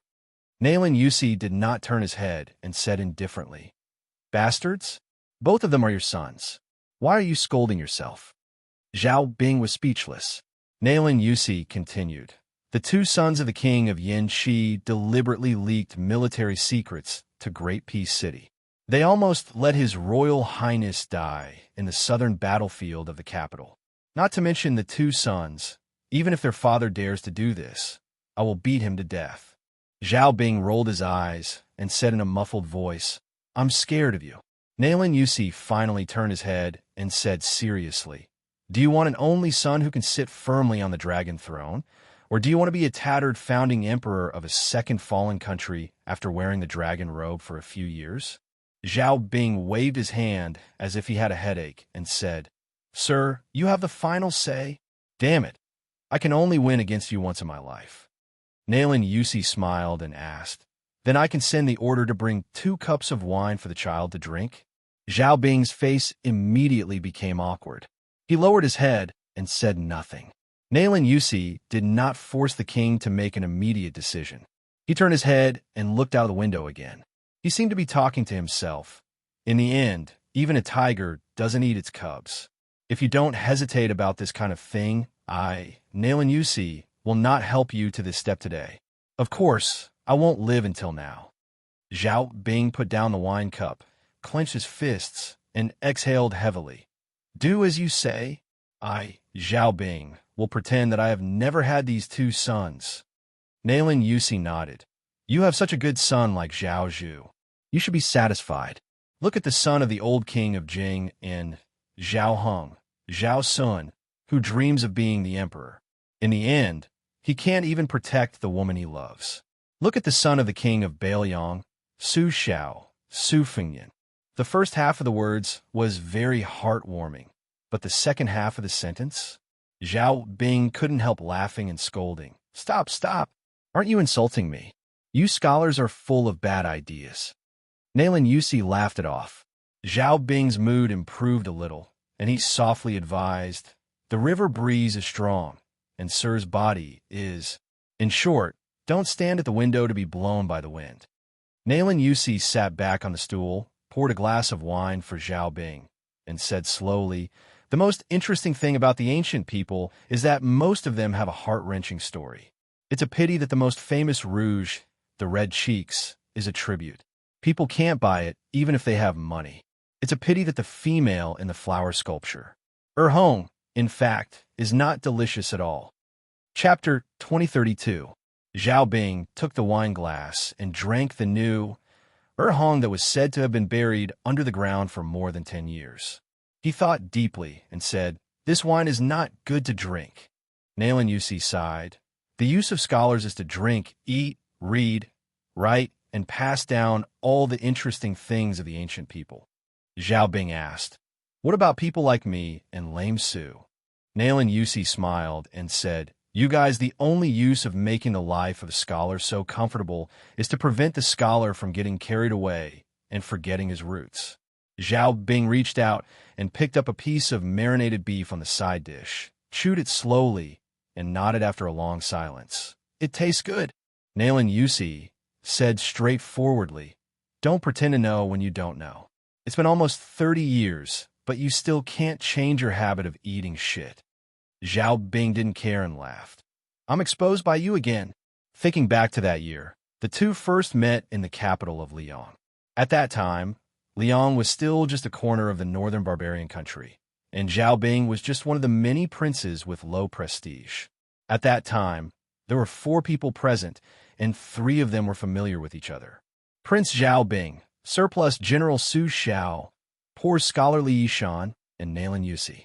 Among the 4, Nailan Yusi, who was born in a rich family, was the most famous. Zhao Bing and Su Xiao were far inferior. As for Li Yishan, he couldn't be compared with them. At that gathering, after drinking too much, Zhao Bing stepped on the bench and laughed loudly. If I knew that drinking is going to piss, I would have drunk piss at the beginning. Then Nailan Yusi, who was as elegant as an immortal, sneered, If I knew that eating is going to shit, why not eat shit at the beginning? Zhao Bing couldn't sit still and fell to the ground. Zhao Bing only remembered that Su Xiao gave a thumbs up to Nailan Yusi at that time, and Li Yishan shook his head and didn't say anything. At this time this year, 2 of the 4 people had died. Fortunately, the 2 people who were alive were not only alive, but they could also sit and drink together. Zhao Bing looked at this strategist, who was still as attractive as ever, and said gently, Sir, the greatest fortune of Zhao Bing's life is to have you by my side for 30 years. This strategist of the spring and autumn period had never married or had children. No matter what Nailan Yusi's original intention was, Zhao Bing, the king of Yanqi, knew that if Mr. Nailan had a son, there would be many changes in the world in the future. Just like when Su Xiao had the eldest son, there was immediately the white clothes case in the capital. Zhao Bing might not be as ruthless as the old emperor, but he would definitely feel as if there was a fishbone stuck in his throat. Zhao Bing also poured a cup of wine for Nailan Yusi. Lu Shengxiang has a young military general called Guo Dongfeng under his command. He is quite troublesome. Even Zhang Dingyuan and Gu Ying suffered losses. Nailan Yusi smiled and said, "Only you, Zhao Bing, can have a great general, but Liang can't have a good general." Nanjiang infantry generals Zhang Dingyuan, Gu Ying, Yuanzhou General Yi Xiufeng, Hezhou General Yang Yu, and Wu Zhongshuan subordinates Tang, He, and Li Chunyu were all capable generals. Adding on Song Li, Yuan Tingshan, Qi Shins, and a large group of surrendered generals of the imperial court, as well as Jian Xiongnan, Wei Fuqing, and the others under the white-clothed soldier saint, it was definitely enough to take down that great city of Liang. On the other hand, the young child Zhao Zhuan only had Lu Shangxiang, Tang Taizhuang, Su Gong, Yang Huqin, and the others under his command. Of course, there were other people in Graydon City who knew how to manage and use troops, and there were definitely many of them. However, they might not have the chance to lead troops. For example, Changshan Commandery Prince Zhao Yang, Duke Yin Gao Shizhi, and Marquis Huayang Songdowning. Pursuing the world, the general situation was the most important. Crossing the Guangling River in one go was the general situation. Roping in the king of Jing in Zhao Sun was the general situation. Successfully instigating Wu Zhongshuan was the general situation. In reality, in this process, the king of Yanqi, Zhao Bing, had not used up many soldiers. However, anyone with eyes would know that the general situation of the world was leaning towards him. Of course, the true great battles and bitter battles still had to be fought. If one wanted to take over the world in the end, especially when it came to rebellion, there was no such thing as a one-time and permanent deal. Even after sitting on the dragon throne, it could be repeated for a dozen years. However, Nailan Yusi had already given a plan to deal with all of this. He might not have been able to take care of everything, but Zhao Bing was not as the outside world said. He was just a mediocre vassal king who was like a marionette. His title of vassal king was only less valuable than Su Zhao's title. To put it bluntly, if Zhao Bing could still lose after Mr. Nailan had created this great situation, he might as well eat shit. Zhao Bing suddenly lowered his voice and asked, "Are we really going to let Chen Jibao lead an army of 80,000 to attack Jizhou?" After Chen Jibao rushed to the Central Plains, he had a total of 60,000 Western Shu soldiers. This time, Zhao Bing gave the white-clothed war saint 20,000 elite cavalry, and it was a well-deserved 20,000 elite cavalry. Nailan Yusi said calmly, in this world, there is no place for him. There is not even a place for him to stand." Zhao Bing frowned and said, "May I ask, sir, why do you think so?" Nailan Yusi did not answer the question. What was the scene in the Temple of Liang before Zhang Julu died? Zhao Bing drank slowly and pondered carefully. Finally, he raised his head and laughed at himself. "I don't quite understand, but since you said so, I think so." Nailan Yusi sighed and said with a complicated expression, "Zhao Bing, there are so many heroes in the world, but why did you get the world in the end?" "There is a reason." Zhao Bing grinned and asked, "Sir, are you praising me?" Nailan Yusi said angrily, "There is no wine." Zhao Bing stood up and said softly, "Rest early. The situation is settled, sir. Don't worry too much. This king will return to Great Peace City with you." Nailan Yusi nodded his head. After the king of Yin walked out of the cabin, he said to the 5 beautiful maids outside the room, "Take good care of Sir. Dongyue, Western Shu, Fengdu, 3 corpses, Chenglu." The 5 maids accepted the order softly. After Zhao Bing walked out a few steps, he turned his head and reminded a woman, "Chenglu, quickly go in and add a fur coat for Sir." The maid smiled sweetly and quickly left to get the precious marten fur coat that the vassal king ordered someone to send over not long ago. When Nailan Yusi walked out of the room with a pot of wine, The maid Chung Lu brought the marten fur coat. After putting it on, he walked to the deck of the ship with the 5 maids and walked to the railing at the bow of the ship. Nailan Yusi held the pot in front of him with one hand and one hand behind his back. He narrowed his eyes and muttered, "A Zhang Julu, seeking his own death. Half a Gu Jiantang, desperate. Next is Chun Jibao. And finally you, Su Fengyan." The maid who had been to Bailiang's north-rejecting city asked softly, "Sir, do you want to go to the northwest and see?" Nailan Yusi shook his head and said, "No need." After a long silence, there was only the sound of the river. He suddenly threw the wine pot in his hand into the Guangling River and then said, "Call Lin Honyuan over from the Spring Snow Building." About 3 hours later, Lin Honyuan of the Southern Border Dragon Palace came to the ship. Nailan Yusi had already returned to the cabin. After Lin Honyuan closed the door, he gestured for the woman to sit opposite him. Lin Honyuan sat upright. Nailan Yusi smiled. "Are you full of guilt for deceiving the person you love?" Lin Honyuan suddenly blushed and defended. "Sir, I don't like," Nailan Yusi said softly. "Whether you like or not, you will know soon, but the feelings above like may not be known immediately. You are still young, and it may take many years to know. If you like someone else during this period, it's another story." Lin Honyuan was at a loss of what to do, and his heart trembled with fear. At the foot of Wudong Mountain, in the restaurant, the conspiracy that dragged many people into the water, the interlocking encounter and assassination, was from the layout of the palace master of the Dragon Palace. To be precise, it was Mr. Nailan sitting opposite her. It was not only aimed at the young king, but also at the young prince. It was not to kill, but to destroy the heart. Nailan Yusi seemed a little tired and said in a low voice, "Lin Honyuan, if there's a chance in the future, go and apologize to that person, not only for yourself, but also for me, Nailan Yusi." Nailan Yusi repeated softly, "If there is a chance." Lin Honyuan left the ship in a daze. Finally, Nailan Yusi let the 5 maids walk into the room and smiled softly. "Don't think about the empress. After all, there is Zhang Gaoxia, but according to the law of Liang, there are 4 imperial concubines in the harem. Among you, who doesn't want to be the imperial concubine, take a step forward." Nailan Yusi didn't ask who wanted to be the imperial concubine, but asked who didn't want to be the imperial concubine. This was directly to the people's heart. The 5 of them all took a step forward, almost at the same time. Almost. Only one person was a little slow. Nailan Yusi didn't point out anything. He just smiled and said, "Sir Nose, you all go down." Since the 4 silly girls were not willing to be the caged bird, then it was her. However, Nailan Yusi also knew that she wasn't the smartest among the 5. She really wanted to be the imperial concubine. It was nothing more than that she was afraid that someone would unscrupulously settle accounts in the future after the death of her childless husband. Prince Zhao Zhu and Emperor Zhao Zhu. There would be 2 people. This couldn't be blamed on Zhao Zhu. His Royal Highness's temperament was actually kind enough.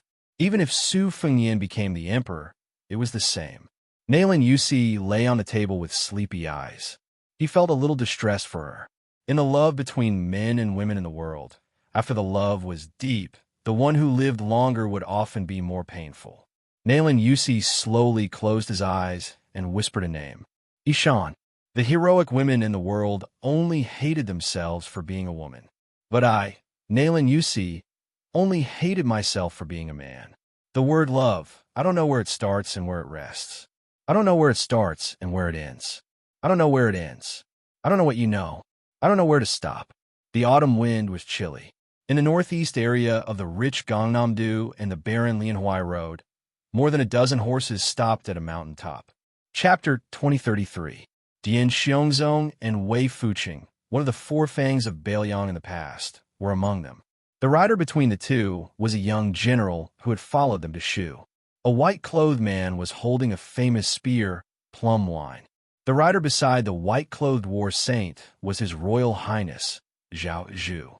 He cupped his fists and said loudly, "Your Highness, I won't send you off." Chen Jibao only nodded. He squeezed the horse's belly and rode ahead, following the mountain ridge to the north. Dian Xiongzong and Wei Fuqing followed closely behind. The two smiled and patted the young man's shoulder. The young general's face was full of tears, but he did not speak from beginning to end. Zhao Zhu sighed and winked at the young cavalry general. "Che Yi, why do I feel like I'm a hedonistic son who forcefully snatches a woman? It feels very sinful." The young man named Che Yi snorted coldly. Very quickly, he regained his rigid and stiff face. He was indeed worthy of being called the little king of Shu in the Western Shu sect. He had learned all of Chun Jibao's teachings. Zhao Zhu was quite fond of this fellow. He could not help it. Not only was he handsome, but he was also fierce in leading troops in a battle. Even his trusted generals, Zhang Dingyuan, Gu Ying, and the others were convinced by him. How could Zhao Zhu not be moved by such a talent? Thus, when Chun Jibao decided to leave him with Che Yi, after Che Yi left him, Zhao Zhu almost wanted to set off a few firecrackers to celebrate. Regardless of whether it was at Laziku on the border between western Shu Dao's Wushou and northern Liang's Lingzhou, or following Chun Jibao in charging and breaking through enemy lines in Guangling Dao, or attacking Lu Shengxiang's army earlier, Che Yi had displayed astonishing talent in troop movement. He was ruthless and accurate. He had a talent that could only be explained by intuition. Thus, Zhao Zhu often joked, "Che Yi, if you are willing to betray the Prince of Shu, I will let you be the #1 general under my command for 100 years." Che Yi stayed behind, following His Royal Highness, Crane Province's General Liang Yu and Yuanzhou's General Yi Xiufeng, both of whom felt very gratified. Zhao Zhu turned his head to look at the tall and handsome young woman. He chuckled and said, "Gao Xia, I told you, I will definitely take you in a great peace city. When the time comes, don't forget that vow."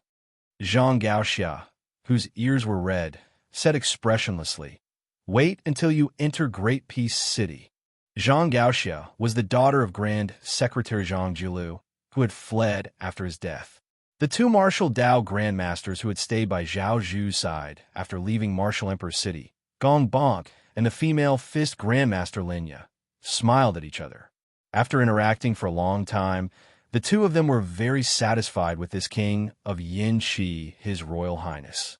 He was both a hero and an ambitious person. To put simply, he was a wise ruler. If a scholar does not tire of learning, he can become a saint. If a wise ruler does not tire of people, he can become powerful. Zhao Zhu glanced at the silent rider out of the corner of his eye. Compared to Liang Yu, Linya, and the others who were approaching in 2s and 3s, this person seemed very out of place. His surname was Jiang. However, Mr. Nalin's words revealed the truth. This person of the Jianghu, called Jiang Fuding, was actually the illegitimate son of Liang Di Shi Yuan Bunshi. Zhao Zhu only knew that the fist grandmaster Linya and he were old acquaintances. Even a blind person could see that the proud female grandmaster had a strange feeling when compared to Jiang Fuding, who was 10 years younger than her. However, for some reason, the two of them were clearly in love with each other, but were not willing to break through that layer of paper. Even Zhao Zhu felt anxious for them.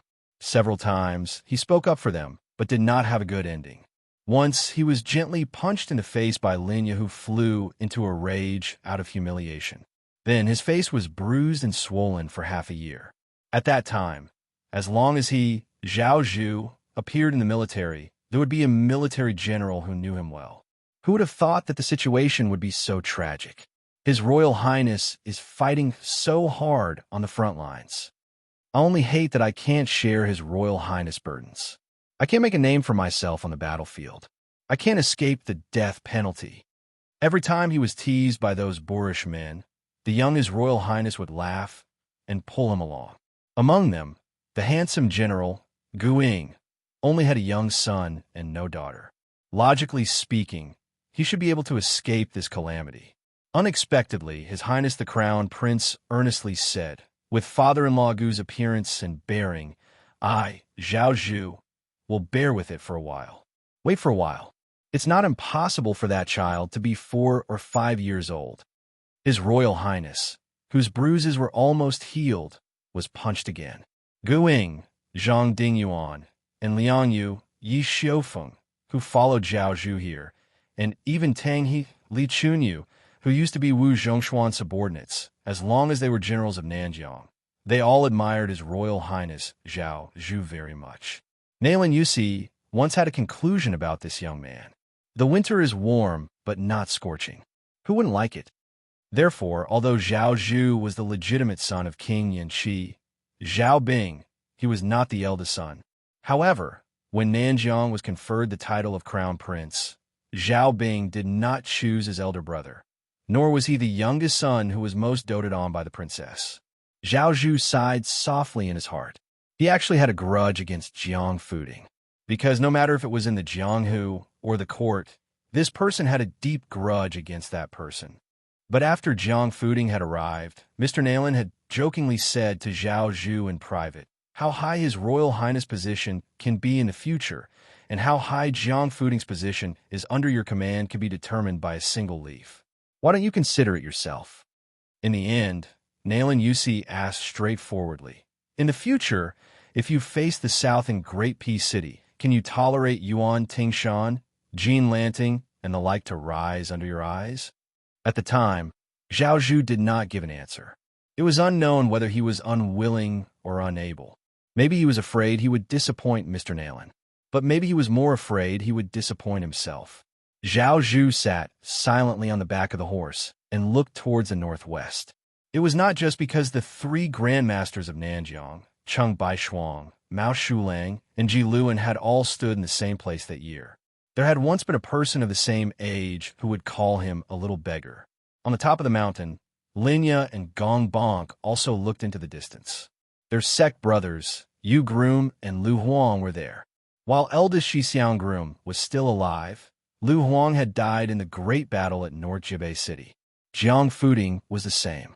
His best friend, the late Emperor Zhao Dun's illegitimate son, Zhao Kai, had died at the hands of that young vassal king. His father, on the other hand, had spent most of his life opposing that vassal king's father. The grudges between the two generations had yet to be resolved cleanly. Che Yi was not an exception. He was born in Beimang, but he had once fought alongside that white-clothed war saint as one of the 300,000 Bailiang cavalry outside the pass.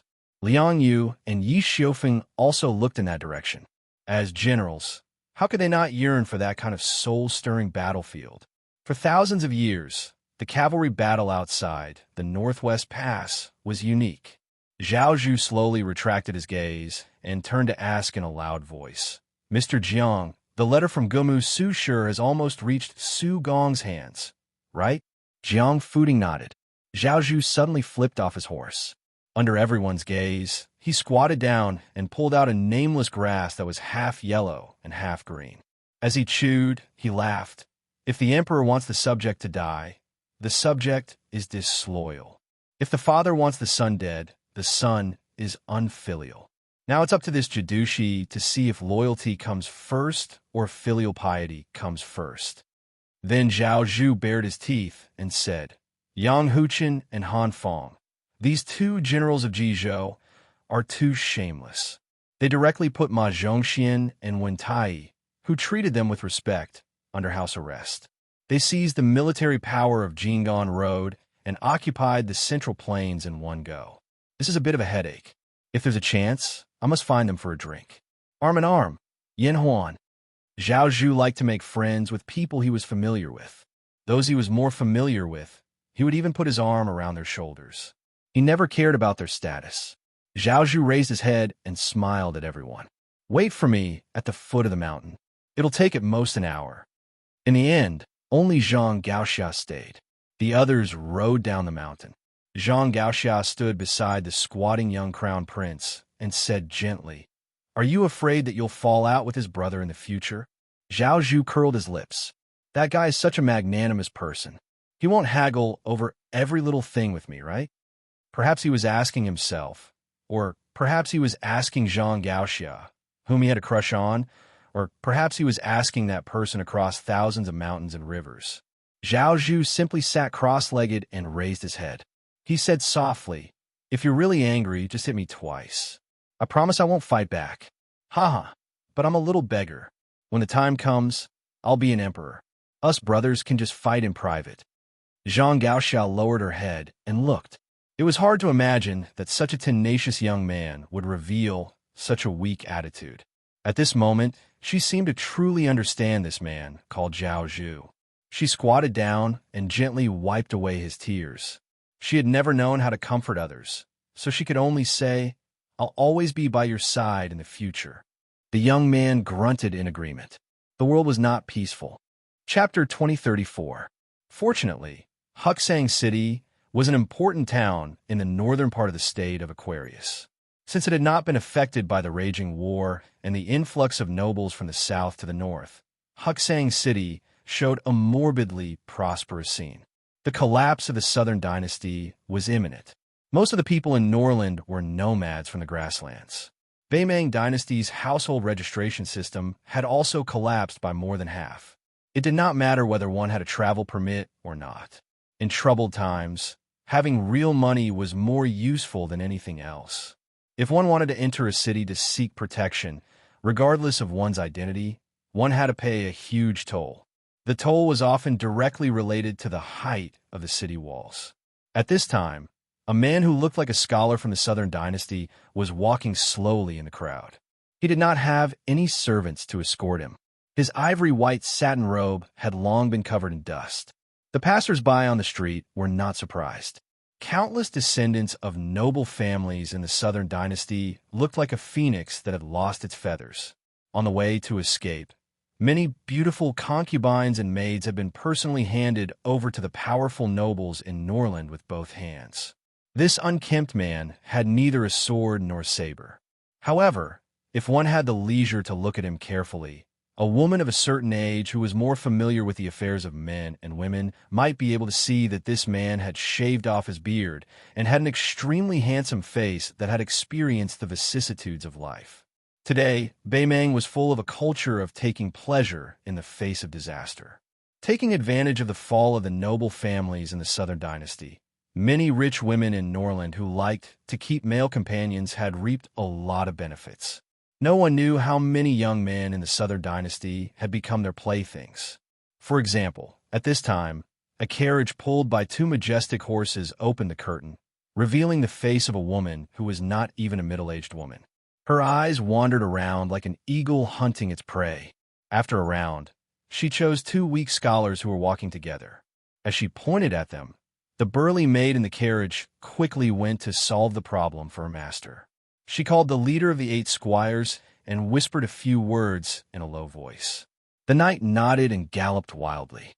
He broke through the crowd without any scruples and arrived in front of the 2 panicking young men. The burly knight sat high on the horse and gently twirled his saber. The 2 men were so scared that their faces turned white. When the knight bluntly stated the identity and intentions of his master, he pointed the tip of his saber at the carriage. The 2 young men hesitated for a moment.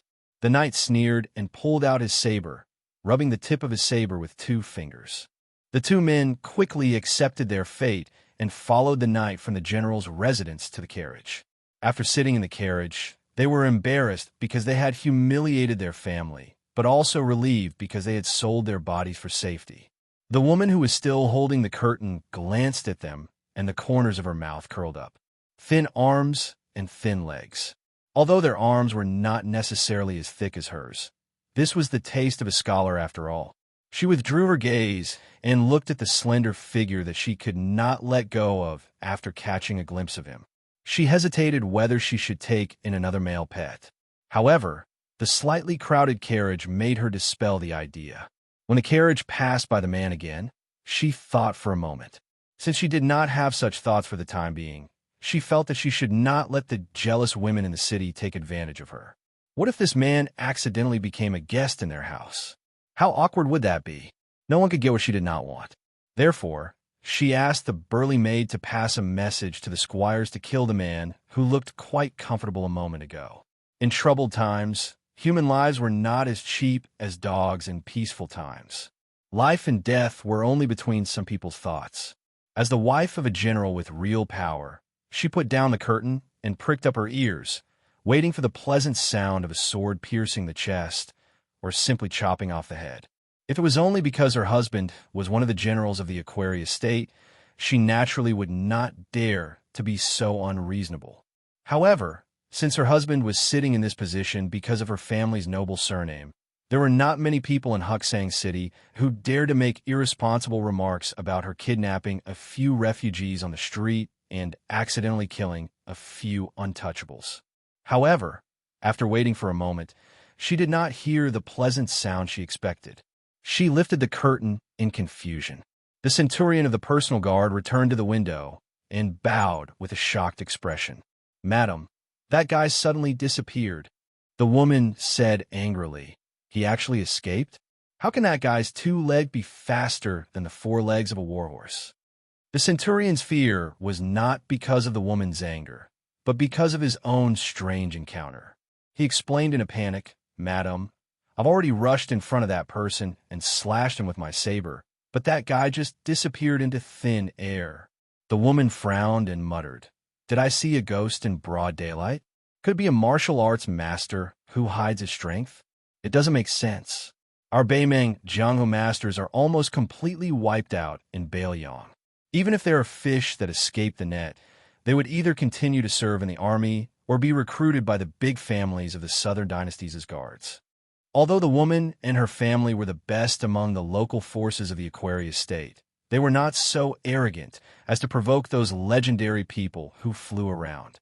Although there were not many details of the peak battles at the border of Liangmang, where the masters from both sides were sent out, it made the world finally understand a bloody truth. On the battlefield, one person who could fight against 10,000 people might not be able to determine the direction of a large-scale battle. However, if 2 or 3, or even 10 martial arts masters appear together, the 20 to 30,000 Beimang cavalry would not be enough to kill them. Even if the army of 200,000 wanted to take a step forward, it would be as difficult as ascending to the sky. It could be said that the woman who was associated with the prosperity of Beimang had a gloomy face. She cursed the stubbornness of the Bailiang barbarians, especially the king of Bailiang, who made Beimang suffer a lot. When the woman decided to keep the peace, she waved her hand to signal the loyal centurion not to pursue the matter and put down the curtain. Suddenly, she felt a strange breeze. Not only the woman, but also the sturdy maid and the 2 scholars who were like sheep in a tiger's den were stunned. Only then did the woman realize that there was an uninvited guest sitting beside her. Her chest heaved up and down violently. She turned her head with difficulty and saw that it was the strange man who was travel-worn but could not hide his temperament. The woman sitting on the embroidered stool was indeed a woman from a wealthy family. Even if she clenched her fists and trembled slightly, she still squeezed out a smile. She raised her hand to stop the maid who was trying to protect her after she came back to her senses. She smiled and said, "Sir, are you robbing me of my wealth or my body? No matter which it is, with your courage and spirit that I am deeply impressed by, even if you are robbing me of both, I will accept my fate." The man smiled and said softly, "I'm sorry to disappoint Madame Shintu. I only want a map of the 2 cities of Hujia and Stone Tablet. I want it to be very detailed." The woman smiled coquettishly and asked, "Sir, are you a Bailiang spy?" "I am a coward. If I am accused of colluding with the Bailiang, my entire family will be wiped out." The man's expression seemed to be a little impatient, but his tone was still kind. He said, "My time is very precious. I believe that Madame Shintu's life is also very precious. If you can't produce the map in an hour, I don't mind." The woman pretended to be a little woman and patted her chest, interrupting the man's words. She said pitifully, "I'm scared to death. Master, you're a hero with an indomitable spirit. Why do you have to make things difficult for a weak woman? Of course, these 2 maps aren't that important to this servant. As long as you go to this servant's residence." The next moment, the woman who was trying to avoid the topic could not say another word.